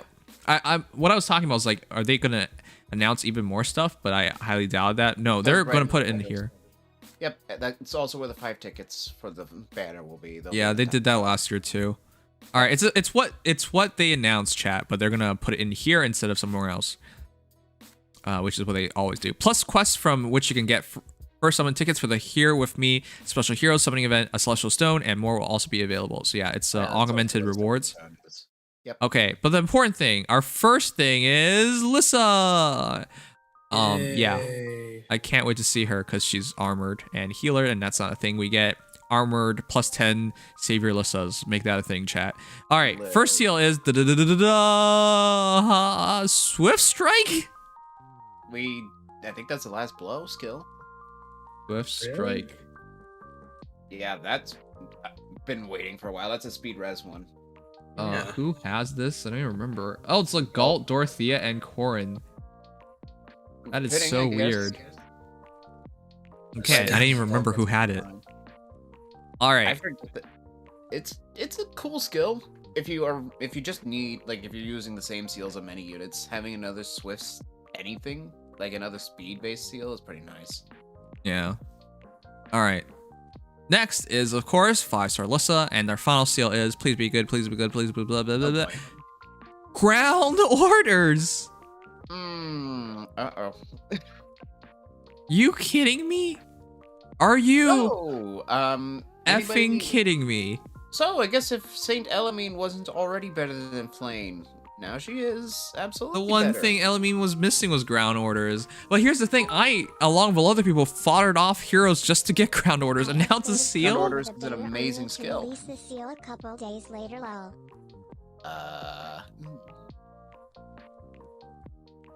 Yeah, I mean, the ground orders banner is a thing. All right, chat. For some people, this might not matter, but for people who deploy armors, this is very important. And for people in Ether Raid's defense, ground orders is still pretty game-changing. Yep. If you don't have Catcher anyways. Yeah, if you're not using a Catria ball, then ground orders is huge. And if you're using it in offense, then that's a great way to get some instant momentum without having to actually, like, use Peony, for example, or Guidance. Okay, I am merging my Micaiahs, my Brave Micaiahs, and I'm merging my Fjorm. Because there's no reason to keep any of them anymore. Ground orders, the seal. That is gonna... Oh my goodness. That is broken. Oh dear. And since air orders is much more common than ground orders, you could technically run both pretty easily comparatively and just have orders. There's also that. I'm not sure how many people care about that, but you can. Or you get that dual Catria, or harmonic Catria from the banner coming up and run her instead. Also, yeah, technically if you have Catria, you can just bump out ground orders entirely, but wow, that is amazing. That was unexpected. Putting that on all my Ether Raids teams, some flyer is going to use that, even if it's just Plumeria. No. Plumeria can basically fake Peony now. All right, Lissa finally got better art. Lissa, sweet celebrant, a princess of Elise, excited to show her appreciation to those closest to her as part of the Day of Devotion, appears in Fire Emblem Awakening. All right, first weapon, Staff of Tribute. Oh my goodness, it's good. If units within 3 spaces of an ally grants defense res plus 6 to unit during combat, and restores 7 HP to unit and allies within 2 spaces after combat. Wow. Just a flat out def res 6. Chat, we talked about this. Savior Lissa. It's not a thing we have to theorize anymore. It's gonna happen. This staff is perfect. I mean, if the only thing is she won't hurt, but she will not die. And imagine having a Savior unit double as a healer. It doesn't even make sense. If you need that utility, then Lissa is probably the best option we've got. Yep. And she is already kind of set up for it. Yep. And the crazy thing, this is good on virtually any healer, because they're always going to be near allies anyways, so within 3 spaces is pretty free. Yeah, it's literally as free, I'd argue, as Palm Staff's attack penalty. Which, if you think about it, Palm Staff is effectively attack speed defense res plus 5 guaranteed. So you're losing the speed component, but you're gaining the healing. There's also no rain, but you get the healing after combat, which is huge. All right, and then of course Martyr Plus, whatever. If she takes more damage, she heals more. Oh my god! Oh wait, did we know this? Yes, yeah, we did. Defense res ideal. Yes, we talked about this. You can fodder off that Surtur. Defense res ideal 1, 2, 3, and then defense res ideal 4 plus Crafty Fighter on somebody. That would be really ridiculous. Also give this to Fallen Edelgard to make her even more stupid. Because that's a thing. Yeah. What was it? Even on Lissa, though, and since we do know her stats, with those two skills in mind, she would hit a default 48 defense and 51 res. It's ridiculous. She's a healer, chat, but she's also a tank. She's a healer who won't stop healing. I'm a healer, but Oh man. SR turn grants res plus 6 to allies with highest res for 1 turn. Res openings, whatever, so there it is. Yeah, I think You know what that's she already says? promoted on Imran. Right. She says, I won't be playing any pranks today, promise. Really, this is a day to show gratitude to everyone, not mischief. I'm Yep. not falling for Right. that. Yep. Nope. Lissa's floral accessories really suit her, I agree. So our new free hero, Armored Healer, is a cutie, but she's also a tank. And she'll allow you to make tank, other tank healers such as Linhardt. Yep. Wow.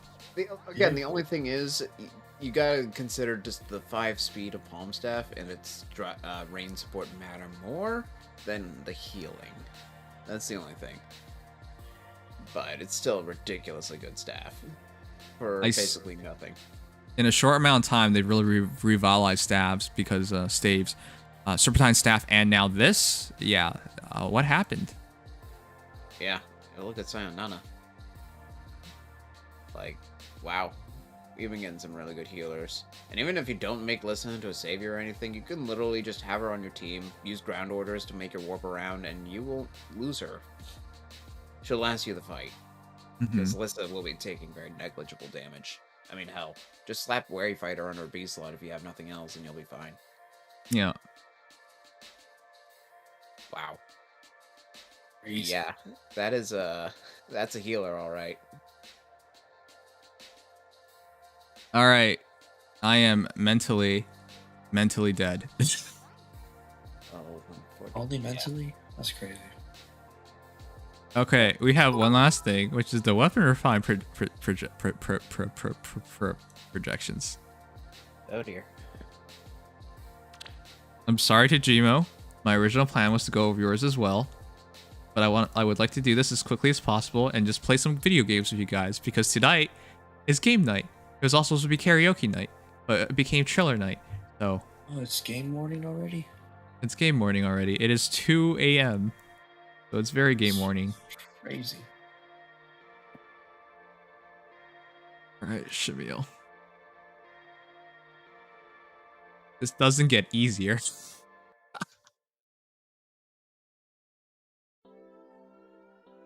Yeah, I checked, by the way. That was the last blow skill, blow seal. So we have all those now. Any other skills that only have one off are Defiance, Spurs. Orders is also done now. Openings. Why not smokes?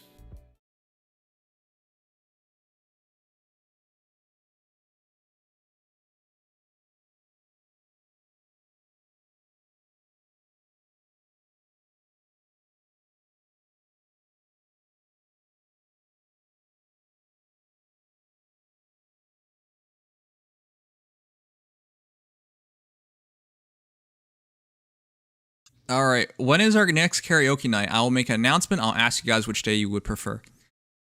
So I'll let you guys vote on it. I'm good of the entire week. What a madman making weapon refine predictions at reset time.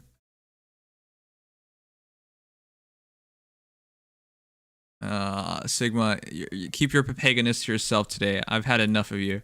I just got these yesterday at 9 a.m., which is to say, yeah, I couldn't do these any earlier because I literally got them yesterday. Like yesterday. Like 16-ish hours ago. Like, what do you expect me to do?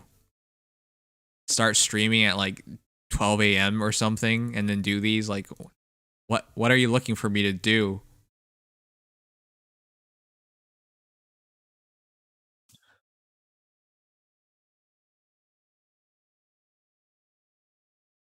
But I took a break during the stream to play games. I wasn't around for much. Listen, I'm well aware you're not aware of this thing called stamina, and you're not aware that things take time. But yeah, These things take time, which is why you keep asking me to do more and more things or do other things, even though you have no grasp of like time. Ugh.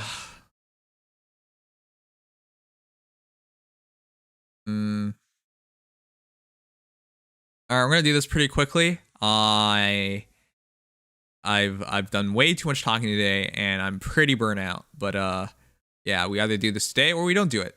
And I would rather do it because Shamil did go through the trouble of making this. At least my avatar shows it. Yeah, no kidding. Okay, weapon refine predictions. This week we only have Shamil. And with that said, let's try to do this quickly because these heroes are almost here. And we shall start with the free-to-play heroes. Why not? Legault.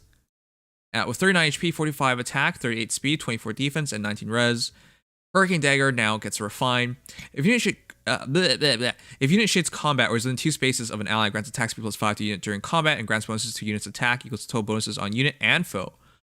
Oh.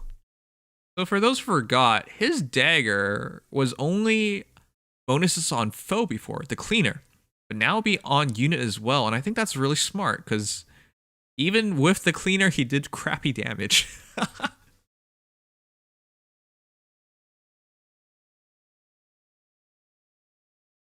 Yeah. Which is goofy. So yeah, that makes a lot of sense. And additionally, at start of turn, if units within 4 spaces of a foe, inflicts attack speed -7 on closest foes through their next actions and grants attack speed +7 to unit for 1 turn. In other words, it's like a wait. This is a better menace then. Yeah, I think it would be 6 because I don't think they would make better menace on a hero. Yeah, or Gimp's menace. I agree with that because it's free.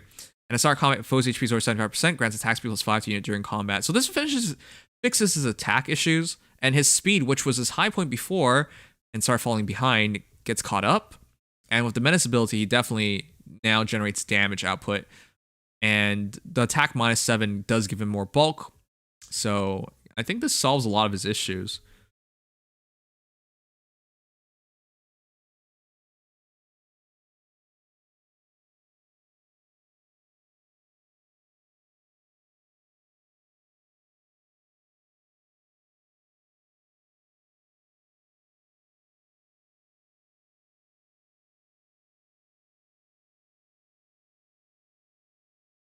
Yeah.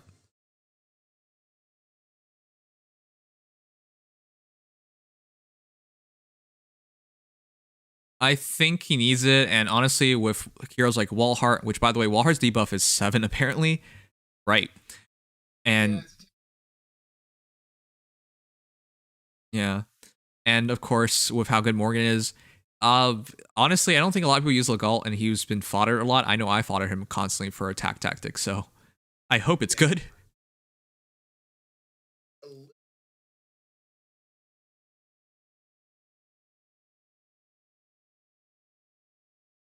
Right.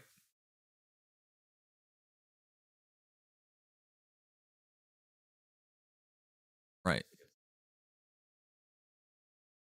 That said, let's do Jump next. With 30 HP, 50 attack, 32 speed, 29 defense, and 17 res. The Bow of Verdain. Accelerate special trigger cooldown count -1. Yes, he needs that. Did he come with a Slain Bow? Yeah.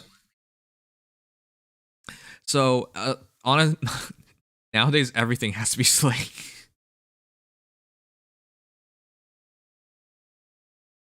Huh? Oh no! You're right. You're right. Because of how I run things nowadays. Oh crap, we have to redo it. Because not just you guys who didn't hear them, not gonna be recorded. Alright, now say something. Hello. Something. That sucks. Is one of my cohorts muted? No, they both didn't have a scene. There was no music, was there? Wait a second. Dex, you could have just dropped your fat ass in the voice chat and said that out.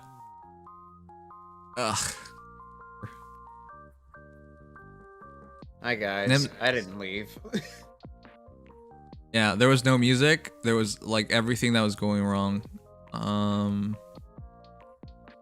least it's at least we know what the problem is. Yeah, once we switched to this scene, that happened.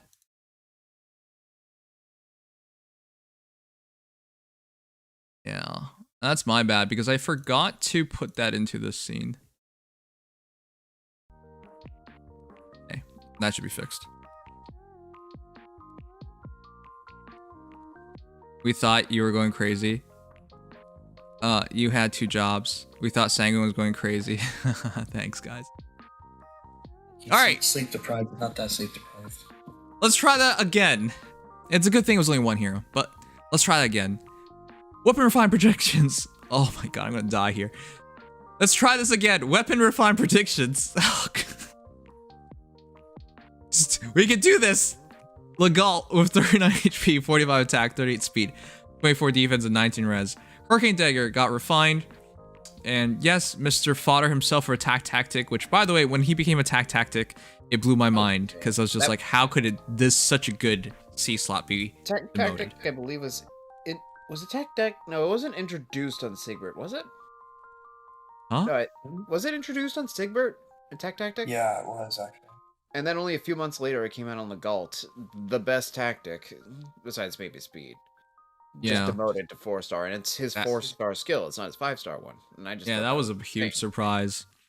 Literally, so I'm glad everybody loved it. Yep, and he almost never got used because of that. Which, by the way, this has to be good refine because I hope he gets used. Yeah, same. So he kind of deserves it.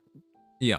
If unit initiates combat or is within 2 spaces of an ally, grants attack speed plus 5 to unit during combat, and grants bonus to unit's attack equals total bonuses on unit and foe, max plus 25.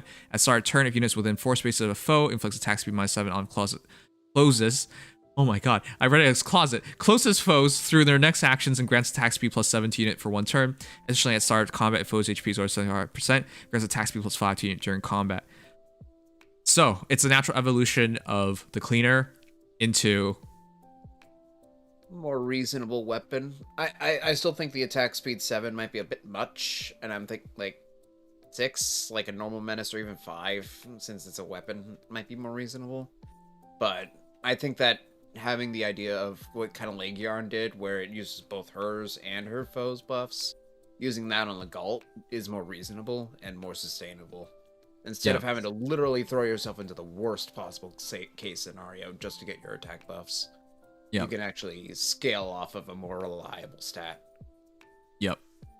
And this is essentially a super cleaner. And so how much attack and speed is just by himself? So just by himself, if we were to assume that this is like explicitly this were to be the weapon, that's plus 10, 55 attack, you get an extra 7, so 62, 14 for your own buffs, that would put you up to 76 by default, which is wow. Whereas on the other hand, his speed would go up by a flat 10 to 48, 55 with the buff, 62 with the debuff, and 66 with Swift Strike. Yeah, it sounds insane, but you gotta remember, the dagger heroes they've been releasing right now have all been really good. The refines have been great, Chrom has been great. Yep. All of them seem to be like headed towards the right direction, so I do expect Legault to get something good. Maybe not this good, but at least he will be good enough to be used. I think it'll get close to this, because honestly, Legault, I mean, he comes with Glimmer. He's supposed to do a lot of damage, so if they scale him in a way where he reliably gets to that point, I think that's actually very realistic. And it would put him in a different situation from, say, Kaze, who's all about proccing nice specials. Legault is all about trying to actually just use his attack to kill, and I think that's very realistic. Yeah. But overall, very reasonable refine, and honestly, aside from the 7, I would have, if I saw that, I probably would have just thought that was his actual refine. Yeah. Okay, but next we'll go for Jomk with 38 HP, 50 attack, 32 speed, 29 defense, and 17 res, the Bow of Verdain. It is slaying, if against flying foes. At start of combat, if foes' HP is over 50%, grants attack speed, defense plus 4 to unit during combat.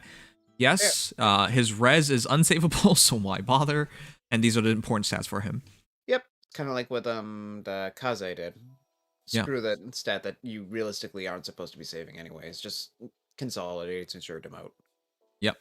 At start combat, if unit's HP is over 25%, grants attack speed defense +4, so all stats but res +8 to unit during combat, and neutralize effects that grant special cooldown count charge +X to foe, or inflict special cooldown charge -X on unit during combat. Null specials. Yeah. Fair, you know what? fair. That makes sense. He comes with Heavy Blade 3, and Bow of Verdain is I mean, it was originally a slaying bow, so give him more stats. Don't allow him to spam specials, and I think that's the idea. Yeah, honestly, if that's the case, it makes use of his defense stat. It gives him the speed he desperately needs to actually be fast. For as a heavy blade checks, he's more realistic, and there are no null guard archers, so it would carve him even a unique niche from someone like Innis. Would it make him better than Innis? No. But it would make him much more consistent, and I think that has its values as well. Especially if you're using like Deadeye, for example. Times Pulse Deadeye, your follow-up will always be it. Yeah. So I think that's actually really concise and really nice. Right. Okay, so with all that said, I think it's fair. I don't think it makes him a top archer, even in terms of free-to-play archers, no. But it's hard to be disappointed by it because it is his own role. Which, by the way, in terms of free-to-play archers with refines, how would you even rank the top 3? With refines? Yeah. Because my first is actually still Leon. If this were the refine for Jomka, I would probably put Jomka over Leon. Oh, okay. And main reason being that you can just run a follow-up or an impact. Like, I know it removes the need for a skill, but there is no equivalent in Null Guard. There is an equivalent to what Leon gets, and there's more stats in Bow of Verdain anyways. Right. So it's funny, guys. For archers, in terms of refines, there aren't very many good ones. It's an unfortunate thing. They're very early. Most of them are very early refines. So like, honestly, like Fallen Takumi is as niche as they come. If you can make it work, you make it work. Then it absolutely is great. But it's very rare. Yeah, the only one I think that's I was gonna say I struggle to even put it in top 3 because the use cage is so small. It's a very niche one, but a cool one. The only one I think that does, if this were Jomka's refine, even vie for a spot, would be Clarice. Because wow. So good.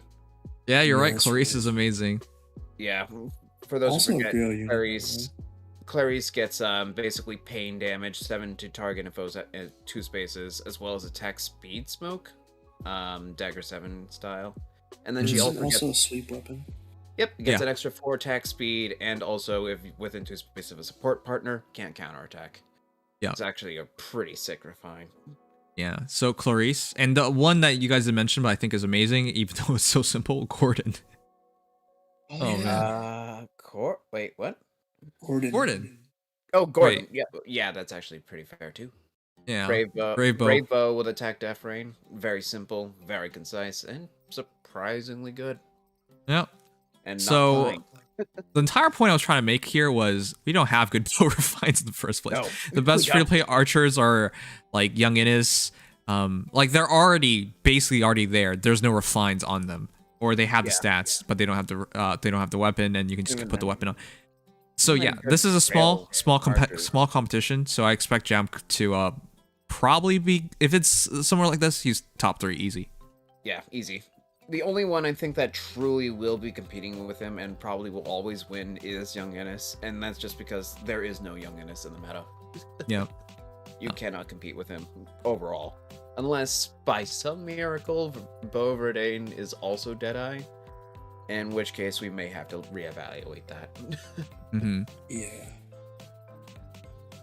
But I really do like that, and it would give me a justification to build Jomka, so I like it. Yeah. No, I did mean Leon, chat. The guy who's looking for Valbar? No, he's a real character. Almost no one made him, but he could be pretty scary. He can work. He is good with his bonfire spamming, and impact on the bow is really convenient, but he does suffer a little bit from being a little too early. Yeah. Alright, let's go to Lu. Tome of Reason. If foe initiates combat, his stats first. 37 HP, 49 attack, 36 speed, 17 defense, 31 res. Tool of Reason. If foe initiates combat or foe's HP is over 75% at start of combat, grants attack speed, defense plus +4 to unit during combat. He had a Serpent Tome or something, right? Yep, he had God Serpent. He was the first one with the Serpent Tome. Yeah. And so it was just distant defense. So yeah, all stats +4 is better. And also if foes... Oh wow, it's even better. If foe uses bow, dagger, magic, or staff, grants additional defense +4 to unit during combat. So it's a jacked up Serpent Tome. Yeah. That's now dual phased. That's actually pretty cool. Additionally, if foe initiates combat or foe's HP is over 75%, at start of combat, grants attack speed, defense +4 to unit during combat, and also units res over foe's res, reduces damage by up to 40%. You know what? I don't know if that's what I expect it to be, but if that's what it is, that's good. We don't really... Do we? Outside of dragons, do we have any res damage reduction heroes outside of Julius? And isn't he supposed to be a dragon or something? Lou is not supposed to be a dragon. Well, No, Julius. Julius is a dragon, effectively. Yeah. No, not Lou. Not any other unit, rather. Okay. I don't know if I expect this, but I don't dislike it. I think it's quite good. Oh, Selkie. Selkie, you're right. Yep. You actually did it first. Yeah, you know, with Selkie, then I think I could buy into it. It would be the first mage with res outside of Julius, with res being a damage reduction factor, and with him getting so many stats, all stats +8, additional defense res +4 if they're ranged, and then damage reduction. It's not crazy. It's honestly, you're like, oh, but there's so many stats. If it's just stats, it's not crazy. But the damage reduction does help him. Julius does. Yeah, the damage reduction does help a lot. It's not impossible. No, not necessarily. Is it likely? I think that the idea of it getting all stats +8 and maybe that extra def res +4 even is pretty fair. Yes. I just don't know if of all people Lou would end up being a mage that gets damage reduction. Yeah. I don't envy. I don't envy Shamil here because it's so hard to make a prediction on a hero like Lou. What do you even base it off of? What do you do? What do you do? Like, he's so confusing in his role. Like, he's Nino's son, and yet he's got no one used him. He was just used for rally up res fodder. Like, it was really sad. He's kind of defensive, but also offensive with his mirror stance giving attack. Like, and he has a decent speed stat. I don't know what exactly they could do with him at this point. Especially because, like, Ray has Wolf Tome, Distant Defense, Owl Tome, dear God, no, and Dull Ranged, whereas Nino has Blade Tome, Odd Attack, Even Attack Wave. I don't know what Lou's gonna do because it seems like they're all different. Family, but they're all different. Yeah. So the only thing I can say is I expect Lou to overall be better than both of them. I'll take that Blade Tome and I will not regret it. Sure. But certainly better than his brother, even if I think his brother's a little underrated. But still, I don't know if this is how it'll be. I will absolutely take it though if it is. I think that'd be great. Okay, I'll just say good luck, Lou. Yeah, good luck, Lou. I mean, I'm willing to be surprised. Is all I can say. All right, moving on. Camilla, 36 HP, 54 attack, 30 speed, 17 defense, 30 res. The Dream Camilla with the Book of Dreams grants attack +3 if units within 3 spaces of an ally, inflicts attack speed, defense, res -4 on foes within 3 spaces of a unit during combat. I think it was 2 spaces before. I have her. It wasn't on any, but it was just on target. Wait, what? It was just on target, not a rain. Oh, I see. Okay, that makes more sense to me. Yeah, really quickly for those who don't remember, I mean, I don't remember, and I even have her. Book of Dreams, a unit's adjacent to an ally, attack speed, defense, response. No, it is adjacent. But yeah, it is now 3 spaces. That's the big thing. That's huge difference in range. Did it say foes on 3 spaces or within 3 spaces of an ally? Or both? What? This is if units adjacent to ally, and the prediction is within 3 spaces of an ally. Gotta wait for it to switch back. Wait, this is actually a really huge range. No, it means that you're within 3 spaces of an ally to have a rain effect within 3 spaces. Yeah. No, I was saying the original Book of Dreams was only you had to be next to them. I was saying like this is such a huge upgrade to not be so restrictive. I mean, that's basically what it has to be. Yeah. It's kind of like what Tharja did, for example. Yeah, Camilla was a super bond unit before chat, and for the time, Camilla being a super bond unit was cool, but now it's like no one cares. Yeah, she did have value. Like there was actual value, especially 54 attack. Even now is pretty okay, and Red Mage fires. I mean, Aversa was the only other one of note, and Camilla was way better in combat. Yeah, there was a value, but a little tough. Alright, if you initiates combat or is in 2 spaces of an ally, inflicts attack res -5 on foe during combat, inflicts a penalty on foe's attack res during combat, equals current bonuses on each of the unit's attack res, calculate stat penalty independently. Oh, I get it. It's supposed to use the attack res link to further debuff to get more attack. A la Dogger. Ah. Huh. That's actually pretty cool. That's a very self-synergizing refine. I think this is all extremely reasonable. Yeah. Yeah. And it definitely kind of tunes more into the fact that Camilla's kind of supposed to be fast, but realistically she's supposed to be all about her attack and res. Yep. Instead of speed. To be honest, I don't think this refine saves her, but that's fine. No. I don't want everybody to end up being like Noe, you know? I mean, she will be a massive mage nuke, but she just won't have the speed. Yeah. And she'll be pretty straightforward. There's no warping shenanigans or anything, but... Yeah, if you set her up correctly, she will hit really, really hard, so at least there's that. Yeah, I mean, just for the sake of it, 54, 58, 63, if you use attack res link that goes up to 69, 75, 80 attack by default, not bad. Not bad. Alright, Festive Sigmund from Ephraim with 40 HP, 48 HP, 57 attack, 23 speed, 36 defense, and 29 res. Festive Sigmund is now a slaying ability. Wait, it wasn't it? Yeah. It was slaying all stats plus 4 when solo. It's actually a carbon copy of Sirius's Sable Lance. Oh, that's funny. At start turn, unit can move 1 extra space. Oh, okay. That turn only does not stack. I think he needs it, to be honest. That was his idea, wasn't he? Wasn't it? He's a solo armor. How are you supposed to do that if you're not moving? No, he was a solo armor before solo armor was a thing. There was no armored strides. No, there wasn't. You had to use armor march, and thus he has close guard. He was so confusing, my goodness. Yep. Cool idea. What, how do you use it? Yep. If he initiates combat or is not adjacent to an ally, grants attack speed, defense, res +5 to units during combat, all stats +5. At start combat, units HP is over 25%, all stats +5. And if unit deals damage to foe using a special, restores HP equals X% of units max HP. I like this. Ooh, I like this lots. That is nasty. Yeah, surge skill on an armor, all stats +10, can move, slaying. Honestly, of how they've treated Ephraim, which is to say all Ephraims are actually really good. Yeah. Yeah, this makes sense to me. Actually, is very reasonable. If this is his refine, I would absolutely see it happening.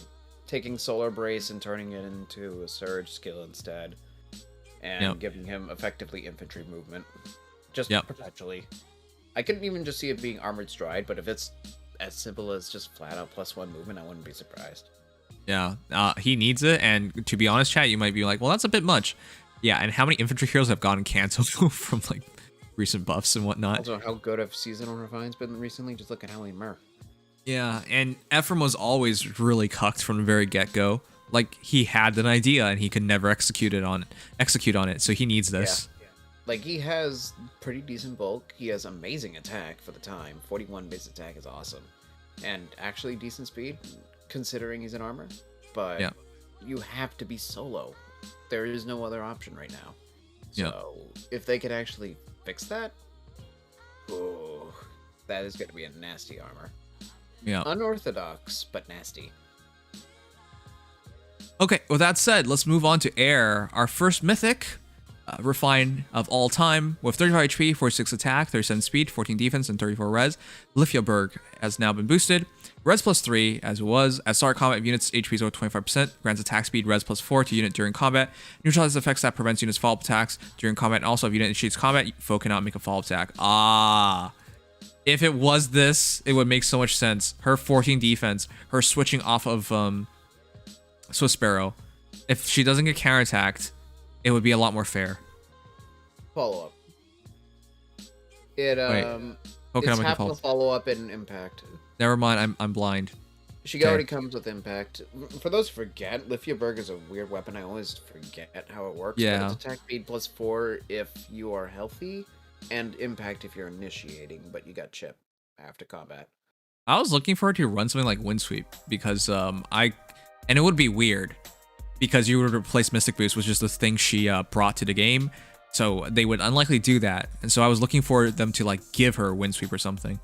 Yeah, something like that. Or like, I don't know. Just, I don't know actually. But yeah, I will say, I think that removing the chip might not be the best idea. And that's just because that's actually what people like Air for. Yeah, Air Force teams. You guys can check out my video on that, where I fought an Air Force team.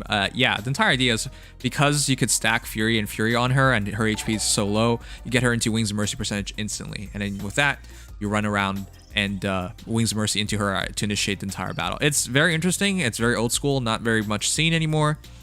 But yes, I do imagine if that's not on the Refine, there will be people who just don't use the Refine no matter what it is, just because of that. Yeah. Thanks for the follow, Vinegar Rat. Alright. Well, with that said, if you initiates combat within 2 spaces of an ally, grants attack speed, res +4 to unit during combat. Foe cannot recover HP during or after combat, and after combat, if unit attack, deals 7 damage to target and foes within 2 spaces of target and inflicts deep wounds on them. That is a tonal shift and a half for Air. I mean, it kind of makes sense. It does. From her background-ish. And it would make her a very good support debuffer. Fatal Smoke. And she's a good support. Fatal Smoke on a support unit is a reasonable support option. Yeah. Yeah, and then if you do run Windsweep, being able to poke Fatal Smoke and run would actually be quite reasonable for a support. Like, that would actually give Air a roll. I have no clue what she's going to be. I'm just going to be honest with you guys. I have no idea. With them switching Swiss Sparrow 2 to attack Res Unity, I already had no idea. I was like, well, this is just a complete differently. Like, what are they? It seems like they want her to actually be a mage tank. I know that Fine is going to give her a substantial, like, 8-10 speed at least. I have no idea what they plan with this unit, honestly. Yeah. So, like, Lithiaberg, if anything, is going to be what decides what Air is actually supposed to be. Yeah. We only know what she's getting that's improving on what she is. Yeah, so once again, unenviable position for Shamil. This is probably one of the harder sets of heroes to guess for as the first mythic, and of a mythic who gets a weapon update, a skill update that's so different. And where good luck. was already complicated. Like this dagger was very hard to understand when it came out, at least for me. I agree. What the conditions are. All right. Thank you, Microwave, for gifting a sub to or Tron. And finally, the main man himself, Creed, with 44 HP, 56 attack, 17 speed, 36 defense, and 26 res. Gajol, attack +3 at start combat if foe's HP is over 75%, or if penalty is active on foe. Grants attack +5 to unit during combat, attack -5 on foe during combat. That seems awfully familiar. Where have I seen this before? Yeah. Unit makes a guaranteed follow-up attack, and foe cannot make a follow-up attack. That is so good, and it makes perfect sense with his B slot and his new C slot, attack defense menace. Yep. Woof. Ignoring whatever the refine itself is, that would already make him good. Yep. But again, the expectations for Creed to become amazing because the person he's chasing is Legendary Sigurd, and he will not get that he will not ever be Sigurd as far as the oppression on the meta, but he might be a better combat unit. He might be a better combat. He does have a nice support effect. Remote guard on that large of an area. Woof. Yeah, and I also think his idea is to be the in-between between Self and Sigurd. That's what it's starting to look like. Yeah. Alright. At start combat, if unit's HP is over 25%, grants attack +5 to unit during combat, inflicts attack -5 on foe during combat, and neutralizes unit's penalties to attack defense, and foe's bonuses to attack defense. Okay. It's so simple, but it's so good. Essentially, extra 10 attack, extra minus 10 attack on your opponent, and then you get a guaranteed follow-up attack, and you cannot be doubled. And additionally, any bonuses to attack and defense on your opponent is gone. Any penalties on your attack and defense are gone. Yeah, this might seem really simple, but when you're this well min-max with only 17 speed and 36 defense and 26 res, and you come with this encounter, this fully utilizes his stats and allows him to be a really good dual face unit, like a preposterously good dual face unit. I always asserted Harid is surprisingly good considering the time he came out. He got lucky with Gil being already an auto follow-up and denial of follow-up with that kind of stat line. It's as simple as just doing this, and suddenly he's basically like Red Dussel. Yep. I know that Dussel's a bit old at this point, but the analogy still applies. Yep. Very tanky on both sides, res and defense, especially defense. Hits super hard, doesn't get doubled, doubles you, penalties galore, buffs galore, and on top of that, he also further controls, at least in this case, the refine buffs and penalties, making him extremely consistent. I'm a believer in him. I gave him 5 flowers way back when, and this is my Harid at +1. I'm gonna enjoy using him again. He's really good. I think you're gonna absolutely murder. Yep. I genuinely, if it weren't for the fact that my Harid was minus attack, I would have put work into him, but I only just recently got that fixed. So now I get to finally have full experience of him, and whew, yeah, having an auto follow-up, denial follow-up, guard, all those stats, yeah, he would definitely compete. He wouldn't compete with Sigurd in role, but he would be competing with Sigurd in combat 100%. And yep, with Gunthra, you'll cry. That's probably the best combination. Yep. Ugh. All right, chat. With all that said, though, who are you looking forward to the most? And I'm going to tell you right now, it's Creed for me. I actually have a good Creed, and he is the one who, I'll be honest, I always thought there was no point to Creed. His utilization in the story was poor. They kind of built him up, and they never did anything with him. And as soon as he came, he went. We don't remember anything from him. Like, even with all that extra stuff with Fjorm, they did not even mention the guy. Nope. He didn't even die, and he was introduced in the later half of the story with Ilger. Neither of those characters were in it the time book 2 was conceived. So it literally was like halfway through the story they decided that they needed more characters, so they added in Harid and Ilger and Helbindi. And then never developed it. So yeah, he's the one I look forward to the most. But of course, I'm really interested in a lot of these heroes. Like, for example, I have a Camilla who's merged up, so I'm looking forward to her. Air, I have a merged up Air, looking forward to her. I love Nino, and so I hope Blue for the best. Ephraim is going to be an interesting one. So all these heroes I'm looking forward to, but we'll see. I'm, of course, looking forward to... I think Jamka might be the one I look forward to the most because I love the Orpines. I have more optimism, and I think Jamka has potential, especially since he's supposed to be good in his own game. Yeah. But other than that, Gil is probably the one I look forward to the most because... he's already good. I don't even... like, technically, you could just use his remix, and he would still be fine without a refine. That's how good he is. So... it only gets better from there. But all right, and we're finally done all the stuff we're supposed to cover today. Oh my god.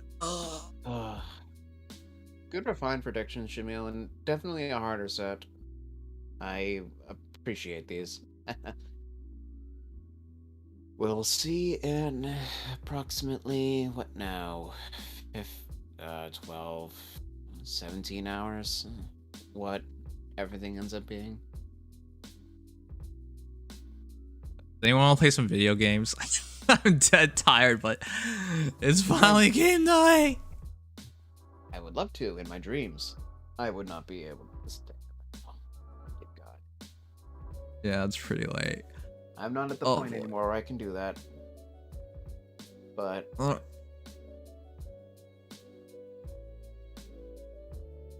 good content, everybody. I will see you all tomorrow when we do. See you tomorrow. The update and everything. Fun stuff awaits. But have a good night, everybody, and I will see you all later. Good night. If you follow our Legendary or Mythic, know you'll one day regret it because these characters keep getting buffed. It's only like heroes that already became a legendary or mythic that it got refined that you can fodder off without fodder off safely. Because honestly, I'm so glad I never fodder off any of those heroes because now they're getting extra skills and becoming so much better.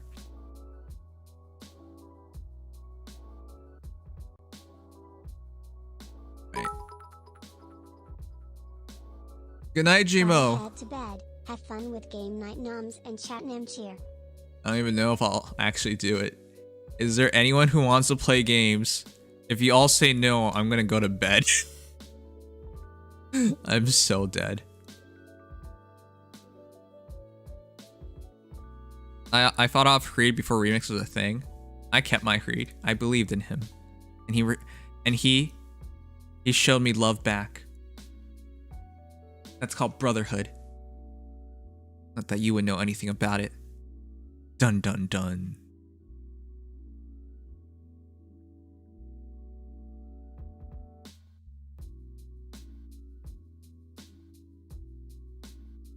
Project Winter, Smash, Pog. What do you guys want to play? Let's do a vote.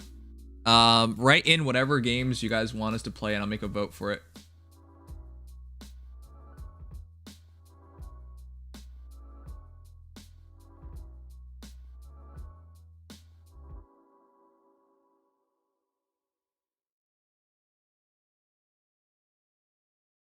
I need to get my Switch so Nim can buy me later on.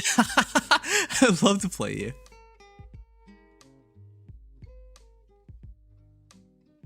Dun, dun, dun. Dun, dun, dun, dun. Dun, dun, dun, dun. I love this song. This is my heart. Amor is his name. Okay, well, you guys let me know what you want to play. At your service. Apex Smash. Dude, I would have my reaction time right now is like at a quarter what's supposed to be. Not only am I buy, I also be bonding with my homies on the weekly. What the fuck? Time? Ugh. I don't want to hear from you. You never adapt anything. Yeah, it's because I'm too lazy. Ugh. But with that said, I'm gonna head out for the night. Rest I finally in peace. got to finish my chili. Oh, I'm glad you finished your chili. Cold. Ah, it was good. Cold chili's the worst. Yeah, it's fine. It's just cold in general here in Texas right now. It's freezing outside. Well, I'm Canadian. I'm sorry, I can't relate. No. Yeah, that's right. You're used to this weather. Yeah. But God forbid it gets any degrees above a certain. I don't know. What's the warm threshold for you guys? What? What's the hot threshold for you guys down in Canada? 20 Celsius? Alright, let me see what that is in Fahrenheit real quick. I think that's hot. I don't know. 68 degrees Fahrenheit, that's hot for you guys? I think that's hot. Bro, that's room temperature here in Texas. I know it's a lot hotter in Texas. You guys are probably much more used to warmer stuff. Yeah, we've definitely acclimated more to like warmer weathers. I think when it's like 25 degrees Celsius, that's when I'm really upset with the weather.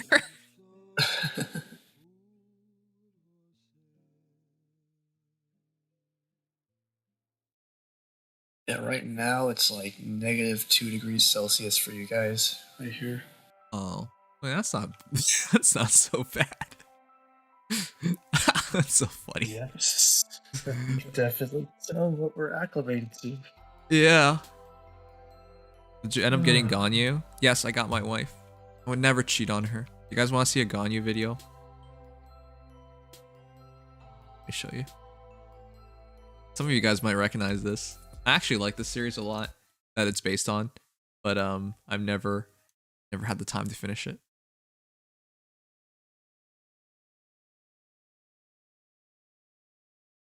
Please show up.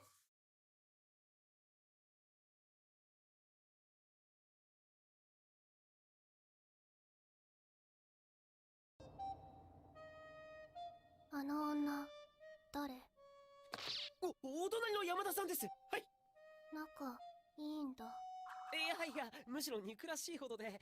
なんでそんな嘘つくの？全然そんな風に見えなかった。嘘じゃないって。あのやつ。裸見たの？見たの？ちょっとだけ。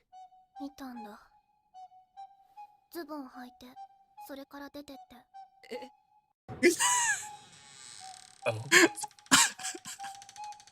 変態。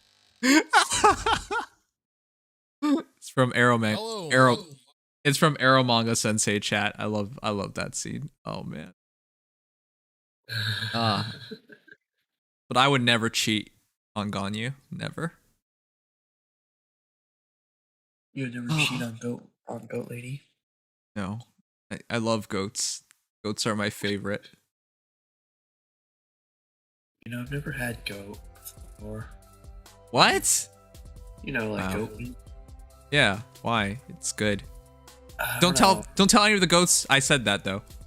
I don't know. I think I've not had like really any goat dishes. Like here in Texas, we're like more acclimated to eating cows and pigs. I think that's just American in general, but yeah. Yeah, we're all surf and turf. Yeah, There's chat. like a great place by my school that I wanted to try. You should try it. Why not? If it's at your school, what reason do you have to not try it? Money. Oh, come on. Bro, you know how far my school actually is from my house? It's like probably a 40-minute drive over there just to get to class. Bruh, that's way too far. That's when you live on campus. Yeah, again, money. Ugh. You silly Man. Americans. If I had the money to afford like in-housing school, like living on campus, I would do it. Mm-hmm. But, In Canada, everyone can afford it because the government, you borrow money from the government, but there's very low interest. And why would you not do it then? yeah, it's true. The American schooling system's really messed up. And I'm not entirely unconvinced that it's just a cash grab. I think it's a cash grab. Yeah.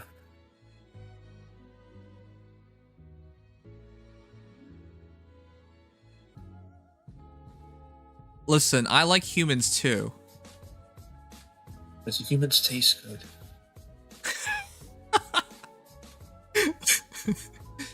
Oh. That's the Do question. humans taste good? That's the question. Very, very good. How would you know this?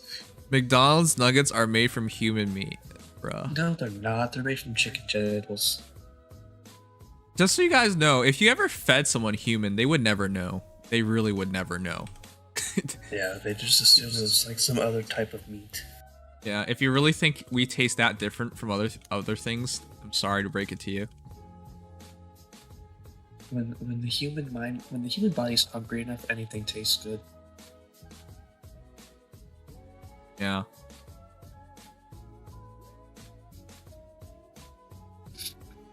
Somebody in the chat said, "Okay, cannibal." I mean, it's true. I've actually watched interviews with cannibals. And it's not because I am a cannibal. Not yet, anyways. When the zombie apocalypse starts, if you're not a sub, I'm gonna eat you. Oh, sorry. Sub today, and I won't eat you. It's a promise. It's a benefit of being a sub. Anyways, with that said, though, it's out of curiosity. And apparently most of them say it tastes like a combination of beef and goat and some other stuff. But basically, you would never be able to tell.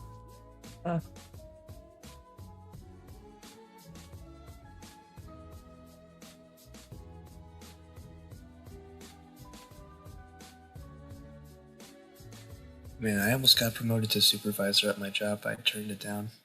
Why did you turn? Oh, more hours. Well, that was that, and then I actually had plans to go watch Spider-Man that night. Wait, what? You did it for Spider-Man? Yes. Okay. Okay, I think Mr. I made the Wacko. right choice. Yeah, sure. They're like, can you stay an extra 4 hours? We need somebody to be a supervisor. I'm like, I would love to, but I have plans to watch Spider-Man. Understandable. I never looked back. Hmm.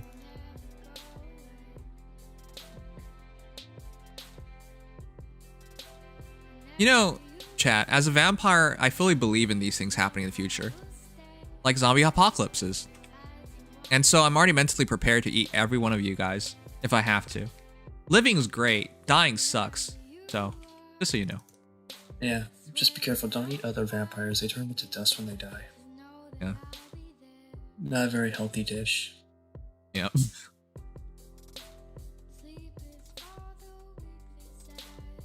Get to me first.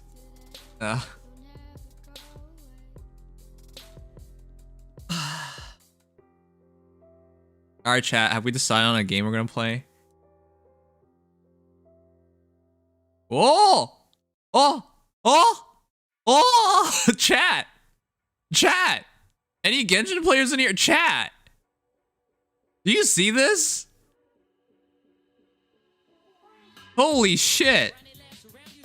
It's perfect! Holy crap! Okay, we're gonna check this right now. I'm leaving. Holy crap.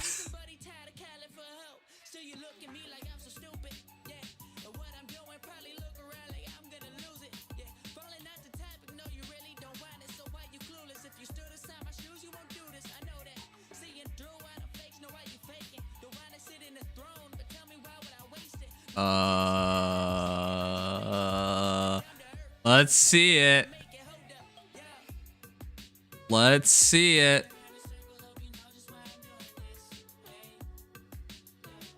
7, 11, 16.8. Yeah, this is definitely going. Let's see it.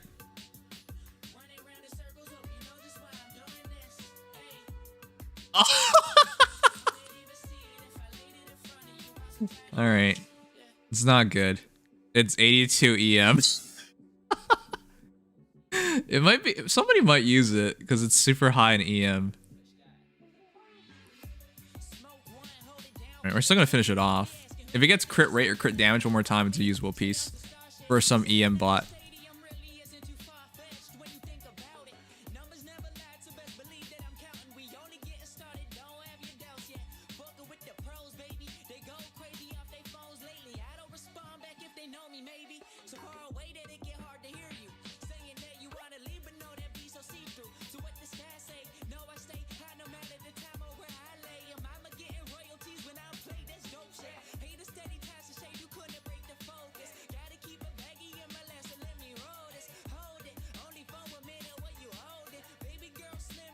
That's a lot of EM, though.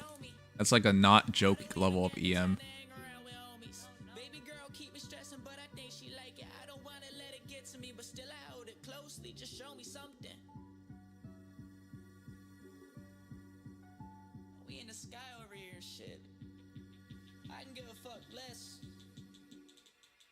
Oh my god!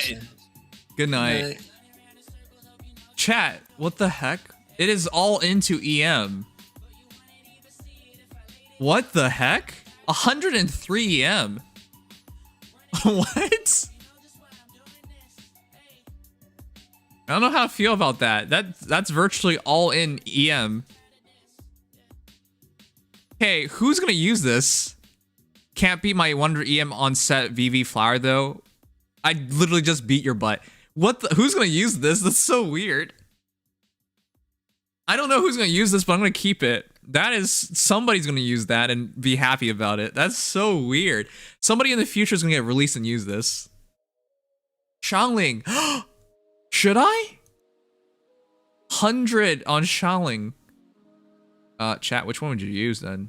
And compare.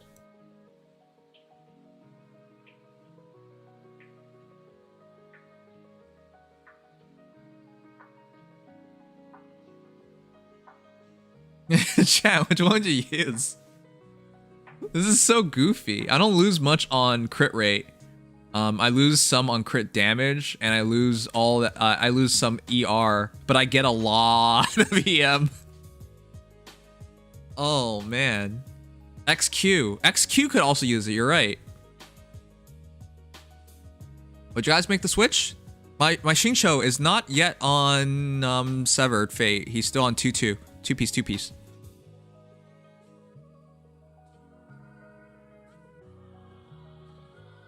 That's 100 EM. That's crazy.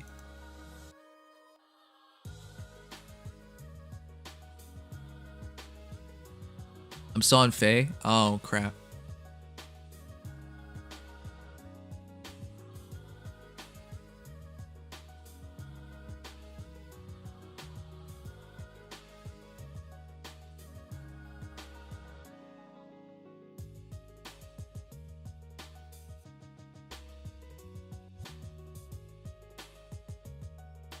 EM scales hard on vape and melt. Yeah. Okay, that makes more sense to keep. Yeah, I give up a bit of EM. I give up a bit of ER. I give up a bit of crit, but I get a lot of EM. So I think I'll make that switch. That's actually insane. To be honest, how this works out. Wow, we actually. Originally, I was not happy about that piece, but at 100. Yeah, the difference is I'm now at 44.1% of vaporize and melt, which is pretty insane. Yeah, it was better for the team overall. Okay. That does open up an Emblem Severed Fate piece, which I probably go back onto. Which probably goes back onto my Sarah. So my Sarah is 2-piece in as well.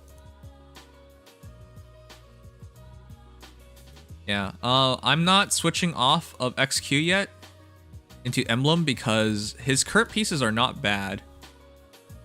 Gilded Corsage, 7% crit rate, 13.2% crit damage, and then 44 EM. And then 9.3% attack, 7.4 crit rate, 20.2% crit damage, 11.7 energy recharge. And then his sands are, I mean, this is pretty meh. And oh, this I would keep this nonetheless, so this doesn't really matter. And this, I guess this lets things down, but yeah, I'm not ready to switch over to full Severed Fate yet. I don't think I have a good kit available for him yet. All right, let's see our last battle. All right, what do you guys want to play?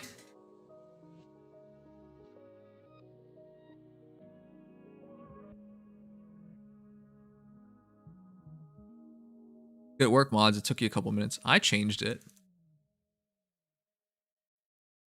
Smash? You want to get your butt beat more? Honestly, just sleep. You're not my mom. You're a bitch. I'm sorry. When I'm tired, I'm less controlling of how I feel.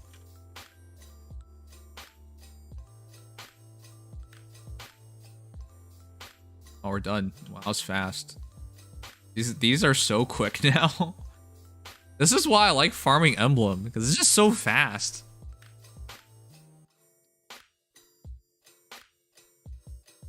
No one wants to play anything. How can you all be dead? I'm the one who actually had to like go through all of that. How can you guys be tired too? Heroes gonna be on Monday now, right? Yeah, they are. Oh god damn it, this Monday's gonna suck. I'm supposed to take Sundays off to do Mondays, but yeah. Not gonna happen.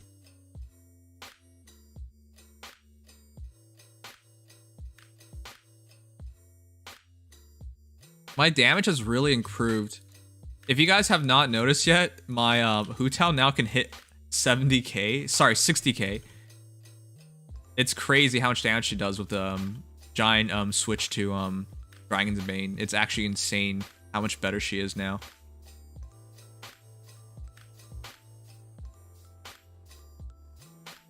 Oh, let's get that. Wait, how did I get that? Wait, what? What is this? How do I get this? Touch sword. Oh, I see. Touch sword. Ow.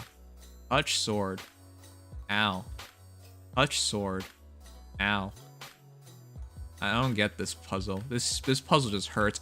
Touch sword. Ow. What the heck is this puzzle? Touch sword. Ow. Okay. Oh, I get it now. It's telling me how to touch it. I'm too fucking tired for this, man. Come on.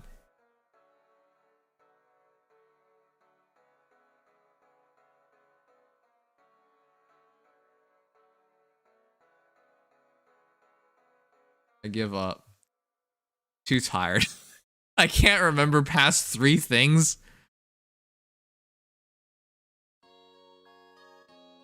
Touch of lightning plant buff on. Listen, I have a shield. Why would I touch it with lightning plant? Alright, I touched it. Ow. You lied. Am I supposed to touch it in order? What's the order? Touch plant. Go here. Am I supposed to touch it? Ow. This is painful. I can't solve this puzzle. It's too painful. I'm leaving. This is the last one we have to do yet.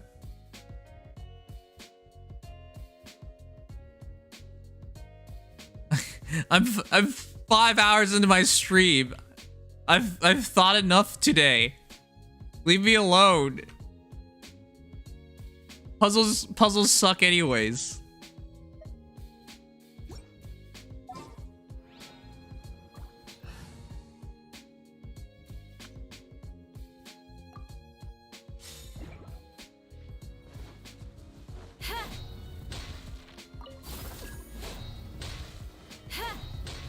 It's just fun to do.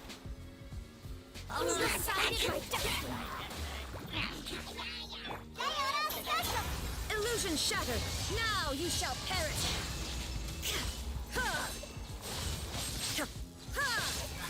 Wait, the heck?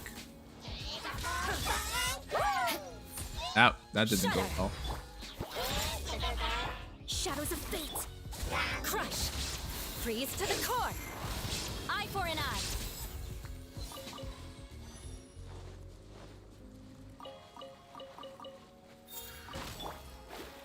All right, let's grab our last thing.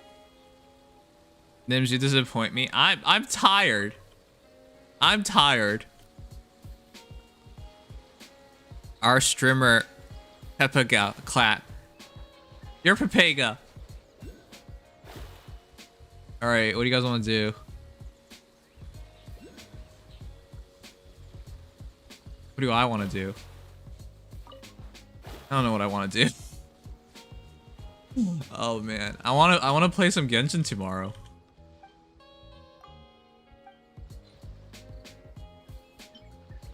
I mean, am I not done this yet? Mother effort, guys, which one? Left, middle, or right? And you said something about not cheating Ganyu, and yet you're not using her. I can't make her yet. I have to make Tiona first. Left. Left. Left is right. Right. Right is right. Right is always right. Left cause that's right. Middle. Looking like left. We're left justified, baby. This should cover food and rent for a while. Oh.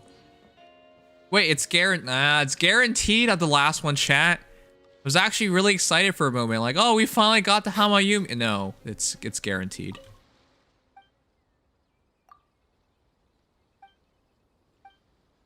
Okay, we got the Hamayumi. We don't need to do these anymore. Does he ever give you anything worth mentioning? You scamming us.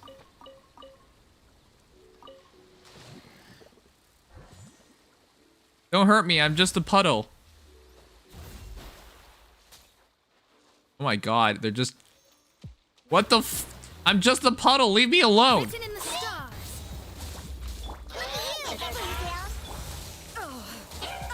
Ow, ow, fuck! Excellent. Shake it and stir it. There is no escape. Inazuma shines eternal.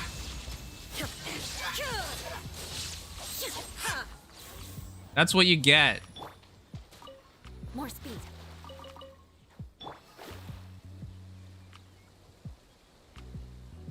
Okay, let's stop this party. No partying! God, no partying! Fate is upon you. Wait, I did that to nobody. Beg for mercy. Vengeance will be mine.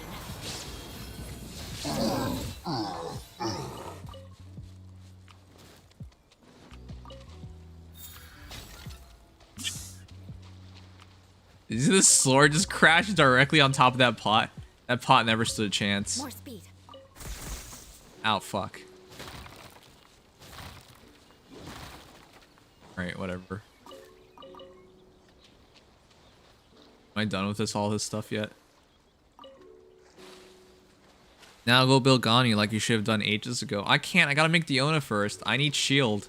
My really crappy Diona is definitely not ready for anything. By the way, since I spent money in the game and got the battle pass, I'm now rich. Rich beyond my wildest dreams.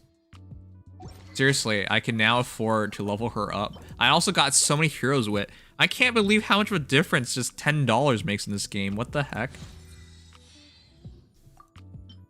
Ugh. It's the power of money, man. Okay. Yeah, afterwards... I can finally level her up. Wow, not real love. I have to make this stupid cat lolly so I can... do stuff. Oh god, don't drown. How can a puddle drown anyways? Ooh, what is this place? Delve into destiny. Let's go. Illusion shatter. Shudder. That's actually such a death curling scream. You shall perish.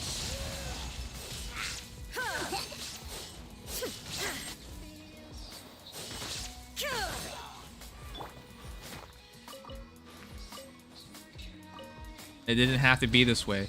I just wanted the rocks.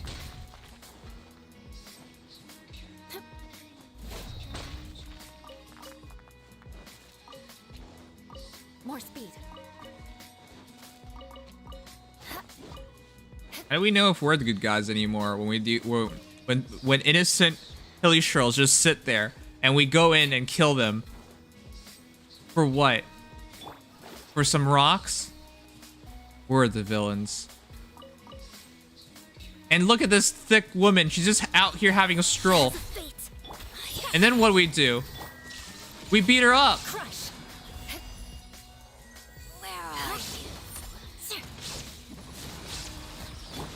Poor thick woman. You can bully me. There is no escape. Beg for mercy. This body belongs to ice and snow. Okay. Grab that real quick.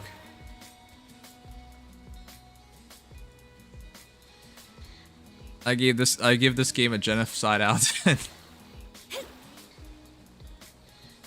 Delves into destiny. Can't handle your drink.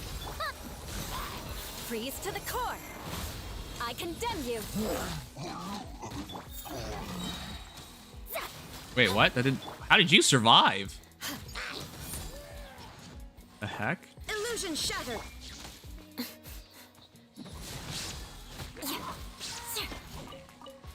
Oh, we had to kill him.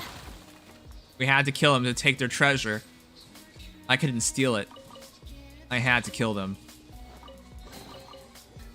What do we have here? More speed. Totally, because Hilly shows know how to dodge. Elite shells are nice.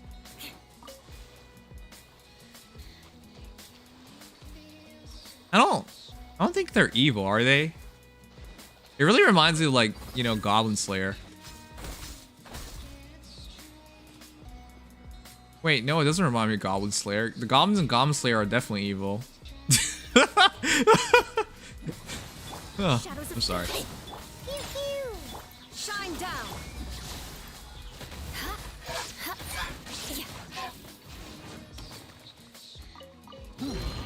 Crush.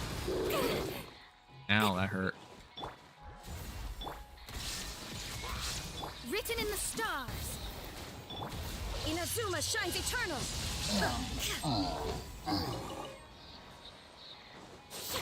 Can't wait to see new Raiden.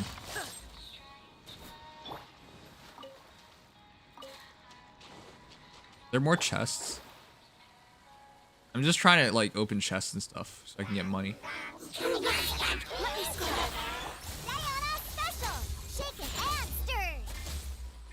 Illusion shattered. Beg for mercy. Vengeance will be mine. Eye for an eye.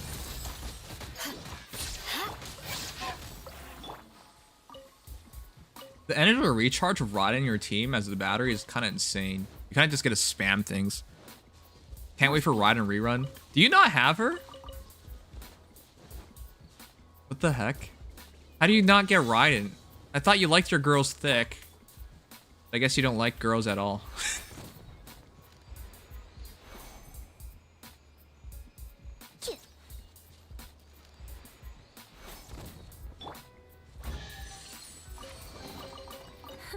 At least good luck doesn't discriminate by clan. Okay. I want dupes. Oh yeah, C2 is where Raiden really shines. Shudder.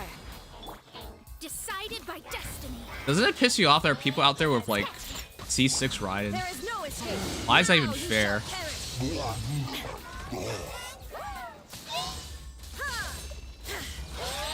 Crush. Beg for mercy. Alright, adventuring. I can put these to good use.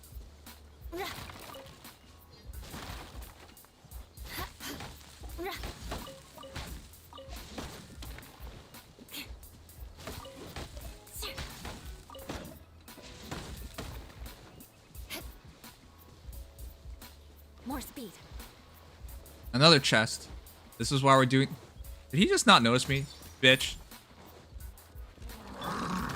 Oh god.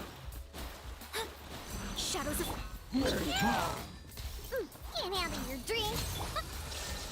Torn to oblivion.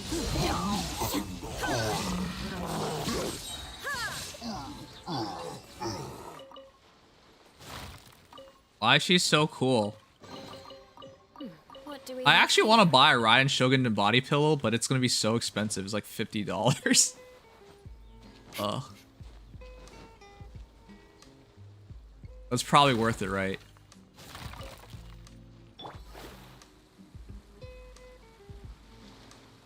I have C0 because she works perfectly fine at it, to be honest. Also, I don't want to spend $100 to just get a Kichichi. Damn, spending money. I clearly have not explored this place. There's so much stuff that I needed. I'm still getting.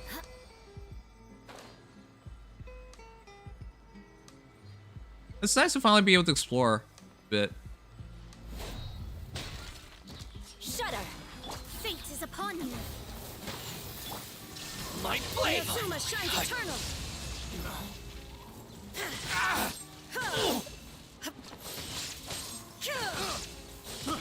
I got careless. To the fairy. I like how he was gonna draw his sword and everything at like 1 HP. More speed. Very impressive. What do we have here? Alright guys, what do I want to play? Pray I win the 50-50 and get yay. Good luck on getting yay. If you get yay, you stop bothering me. You stop. Jen. Another one. It's so peaceful to travel as Mona. Just this cute puddle. And then you come out of the water with your thick ass. It's really fun traveling with Mona. And she moves quick too. Man, what the? Oh, he's practicing. Now I'm gonna interrupt him. Really peaceful. Oh god. What happened?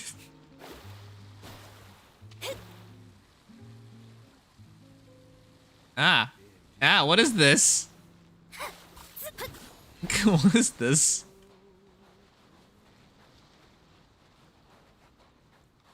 I'm probably gonna get Yay and pray I win the 50-50 on Ride and Rerun for dupes. I actually want to go for one more Ganyu. So I can get hit C1 Ganyu. That's actually what I want to do. And then hope I win the 50-50 for Yay. Wait, are you at C1 Raiden? If you're at C1 Raiden, this makes a lot more sense. If you didn't get 2, that's good luck.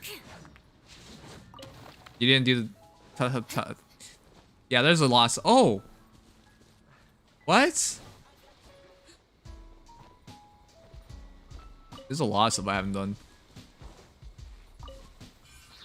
I took his stuff. The heck? What is this stuff? Why are they just here? Chest! Look at all the stuff you can take from the treasure hunters. Once again, we're the bad people. Look at you, Foozle. Torn to oblivion. I haven't hit anything.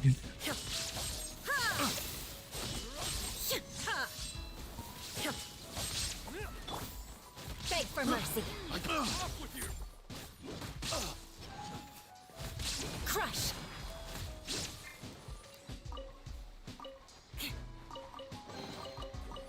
What do we have here?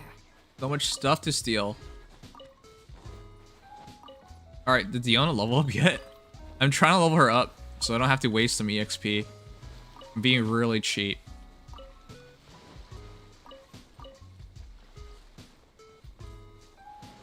Crap, I feel like I should be... Chat, what should I be doing right now? You still guys... Does anyone want to play any games? I'm perfectly content just... going around to that, being a menace and killing things. Another chest. Play Smash. Just go to sleep. Sleep. Do your Inazuma quests. LOL. Good night, big clock lover. Fight the Rubik's Cube. When you do Lantern Rite? Tomorrow. Tomorrow's Lantern Rite day. Your name is always good content. I wonder if Big Clock Lover will ever do a compilation of people saying Big Clock Lover wrong. That'd be pretty hilarious, actually. More speed. It's my lucky day. Decided by destiny. Oh, it was for Micro. Oh! Shine down. Oh, by the way, I added you, Microwavy, in Genshin. We're friends now. Even though your name is so different.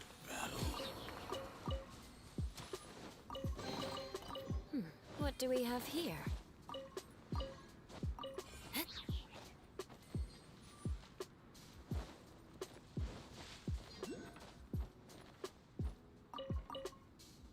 I really need to mark these down. When I'm broken Mora, I need to do these things.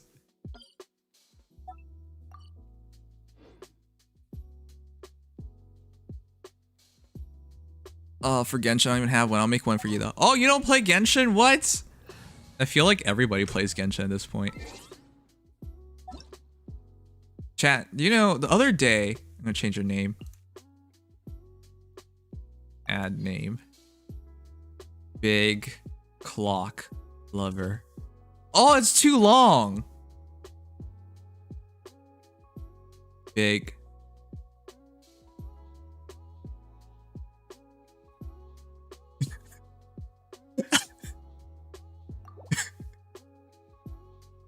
I think I'll know who you are.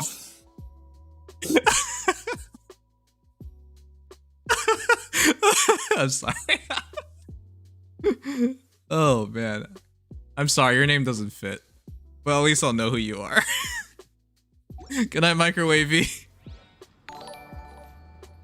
Senko, thank you so much for follow.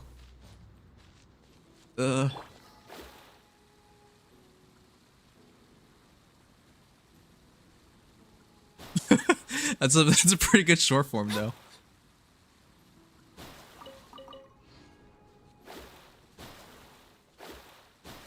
It's out of necessity.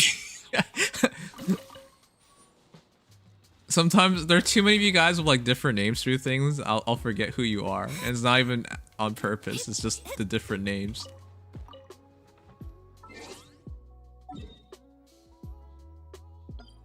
All right.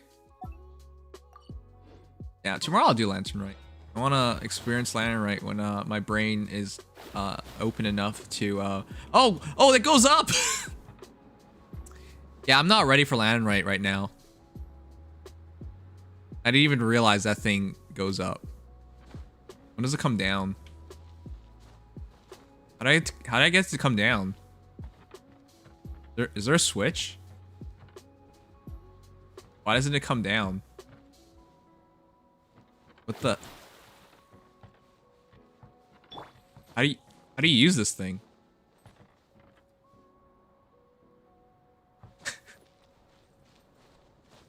You're gonna love the event. I loved it last year, so I expect me to love it this year as well. Being from China and like I always thought the Lantern Rite, all these things were really beautiful. I made it up. You.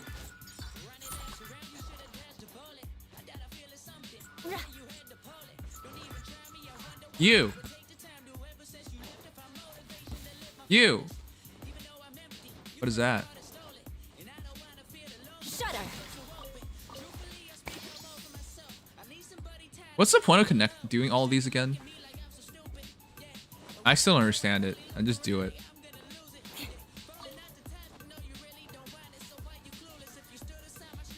Ow.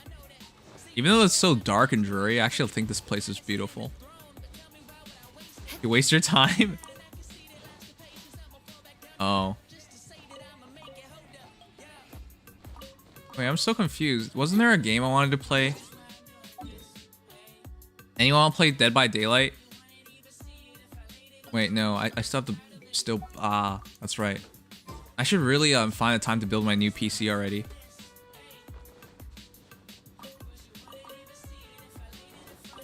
More speed. So I can play things at like full quality.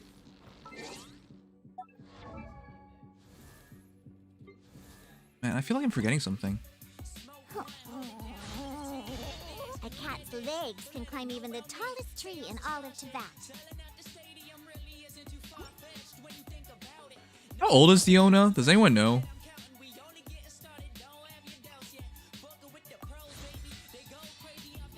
She feels really young, but who can tell for sure?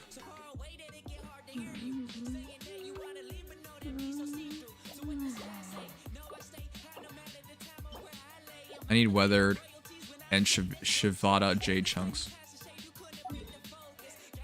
She's like 12? Then why is she working with alcohol? You can't tell. She's a lolly cat. You definitely need a better PC to run Among Us. You want to play Among Us? I don't think I have the brain capacity for Among Us. I think I'll just kill somebody in front of everybody and just be like, I did it.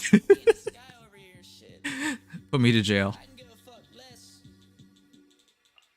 Yeah, we were supposed to play games tonight, but then the trailer happened and it got late and everyone's mentally dead. Crap game time? Oh, we could do that.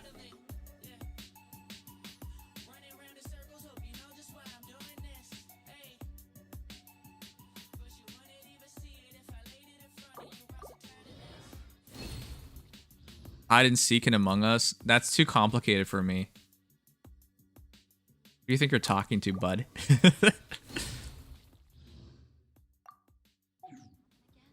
Her constitution forces her to create an amazing drink, whether she wants it or not. That's weird.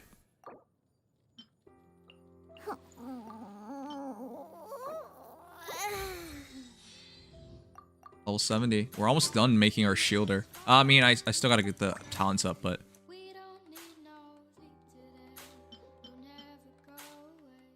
This is proof of genocide. 6 bonus, nice.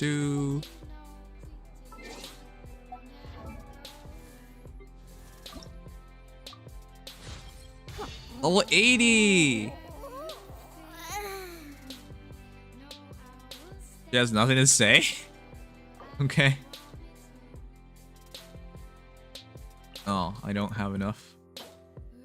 4 Frost Core and more Shaveda Jades. 4 Frost Core.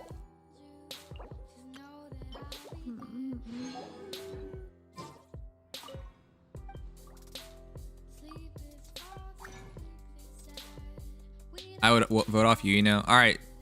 Any vote? Does anyone want to play? If we Among Us, it's kind of hard to get enough players right now because it's kind of late.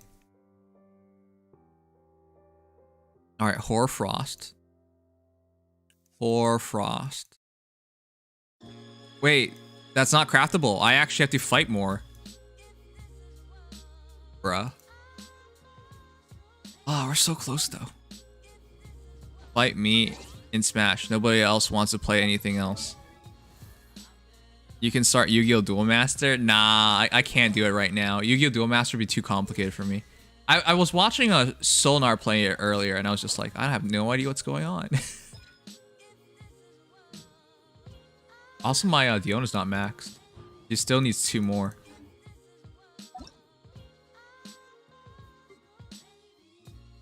The Genshin community is very healthy. What the heck? Mordred, you're only level 53? Mordred. Mordred.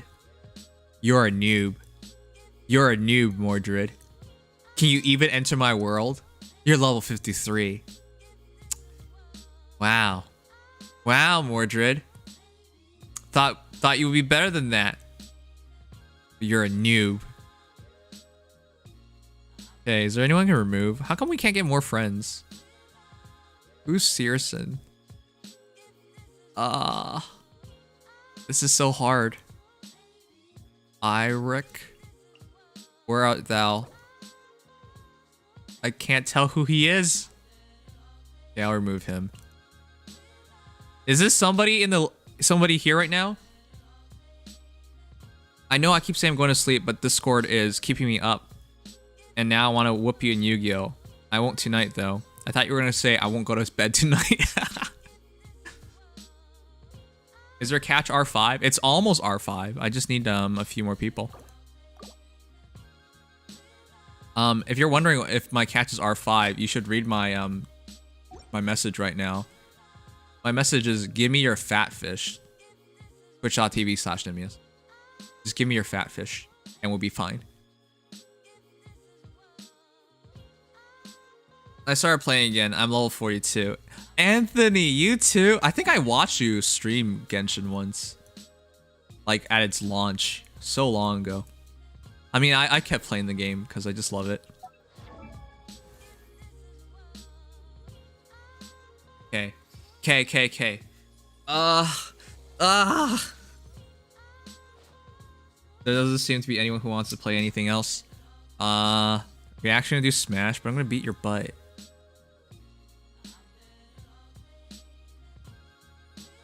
Why? You can take mine. Yes, I want your fat fish. I'm almost at catch 5.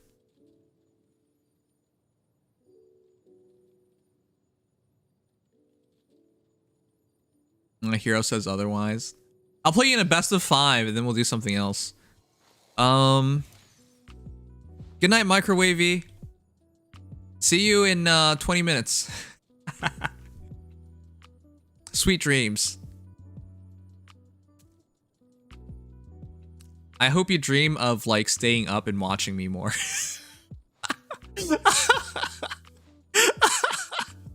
See you in 20 minutes. I just checked all my fish respawn. Yay.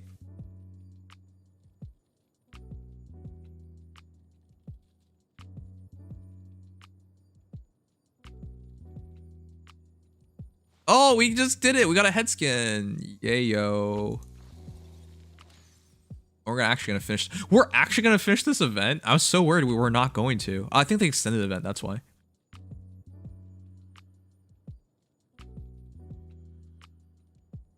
If I do, I'll DM you. All right. You don't want to announce it publicly to everybody here that you're still awake. I see. I see. Devious, but I see. I see.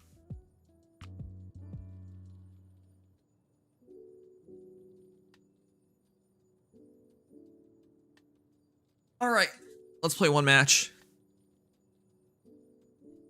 Oh, let's beat his butt real quick. I'm surprised you guys don't want to play anything. I was in the mood of playing things tonight. I really wanted to. Oh, man. Among Us. I miss it. What's wrong with me? Yeah. I'll make it up for you guys for next week.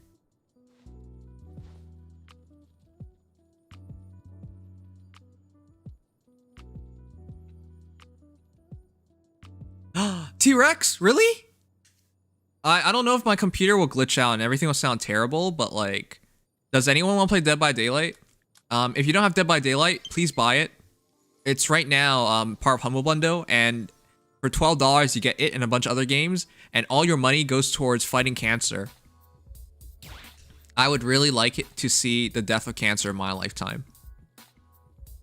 Because when you bite people who have cancer and you suck their blood tastes like shit, so you know. Please kill cancer already.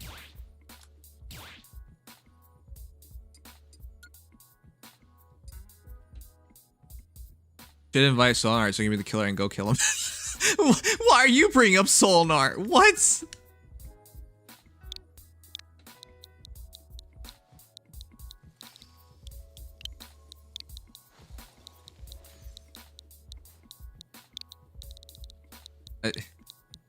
T-Rex, why are you bringing up Solinar? By the way, I also got Solinar. I actually bought him Friday the 13th, but he didn't play with us.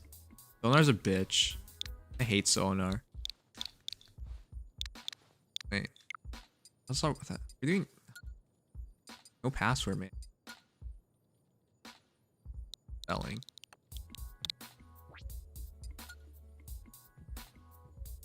One of the things I know about Dead by Daylight is that the people that play it dislike it. What? I like it. I guess I'm not a super serious player, so. Just trying to get people to play? Alright.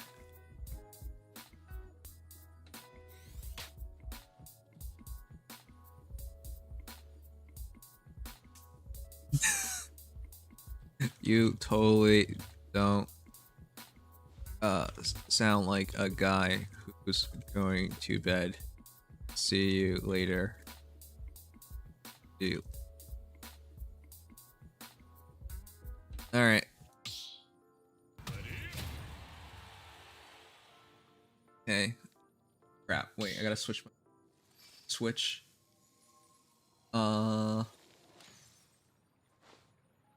right, one best of 5, and then we're gonna do Dead by Daylight.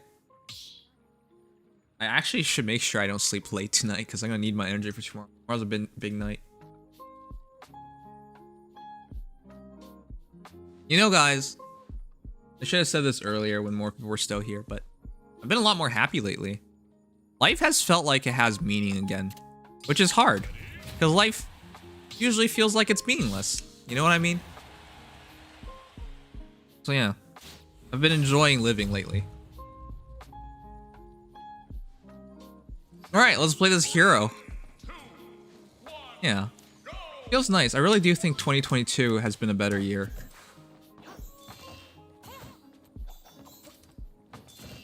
You're still fucking laggy.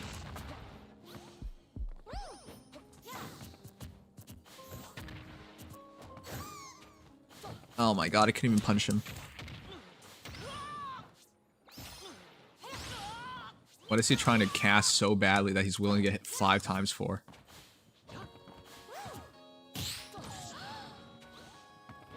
That's my fault for not mashing. That's so dumb.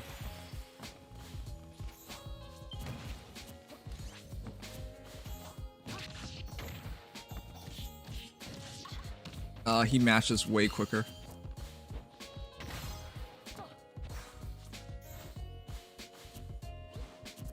He selects things like a snail. Maybe he can't read. Is he playing it in Korean or something?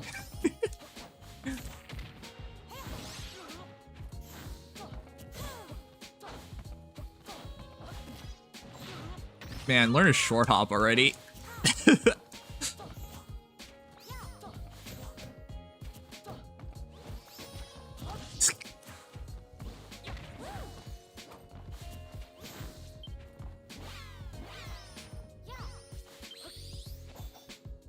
Man.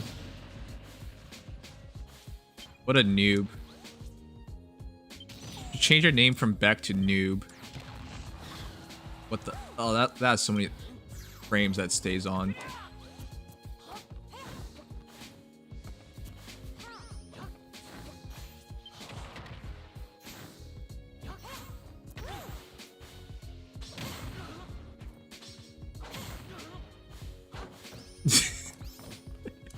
Still play so mindless.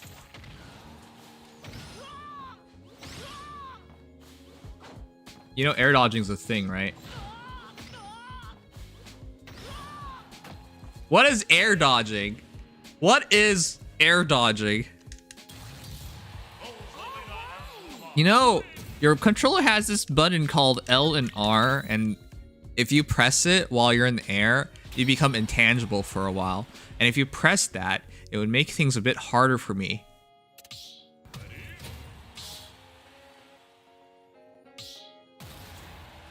Yeah, Hero in a nutshell is just B moves, B moves, B moves. But vampires are technically already dead in some degree. Yeah, I am dead.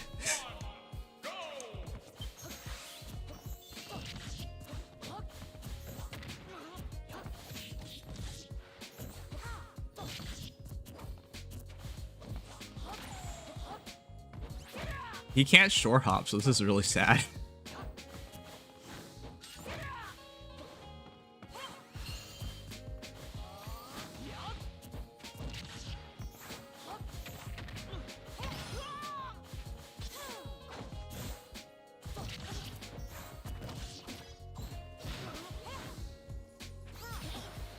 Oh, I didn't hit him.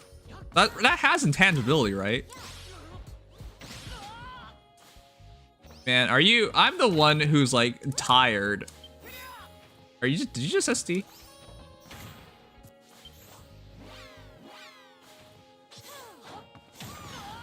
Oh man, you should stop trying to use down airs for everything. They're not gonna reach me. I have a friggin' halo.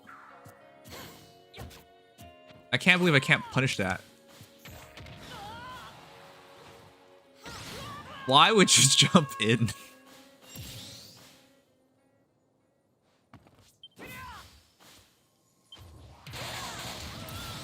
Wow. You're so lucky, it's so laggy.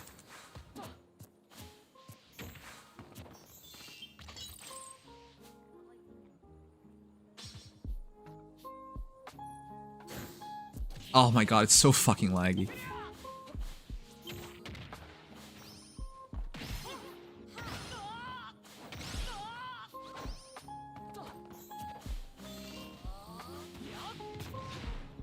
Wow, can't outrun it.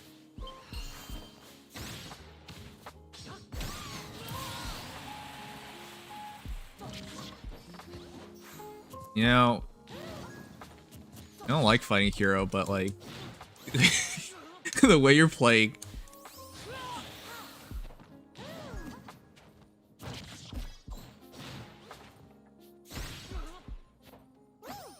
Oh, what?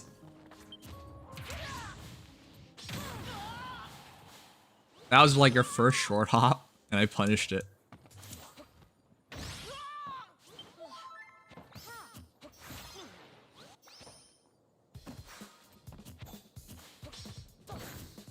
Oh.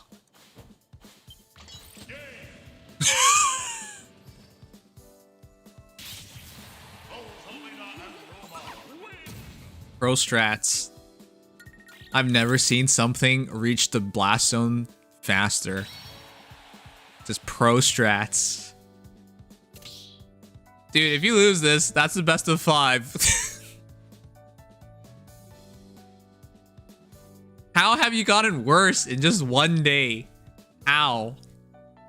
How's your hero even worse than it was before? Is this even possible? Wait, why'd you...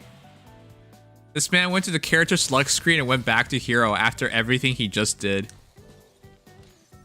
Bruh.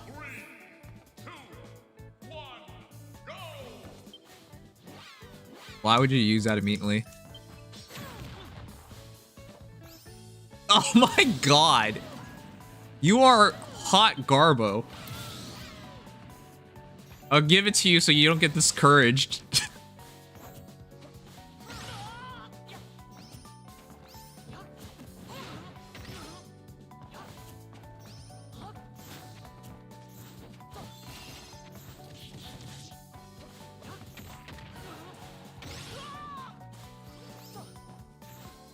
Oh. Oh man, I came out slightly slow. It's like, no matter how many times he gets punished for something, he'll just keep doing it. Are you even doing that?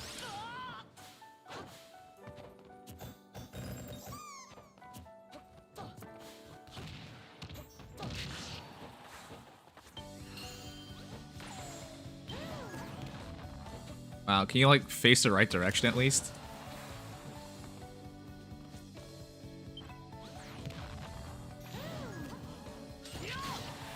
Well, it actually hit me.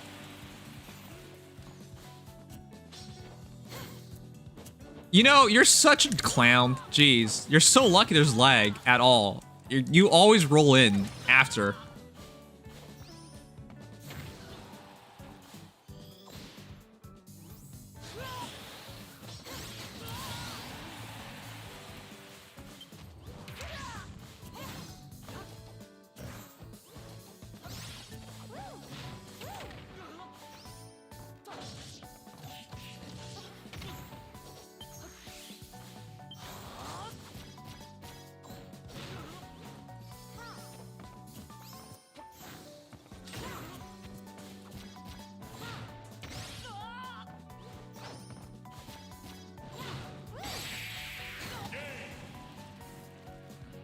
Okay. Air dodge. Air dodge. Air dodge.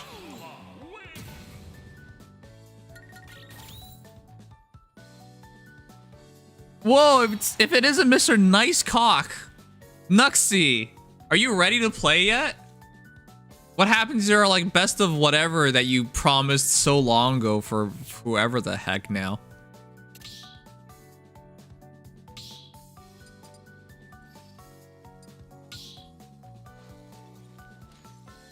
His Discord name is Nice Cock, N-A-I-S-C-O-K.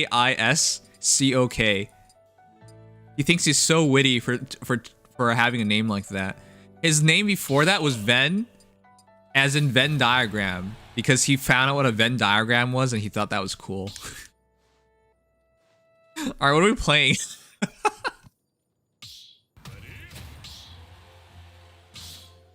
Iron Mithra is a top tier. Are you sure you can play a top tier? I don't think I've played Smash for like 2 months. I didn't play Smash for like 2 months until I started playing Mr. Beck here. Because I'm playing BlazBlue. Ah, what happened to like playing me?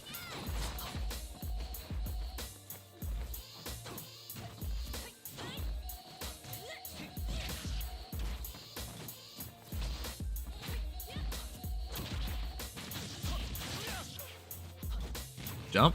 Yeah, you always jump. You have so many bad habits. That move is actually not that good. Against speedy characters, not really.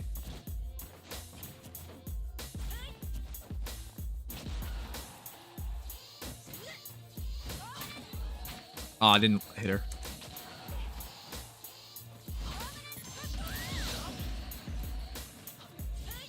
Okay, you definitely have never played this character before.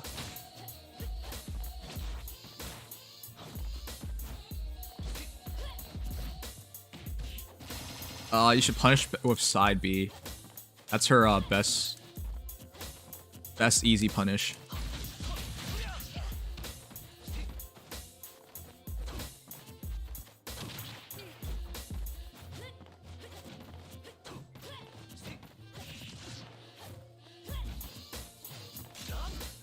Oh, what? I thought it hit my shield. Oh, that took my jump. Oh, I should have... Ah, crap.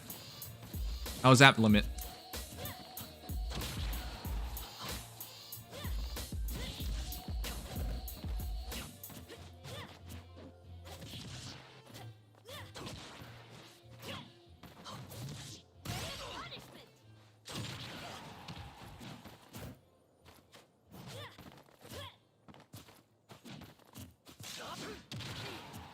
Oh, wow.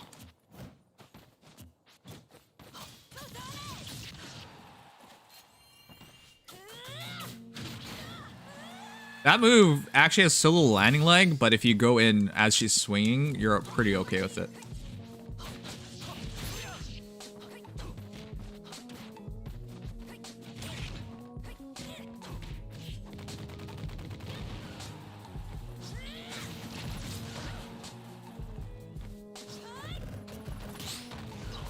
Oh, come on.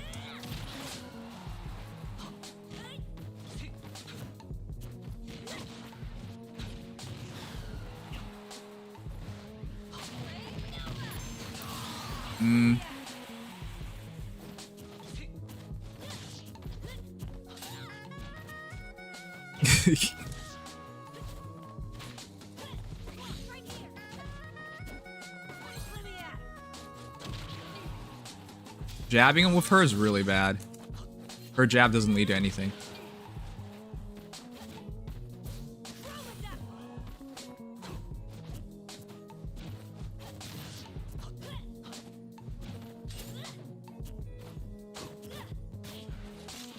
Yeah, it's super hard to punish her because her cooldown's so low on everything.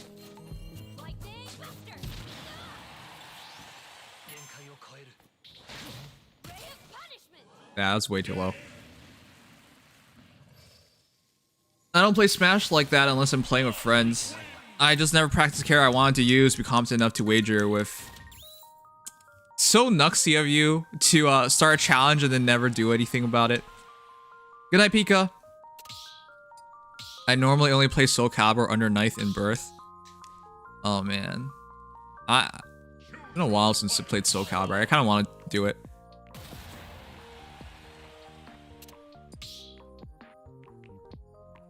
Alright, what are we playing after this? Crab game? I don't think we have enough people for crab game. I think we'll get like 8 people at most.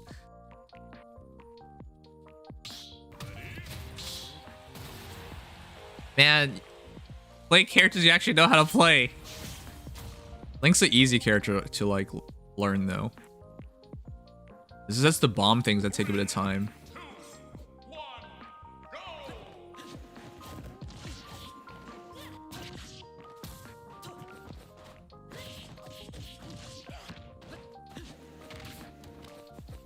Yeah, you're a bad Link player. Only bad Link players do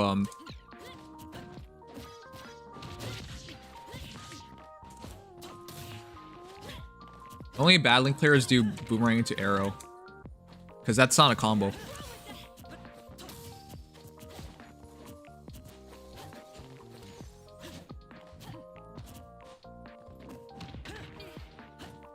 Nah, that's not a combo.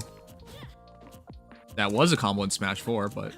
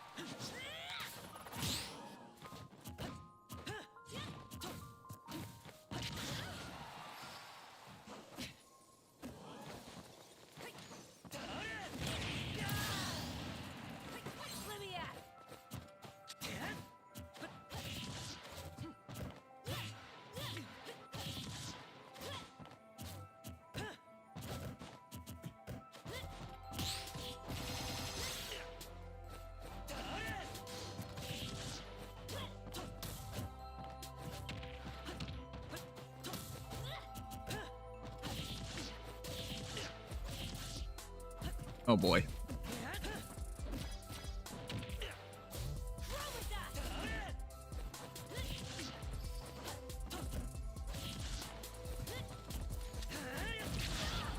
Oh boy, what? That actually hit me.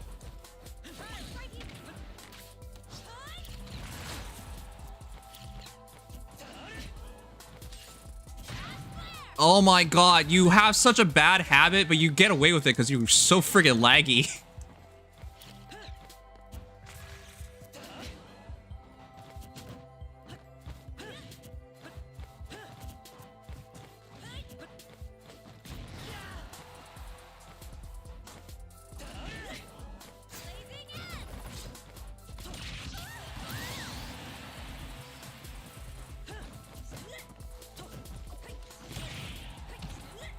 Oh, come on.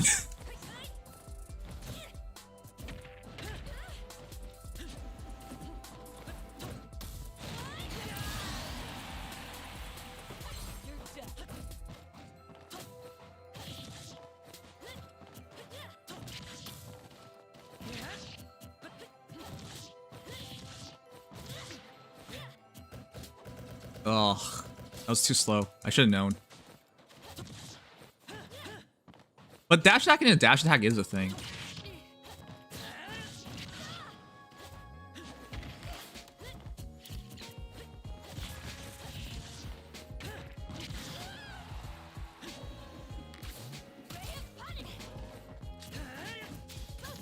I have never rolled one time on stage.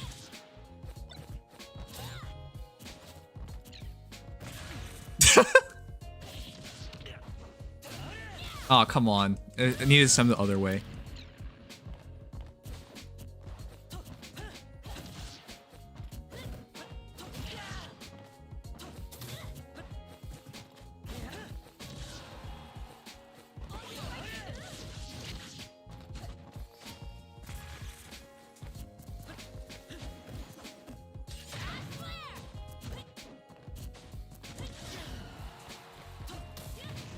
Don't do that. Dare is only good when you can auto cancel it, but you need distance. You need a lot of distance for Dare. College Wi-Fi. How about that World War Z or whatever it's called? I want to play it, but I haven't installed it. But that's also in the Humble Bundle right now. Cares that actually know how to play? Yeah, because it's so clear you don't know how to play these characters. I'll show you how to play Link, man.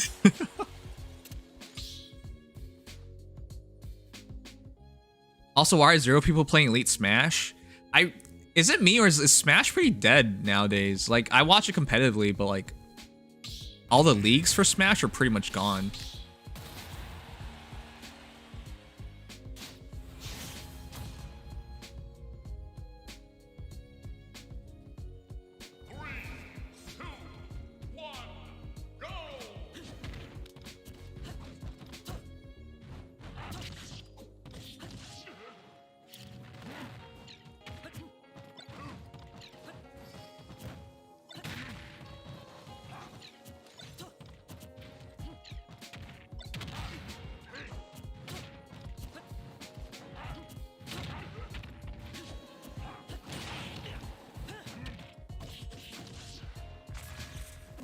No, it's not fast enough.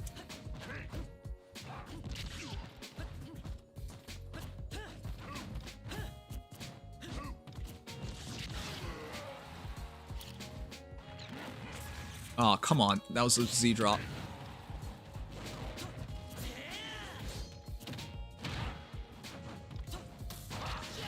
Ooh. Wow. You still have horrible habits, though.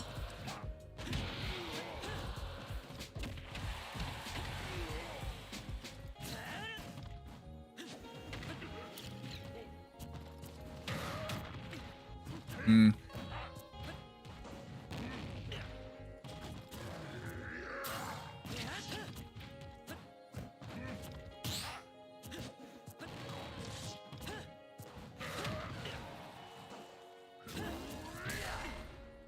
Oh my god. That dragon is really deceptive.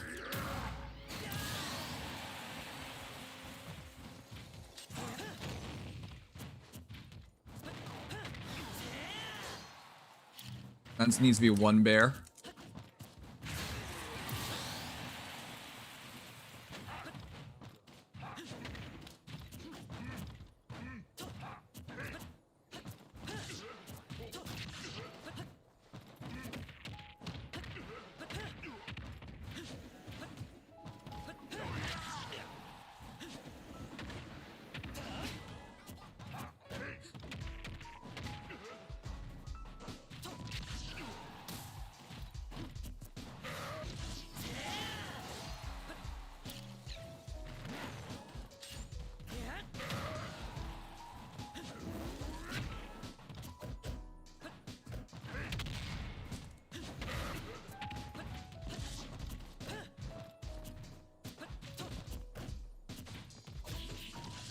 Ugh, I wasn't trying to roll.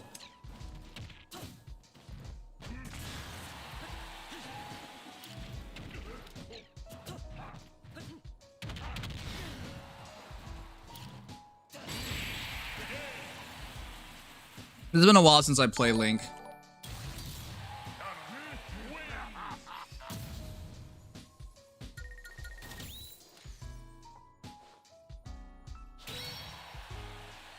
Bad time, here we go. You got lucky.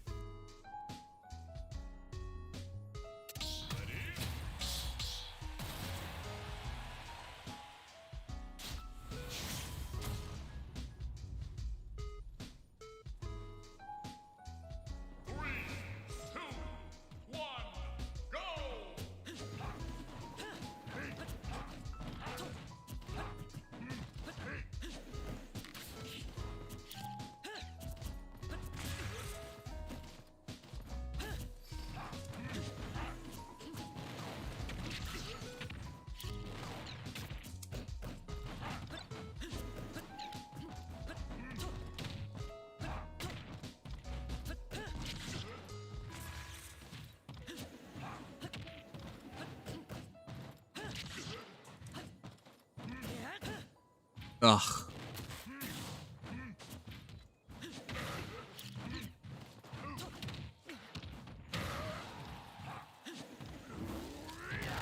Oh, come on.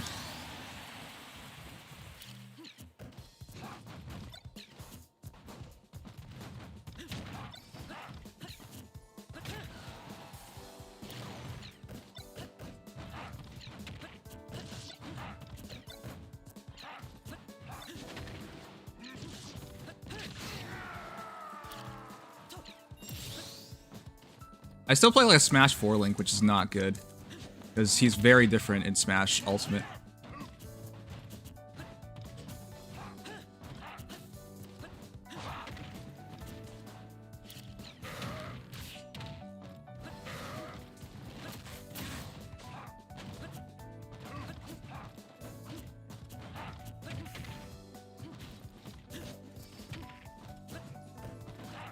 He should nair a lot more because his nair is really good now.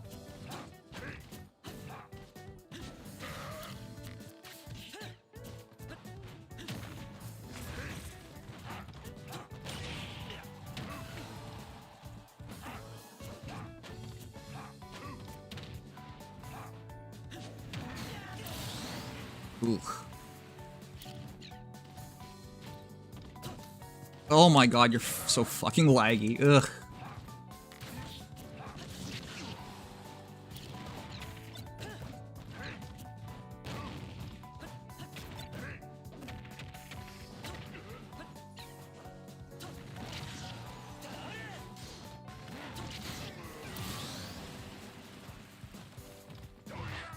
His down tilt actually doesn't reach below the stage. You actually have to use forward tilt.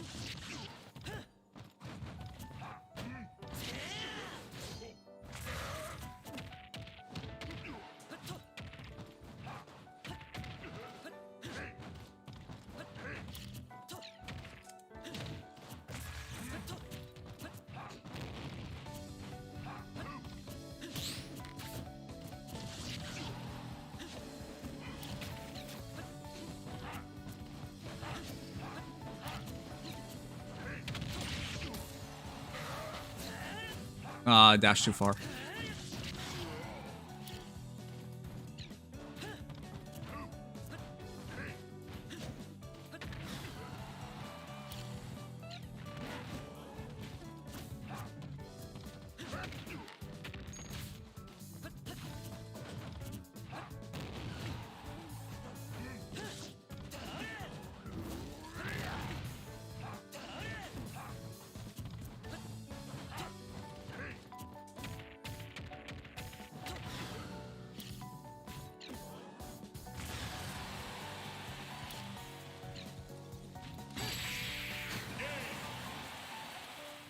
I don't care if you're laggy. If you're so predictable, it'll work out anyways. Lag kills this game, literally. Yeah. Nintendo should really be paying for servers, but they won't bother with that.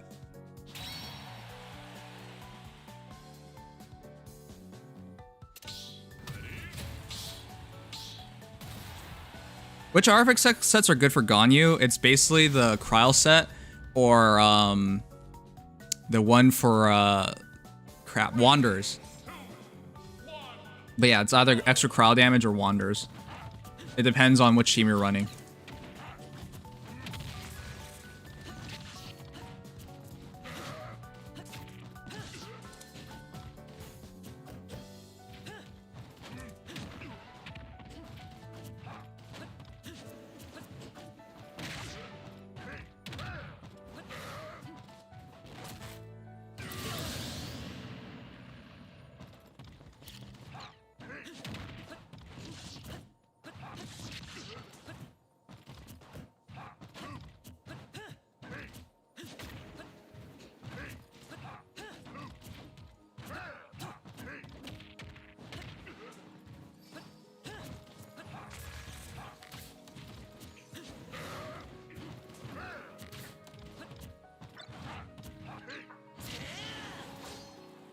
The arrow thing is always really weird. The idea is you can fire a double arrow, but why would you want to do that?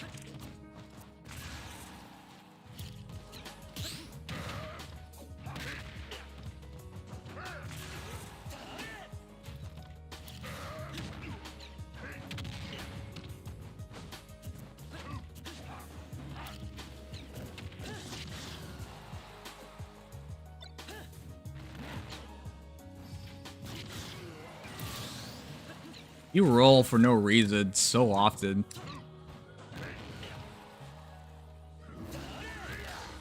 Oh, I don't think I might jump. Or did I? Did that not click jump?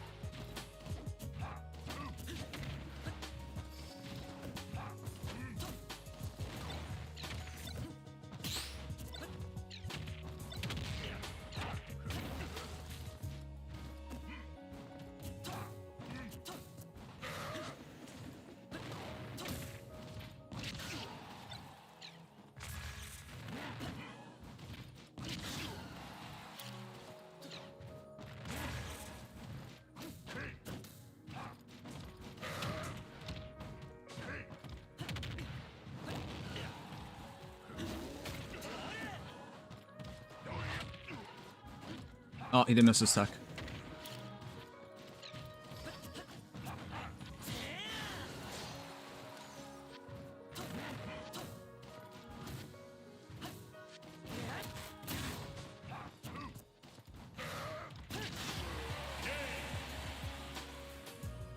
You just press buttons. I don't even play Link. I haven't played Link since Smash 4, but like, just press buttons, dude.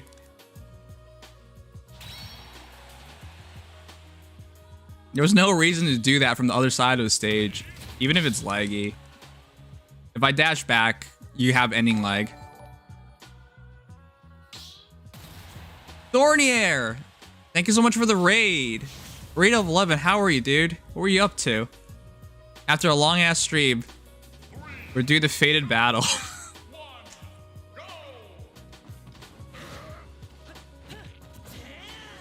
Oh, god damn it. I think it has to be jab.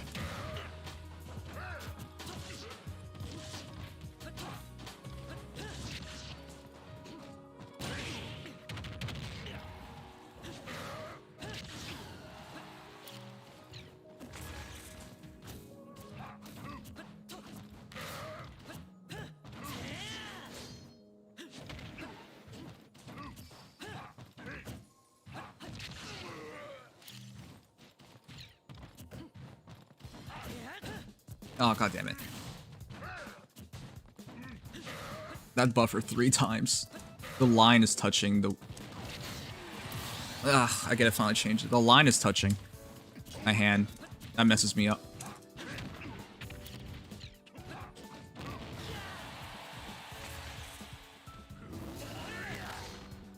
Oh my god. I pulled back way too far.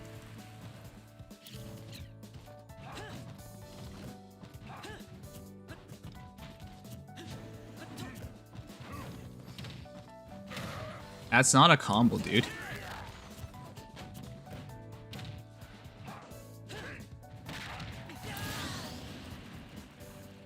Oh, you needed that.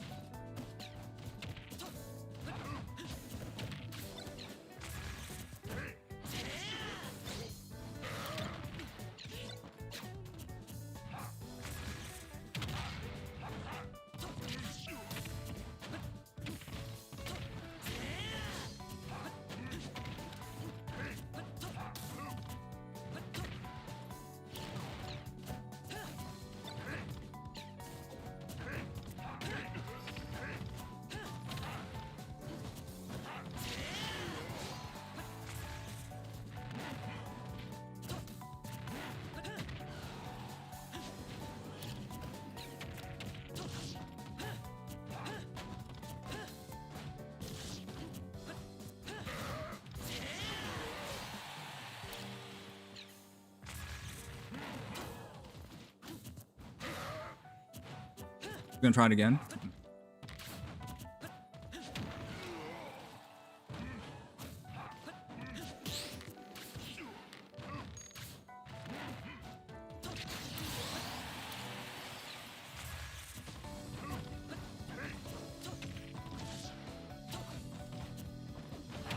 Oh, come on. That's controller.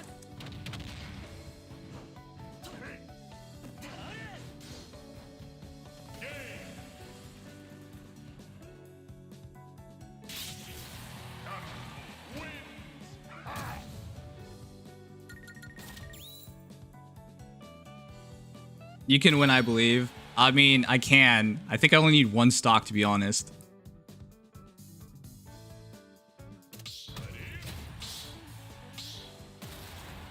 You were saying? Alright, I'll play it seriously. He's super laggy, so I can't just box him out. Because you can't react.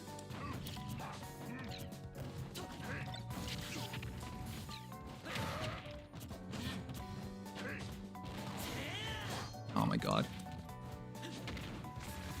You know, if you were less laggy, this would be such an easy matchup. Because you're just throwing moves out.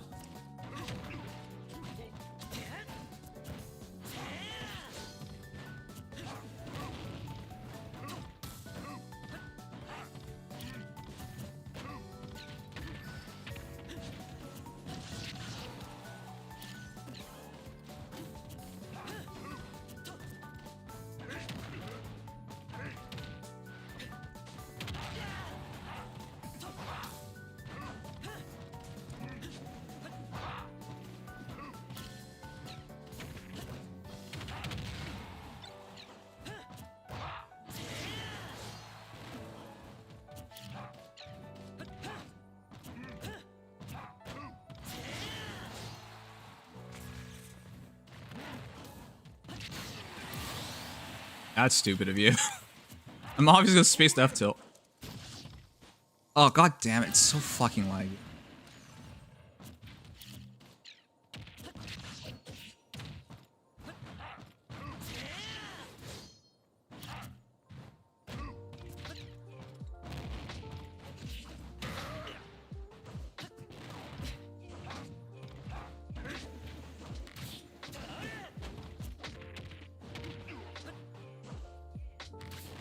Oh my god, what the fuck? Ugh.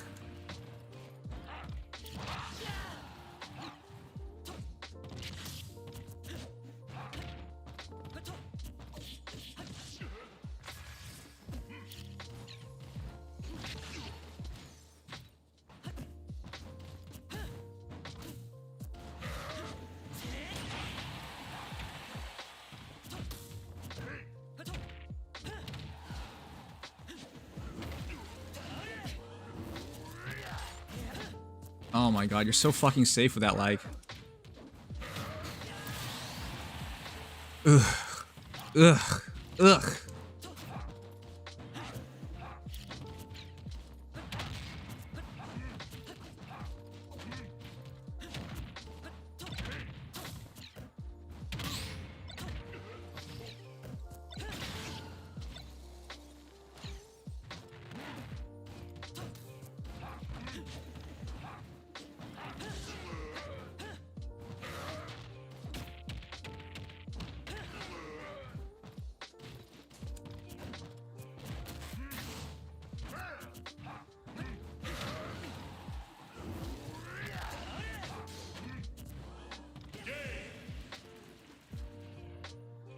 I held down for the briefest of moment to go over the edge, but I guess that was too late for the game. Ugh.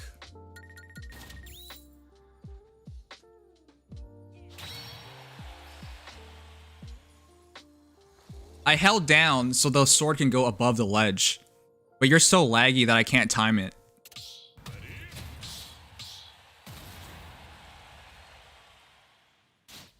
Not me bad, it's just there's so much lag.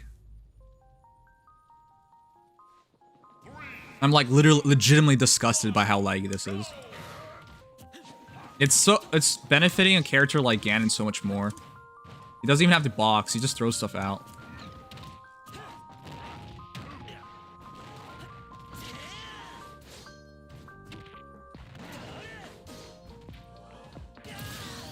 Fast fall nair's a thing, but fuck timings, right? Fuck your lag.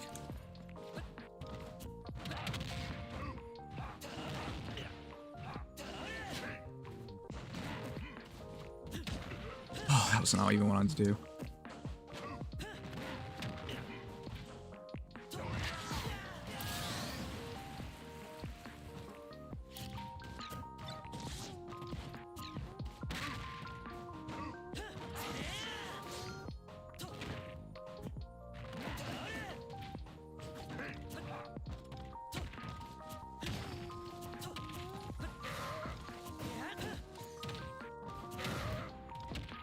Cross the stage safe.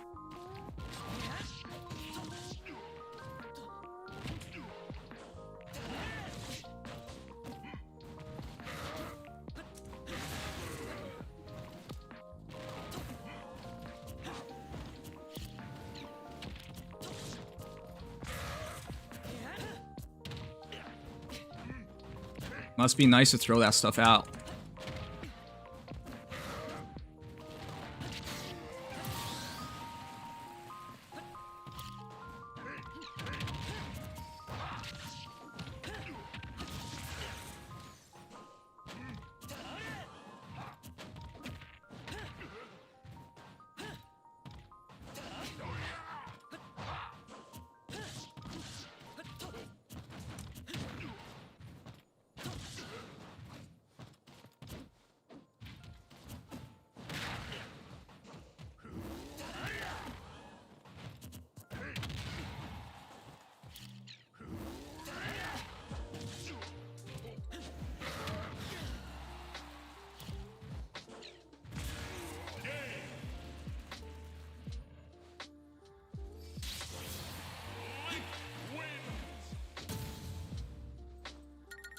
I shouldn't even struggle because all he's doing is mashing buttons, but Link's frame data is ass.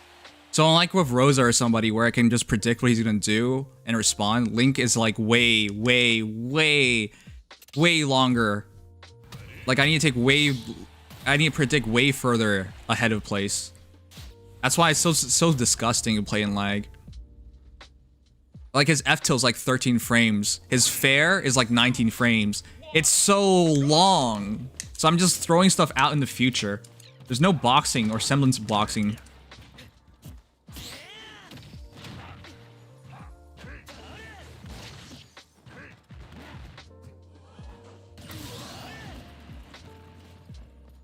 So fucking disgusting.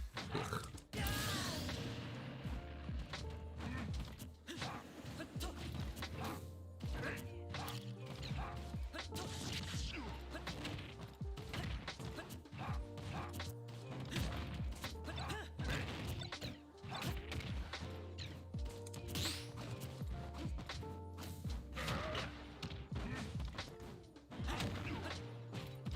And the way he plays is what irks me the most, because like I'm not even remotely close to him and he's gonna throw stuff out.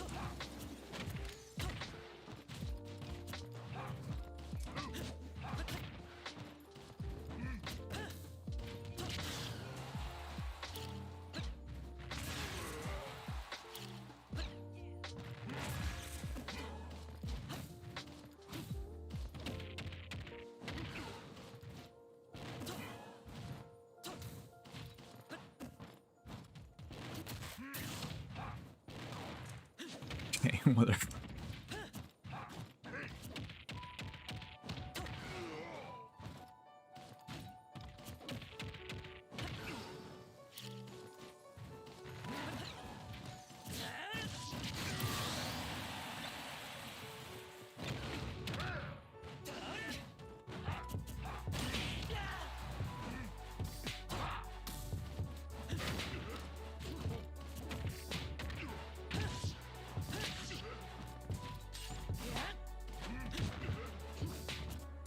This should be full hop.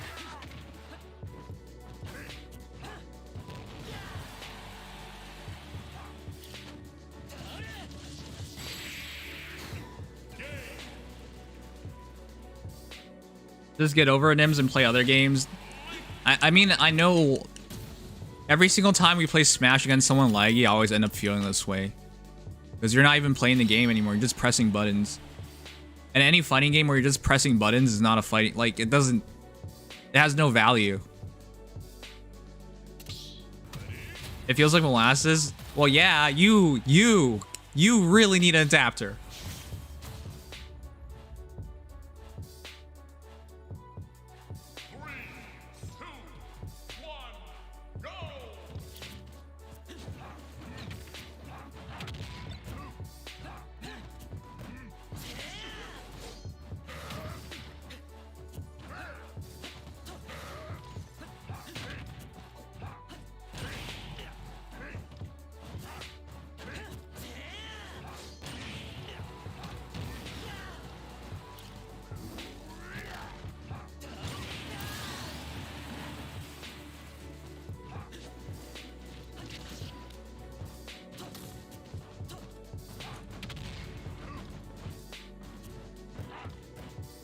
Oh my god.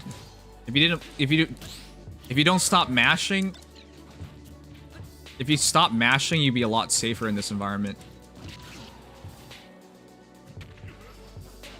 Oh, fuck that. Fastball anything in this is just death.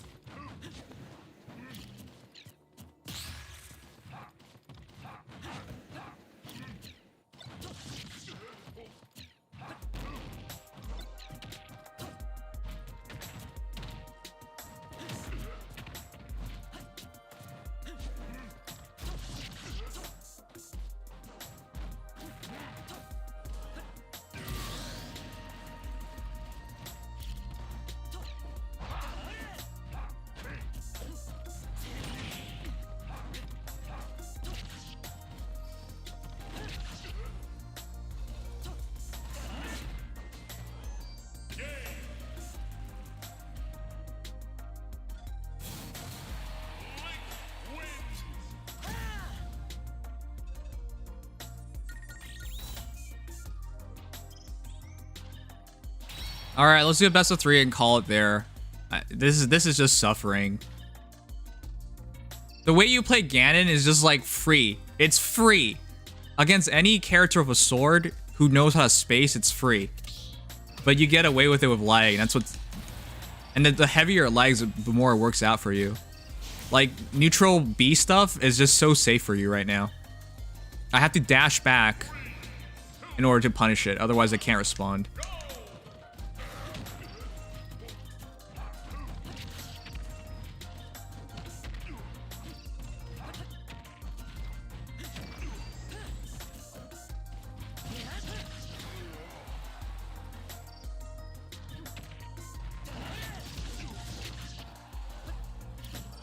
I can't even... Like, this character is super easy to gimp. But if you're in lag, you're not going to gimp him. Like, fast fall nair is one of the easiest ways to gimp a Ganon.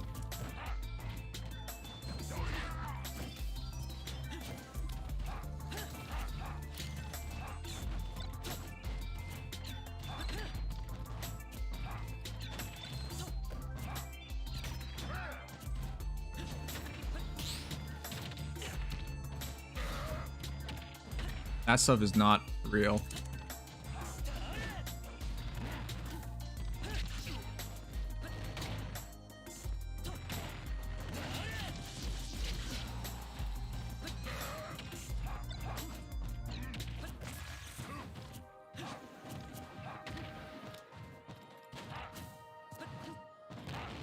Ugh. Lag ate the jump or whatever.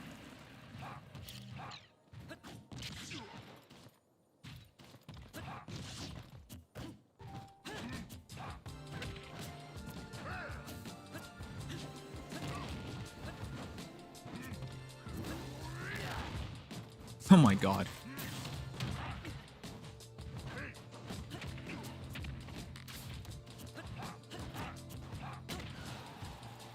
Well, hop nair is not a thing. Why do you keep doing it?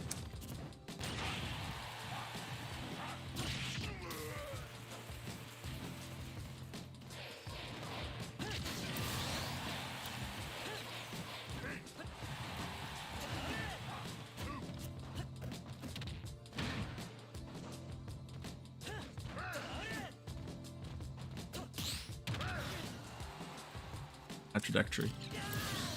I can't do that in lag.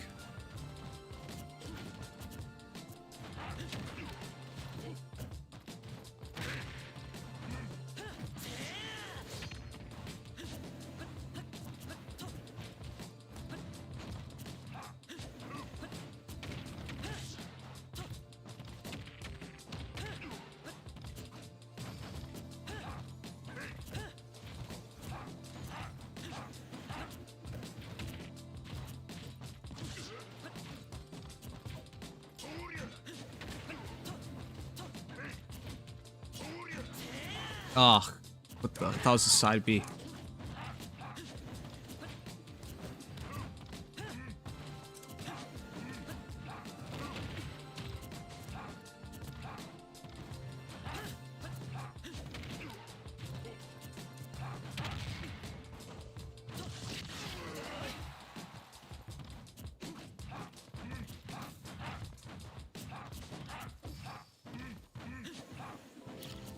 Hey.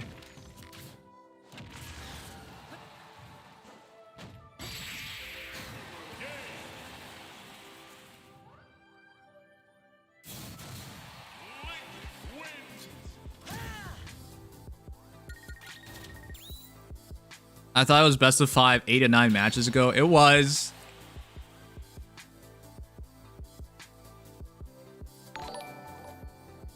Takumi Fujiwara Goki, thank you for the follow. Prepare to see lag.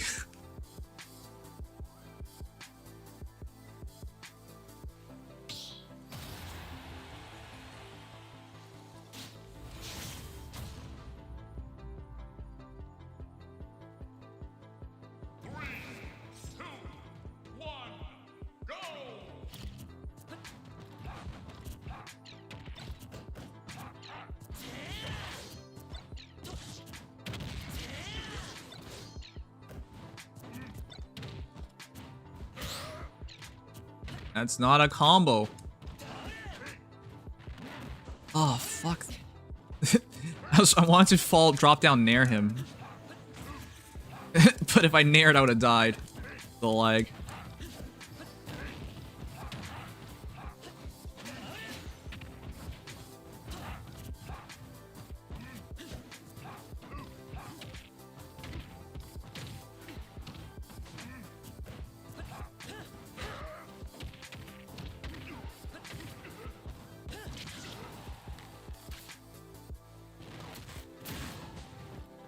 Oh my god. It's so obvious what he's trying to do, but F tilt didn't come out.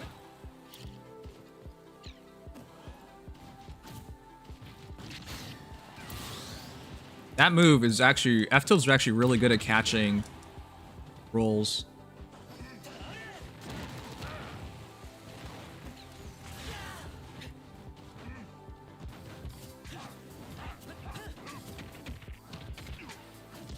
Because it's active for 2 frames. Which is doesn't sound like a lot, but it actually is. This is how you know he's such a laggy player. Because I always double jab. You don't do the 3rd jab, because that's a commitment. You want to verify that you hit them first before you do a 3rd jab. But I can't pause at all in this lag. Or he's just going to jab me out of it. You don't develop habits like that unless you play in a lot of lag.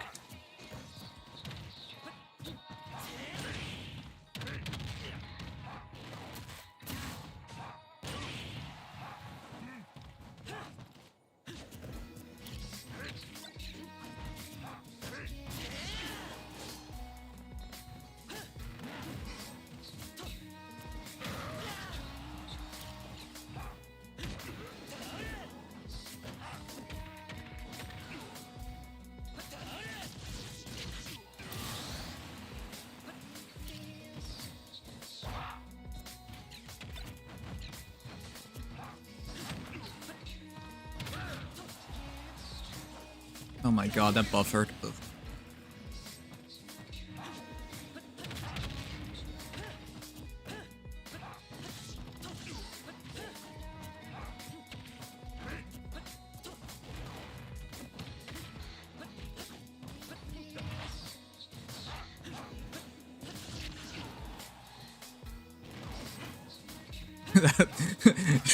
Let's try that on reaction.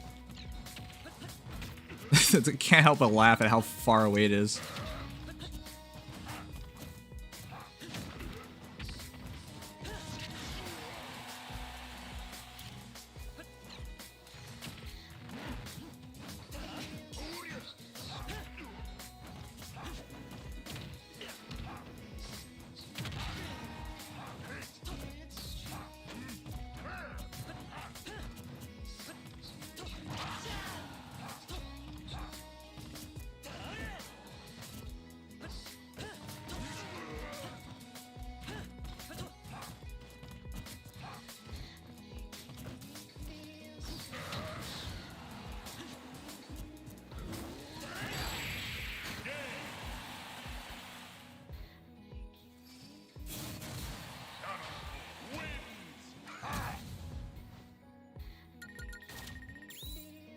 I mean, it's just a guess, so.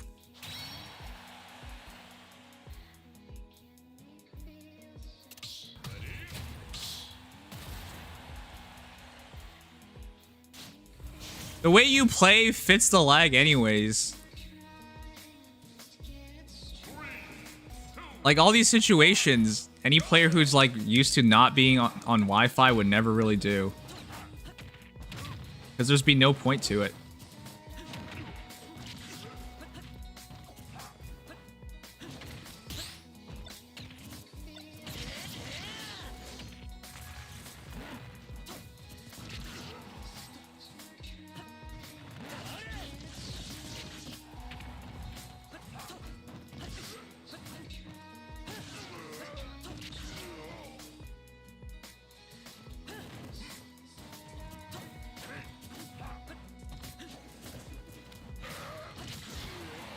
I'm just waiting for you to throw yourself at me.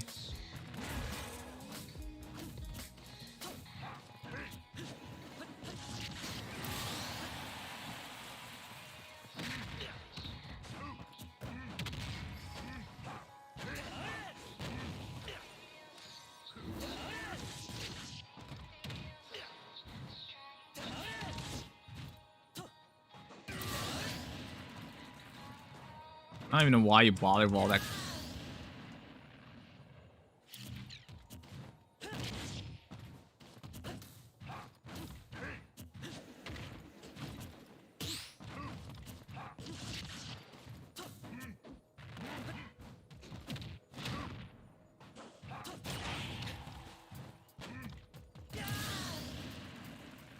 I can't tell whether I got the tech or not.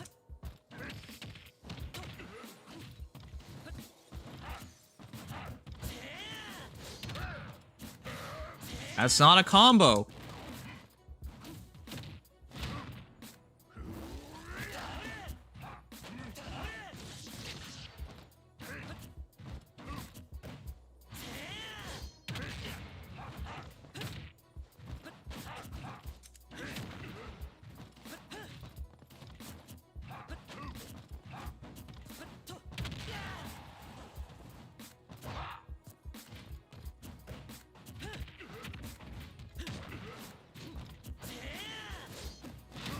The frame trap.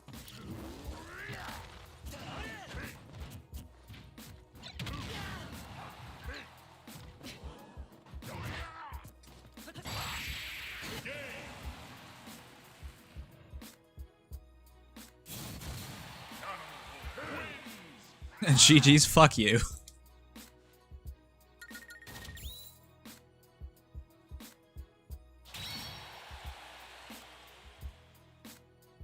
Remember what I said about how you play like a laggy player? You think an actual Ganon offline would go forward smash into up smash? You know why that wouldn't work? Because you'd be in lag and they would hit you for it. But by the time I realized, hey, I'm going to punish this forward smash, so I do a dash forward nair, it's already too late, and you're already starting your wind up for up smash. That's what I'm saying, dude. If you think you don't play like a laggy player, you absolutely play like a laggy player. Because offline, guess what happens when you miss a forward smash from a hero like, from a character like Ganon? You get punished. But online, you're going to get away with it. Likewise, like when I double jab you on the ground, why am I double jabbing, not triple jabbing? Because I need to verify if the hits land. Jabs 1 and 2 have lower delay than jab 3. So why am I pressing it twice? Because I want to make sure I hit you first before hitting the third combo ender. What do? You're mashing A during all of that. Like a player who's like not in lag, who not used to lag, wouldn't do that. Why? Because if you actually get hit all 3 times and you got knocked back and you're pressing A, you're going to miss your tech because it's just going to automatically break it. Or you're going to do attack landing, which fine, valid. But I know you're not doing that. So that's why when I jab you twice and instead of me getting the combo ender, you jab me, it's because it's laggy. Like, you absolutely play like a laggy player. Like, I get it. You know, you get used to the environment you're in, but like, that's why I crack up with all that. It's just like, come on, man.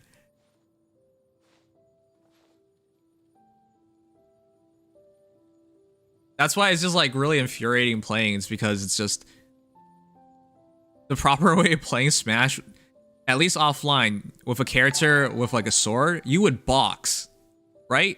I have that advantage on you. I have a sword. I have a huge disjoint, and I know what you want to do, and I know your limitations, which is you're a big character that's slow. So I'm going to box. But online, what's boxing? Instead, I'm just predicting things. That's why I constantly did dash back, forward tilt, dash back, forward tilt, right? If you roll in, I'll catch you. I'm not going to do any of that on reaction, not even close. So I have to predict it. So the way like it's forcing me to play is just stupid. Because it's like, I'm not trying to hit you where you are. I'm trying to think where you're going to go and then hit you. And the entire time I'm playing, I'm just looking for your dumb habits. So like, oh, hey, we're shielding right next to each other. And all of a sudden you do a full hop short down air. For example. I'm just looking for stuff like that. I'm not looking to punish you because you're shielding. Because by the time I tried to do something that you're shielding, it wouldn't land. I'm trying to hit you where you're going to go. Which is why this is like so dumb. Yeah, like it's not completely your fault, but the way you play takes full advantage of the lag, which is what drives me nuts. Like, I'm not trying to make you feel bad, I just need you to be aware. Like, it's not as big of an issue if I played a character like Rosalina and Luma, because more comfortable with that character. I don't main Link. I don't play Link anymore. But she also has better frame data, and I have Luma. So I have a better chance of catching things because she moves quicker, she acts faster, and she moves. Yeah, so it works out better as a result. But like, once I'm on Link, it really is frustrating because the character moves like molasses already, and the only way to play him isn't really valid anymore.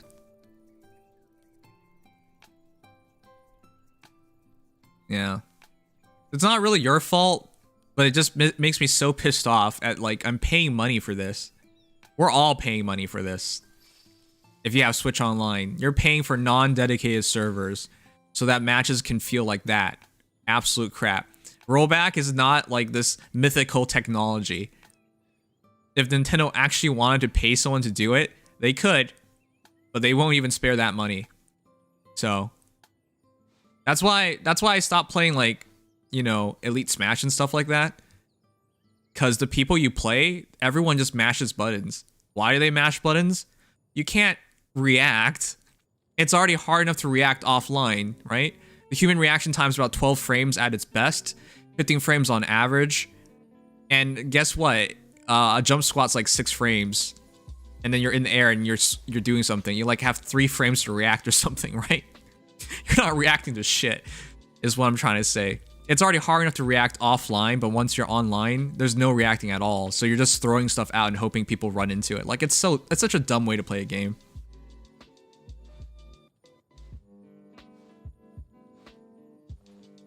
For Gloria is better because it's free. Yeah, at least you weren't paying for it, so like you couldn't complain when the online sucked, right? Good night, Keaton.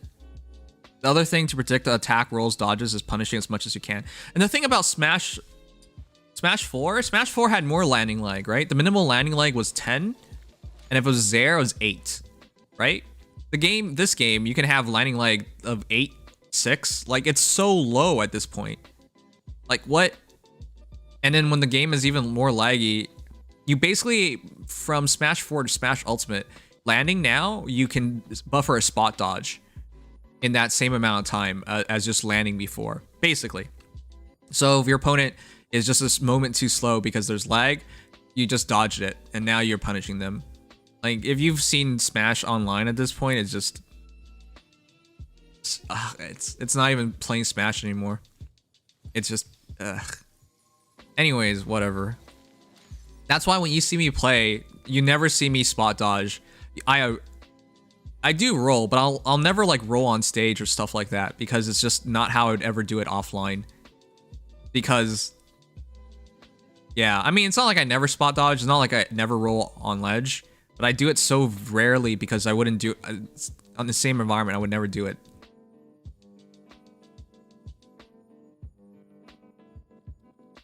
Are you downloading World War Z? Are we actually playing World War Z? It's pretty late now. You have so many bad habits. It's like a ridiculous amount, and I can't beat it out of you.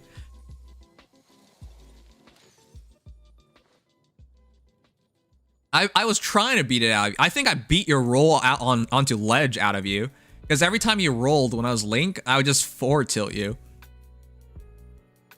And the other thing is, like, you keep doing stuff at Ganon max range. That's horrible. Offline... Offline, even if somebody is like, you know, drunk, they're like, even if they have the reaction time of old man, right? Say like 25 frames, they would respond to that because it's that slow. But you keep doing stuff at Ganon max range online and the lag covers you. Like, I can't beat that out of you because it's too laggy. But yeah, like stuff like rolling onto the stage for no reason at all, I absolutely beat that out of you. But you need to notice other things. Like, there was a lot of times where I would just for a long time be untouchable because you didn't know what to do. And I would just call you out on what you were going to do over and over again. I have one bad habit, and it's not punishing shield. Yeah, I mean, I shielded a lot. A lot. Because I had to. Because that, like the side B and stuff, if I didn't predict it, I would get hit, right? Either way,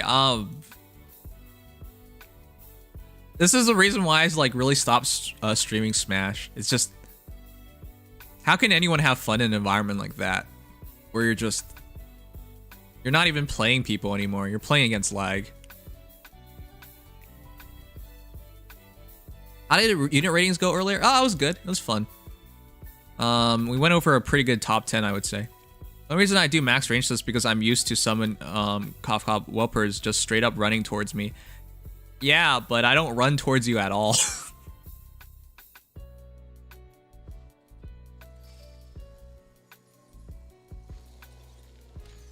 But yeah, you need to be cognizant of things that happen. Like the reason why I can tell you all these things is because I pay attention during the match. That's why I'm especially upset with how that last match ended. Because again, you did forward smash onto shield. I'm not shielding again because my shield will break if it gets hit by something else. So I know you're in lag, so I'm trying to do a dash nair. But yeah, lag, so you can do an up smash out of forward smash. You know, offline, that's nearly a second of delay before you can act again. It's called FEH, first actionable frame. Forward smash is from Ganon is one of the slowest things in the entire game. Granted, with shield knockback, it is pretty safe at max range, but like, yeah, it's kind of dumb.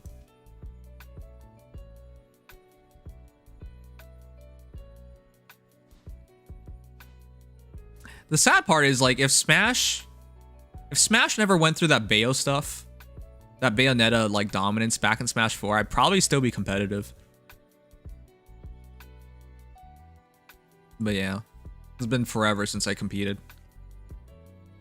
I know, but the habit's been building for like 600 or 700 hours me playing. Yeah, I know. And you want to know something? You shouldn't play CPUs either, because CPUs do not adapt. They're not human beings. They don't have fear. The key to like playing any fighting game is to understand fear, to instill fear, to detect habits. Computers don't have any of those things. It's kind of pointless to like train against AI. It's only the only time you train against AI is when you practice combos. That's the only time it makes sense. All right, what am we doing? World War Z. How big is World War Z? But yeah, the last time I competed, back in 2017, no, early 2018, for Smash Wii U, it was just Bayonettas after Bayonettas after Bayonettas, and I was just like, and I used to main Link back then in Smash 4, not Smash Ultimate. Yeah, it sucked. It sucked because you had to play nearly perfect, and they just get one combo, and then you smash GI for your life. And then if you smash GI wrong or call something wrong, you're dead. So yeah, that's why I stopped competing, because it got ridiculous. And then when Smash Ultimate came out, streaming already took off, so I stopped bothering with that. I could handle Clouds though. Cloud Sword Against Sword was a lot better.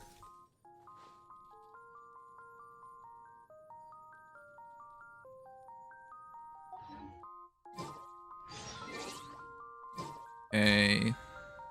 But you, get yourself a LAN adapter at least. The reason for a LAN adapter is because your lag is variable. If it's always between like 20 to 25 frames of lag, you know, at least you can adjust to it. But if it keeps switching up, so stuff you think is safe, it's all of a sudden not safe. So you don't, through playing through it, you don't get better. You don't adjust better. It just stays bad.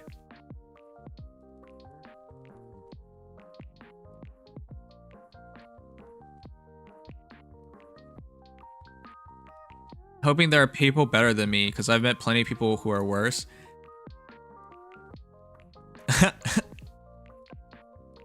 Alright, let me see. Which World War Z game are we talking about anyways? I'm gonna buy the bundle right now. Fuck cancer. Fight cancer. Buy bundle. Buy video games. I'm serious. The bundle is literally called Fuck Cancer. So it's not me being like, you know, swearing for no reason. It's literally the name of the bundle. I don't really need to buy this bundle. I have the 2 headlining games, Dead by Daylight and World War Z Aftermath, but I'll still get it. Wait, Magicka is still a thing? I thought this game closed down. This is a fun game. Is this still 4 players? I thought they closed down.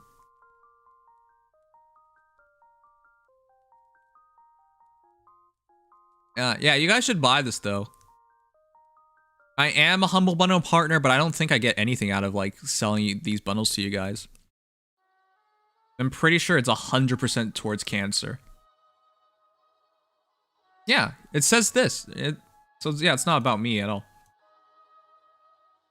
Cancer Phone to directly deposit 100% of all proceeds to them. So yeah, I get nothing off of saying this outside of, you know, probably helping funds go towards cancer.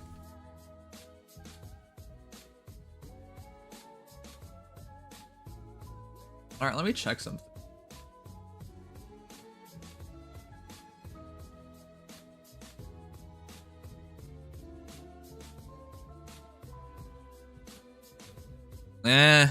Fine, I'll probably go sleep instead.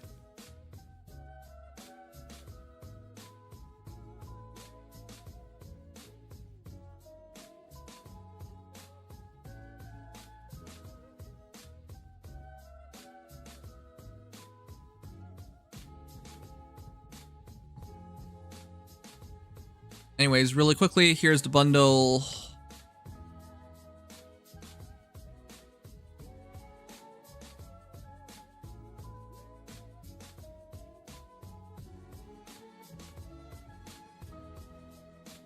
Let us raid Akimakiro.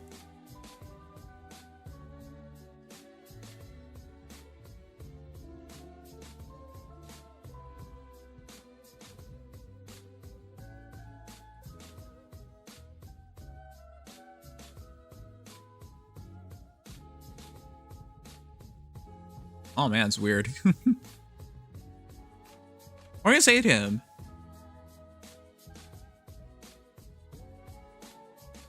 Thanks for dropping by, Big Clock Lover. Or other clock. Did I say cock? God damn it. I might be slurring my words because I'm tired. Best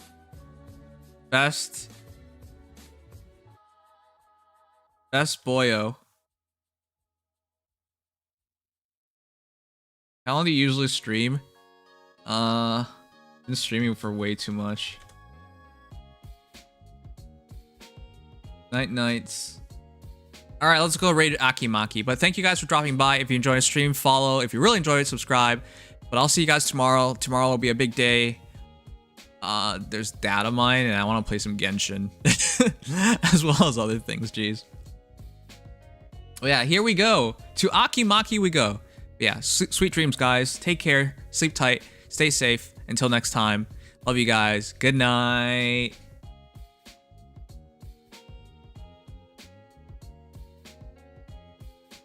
I'm surprised no one wanted to play game night tonight.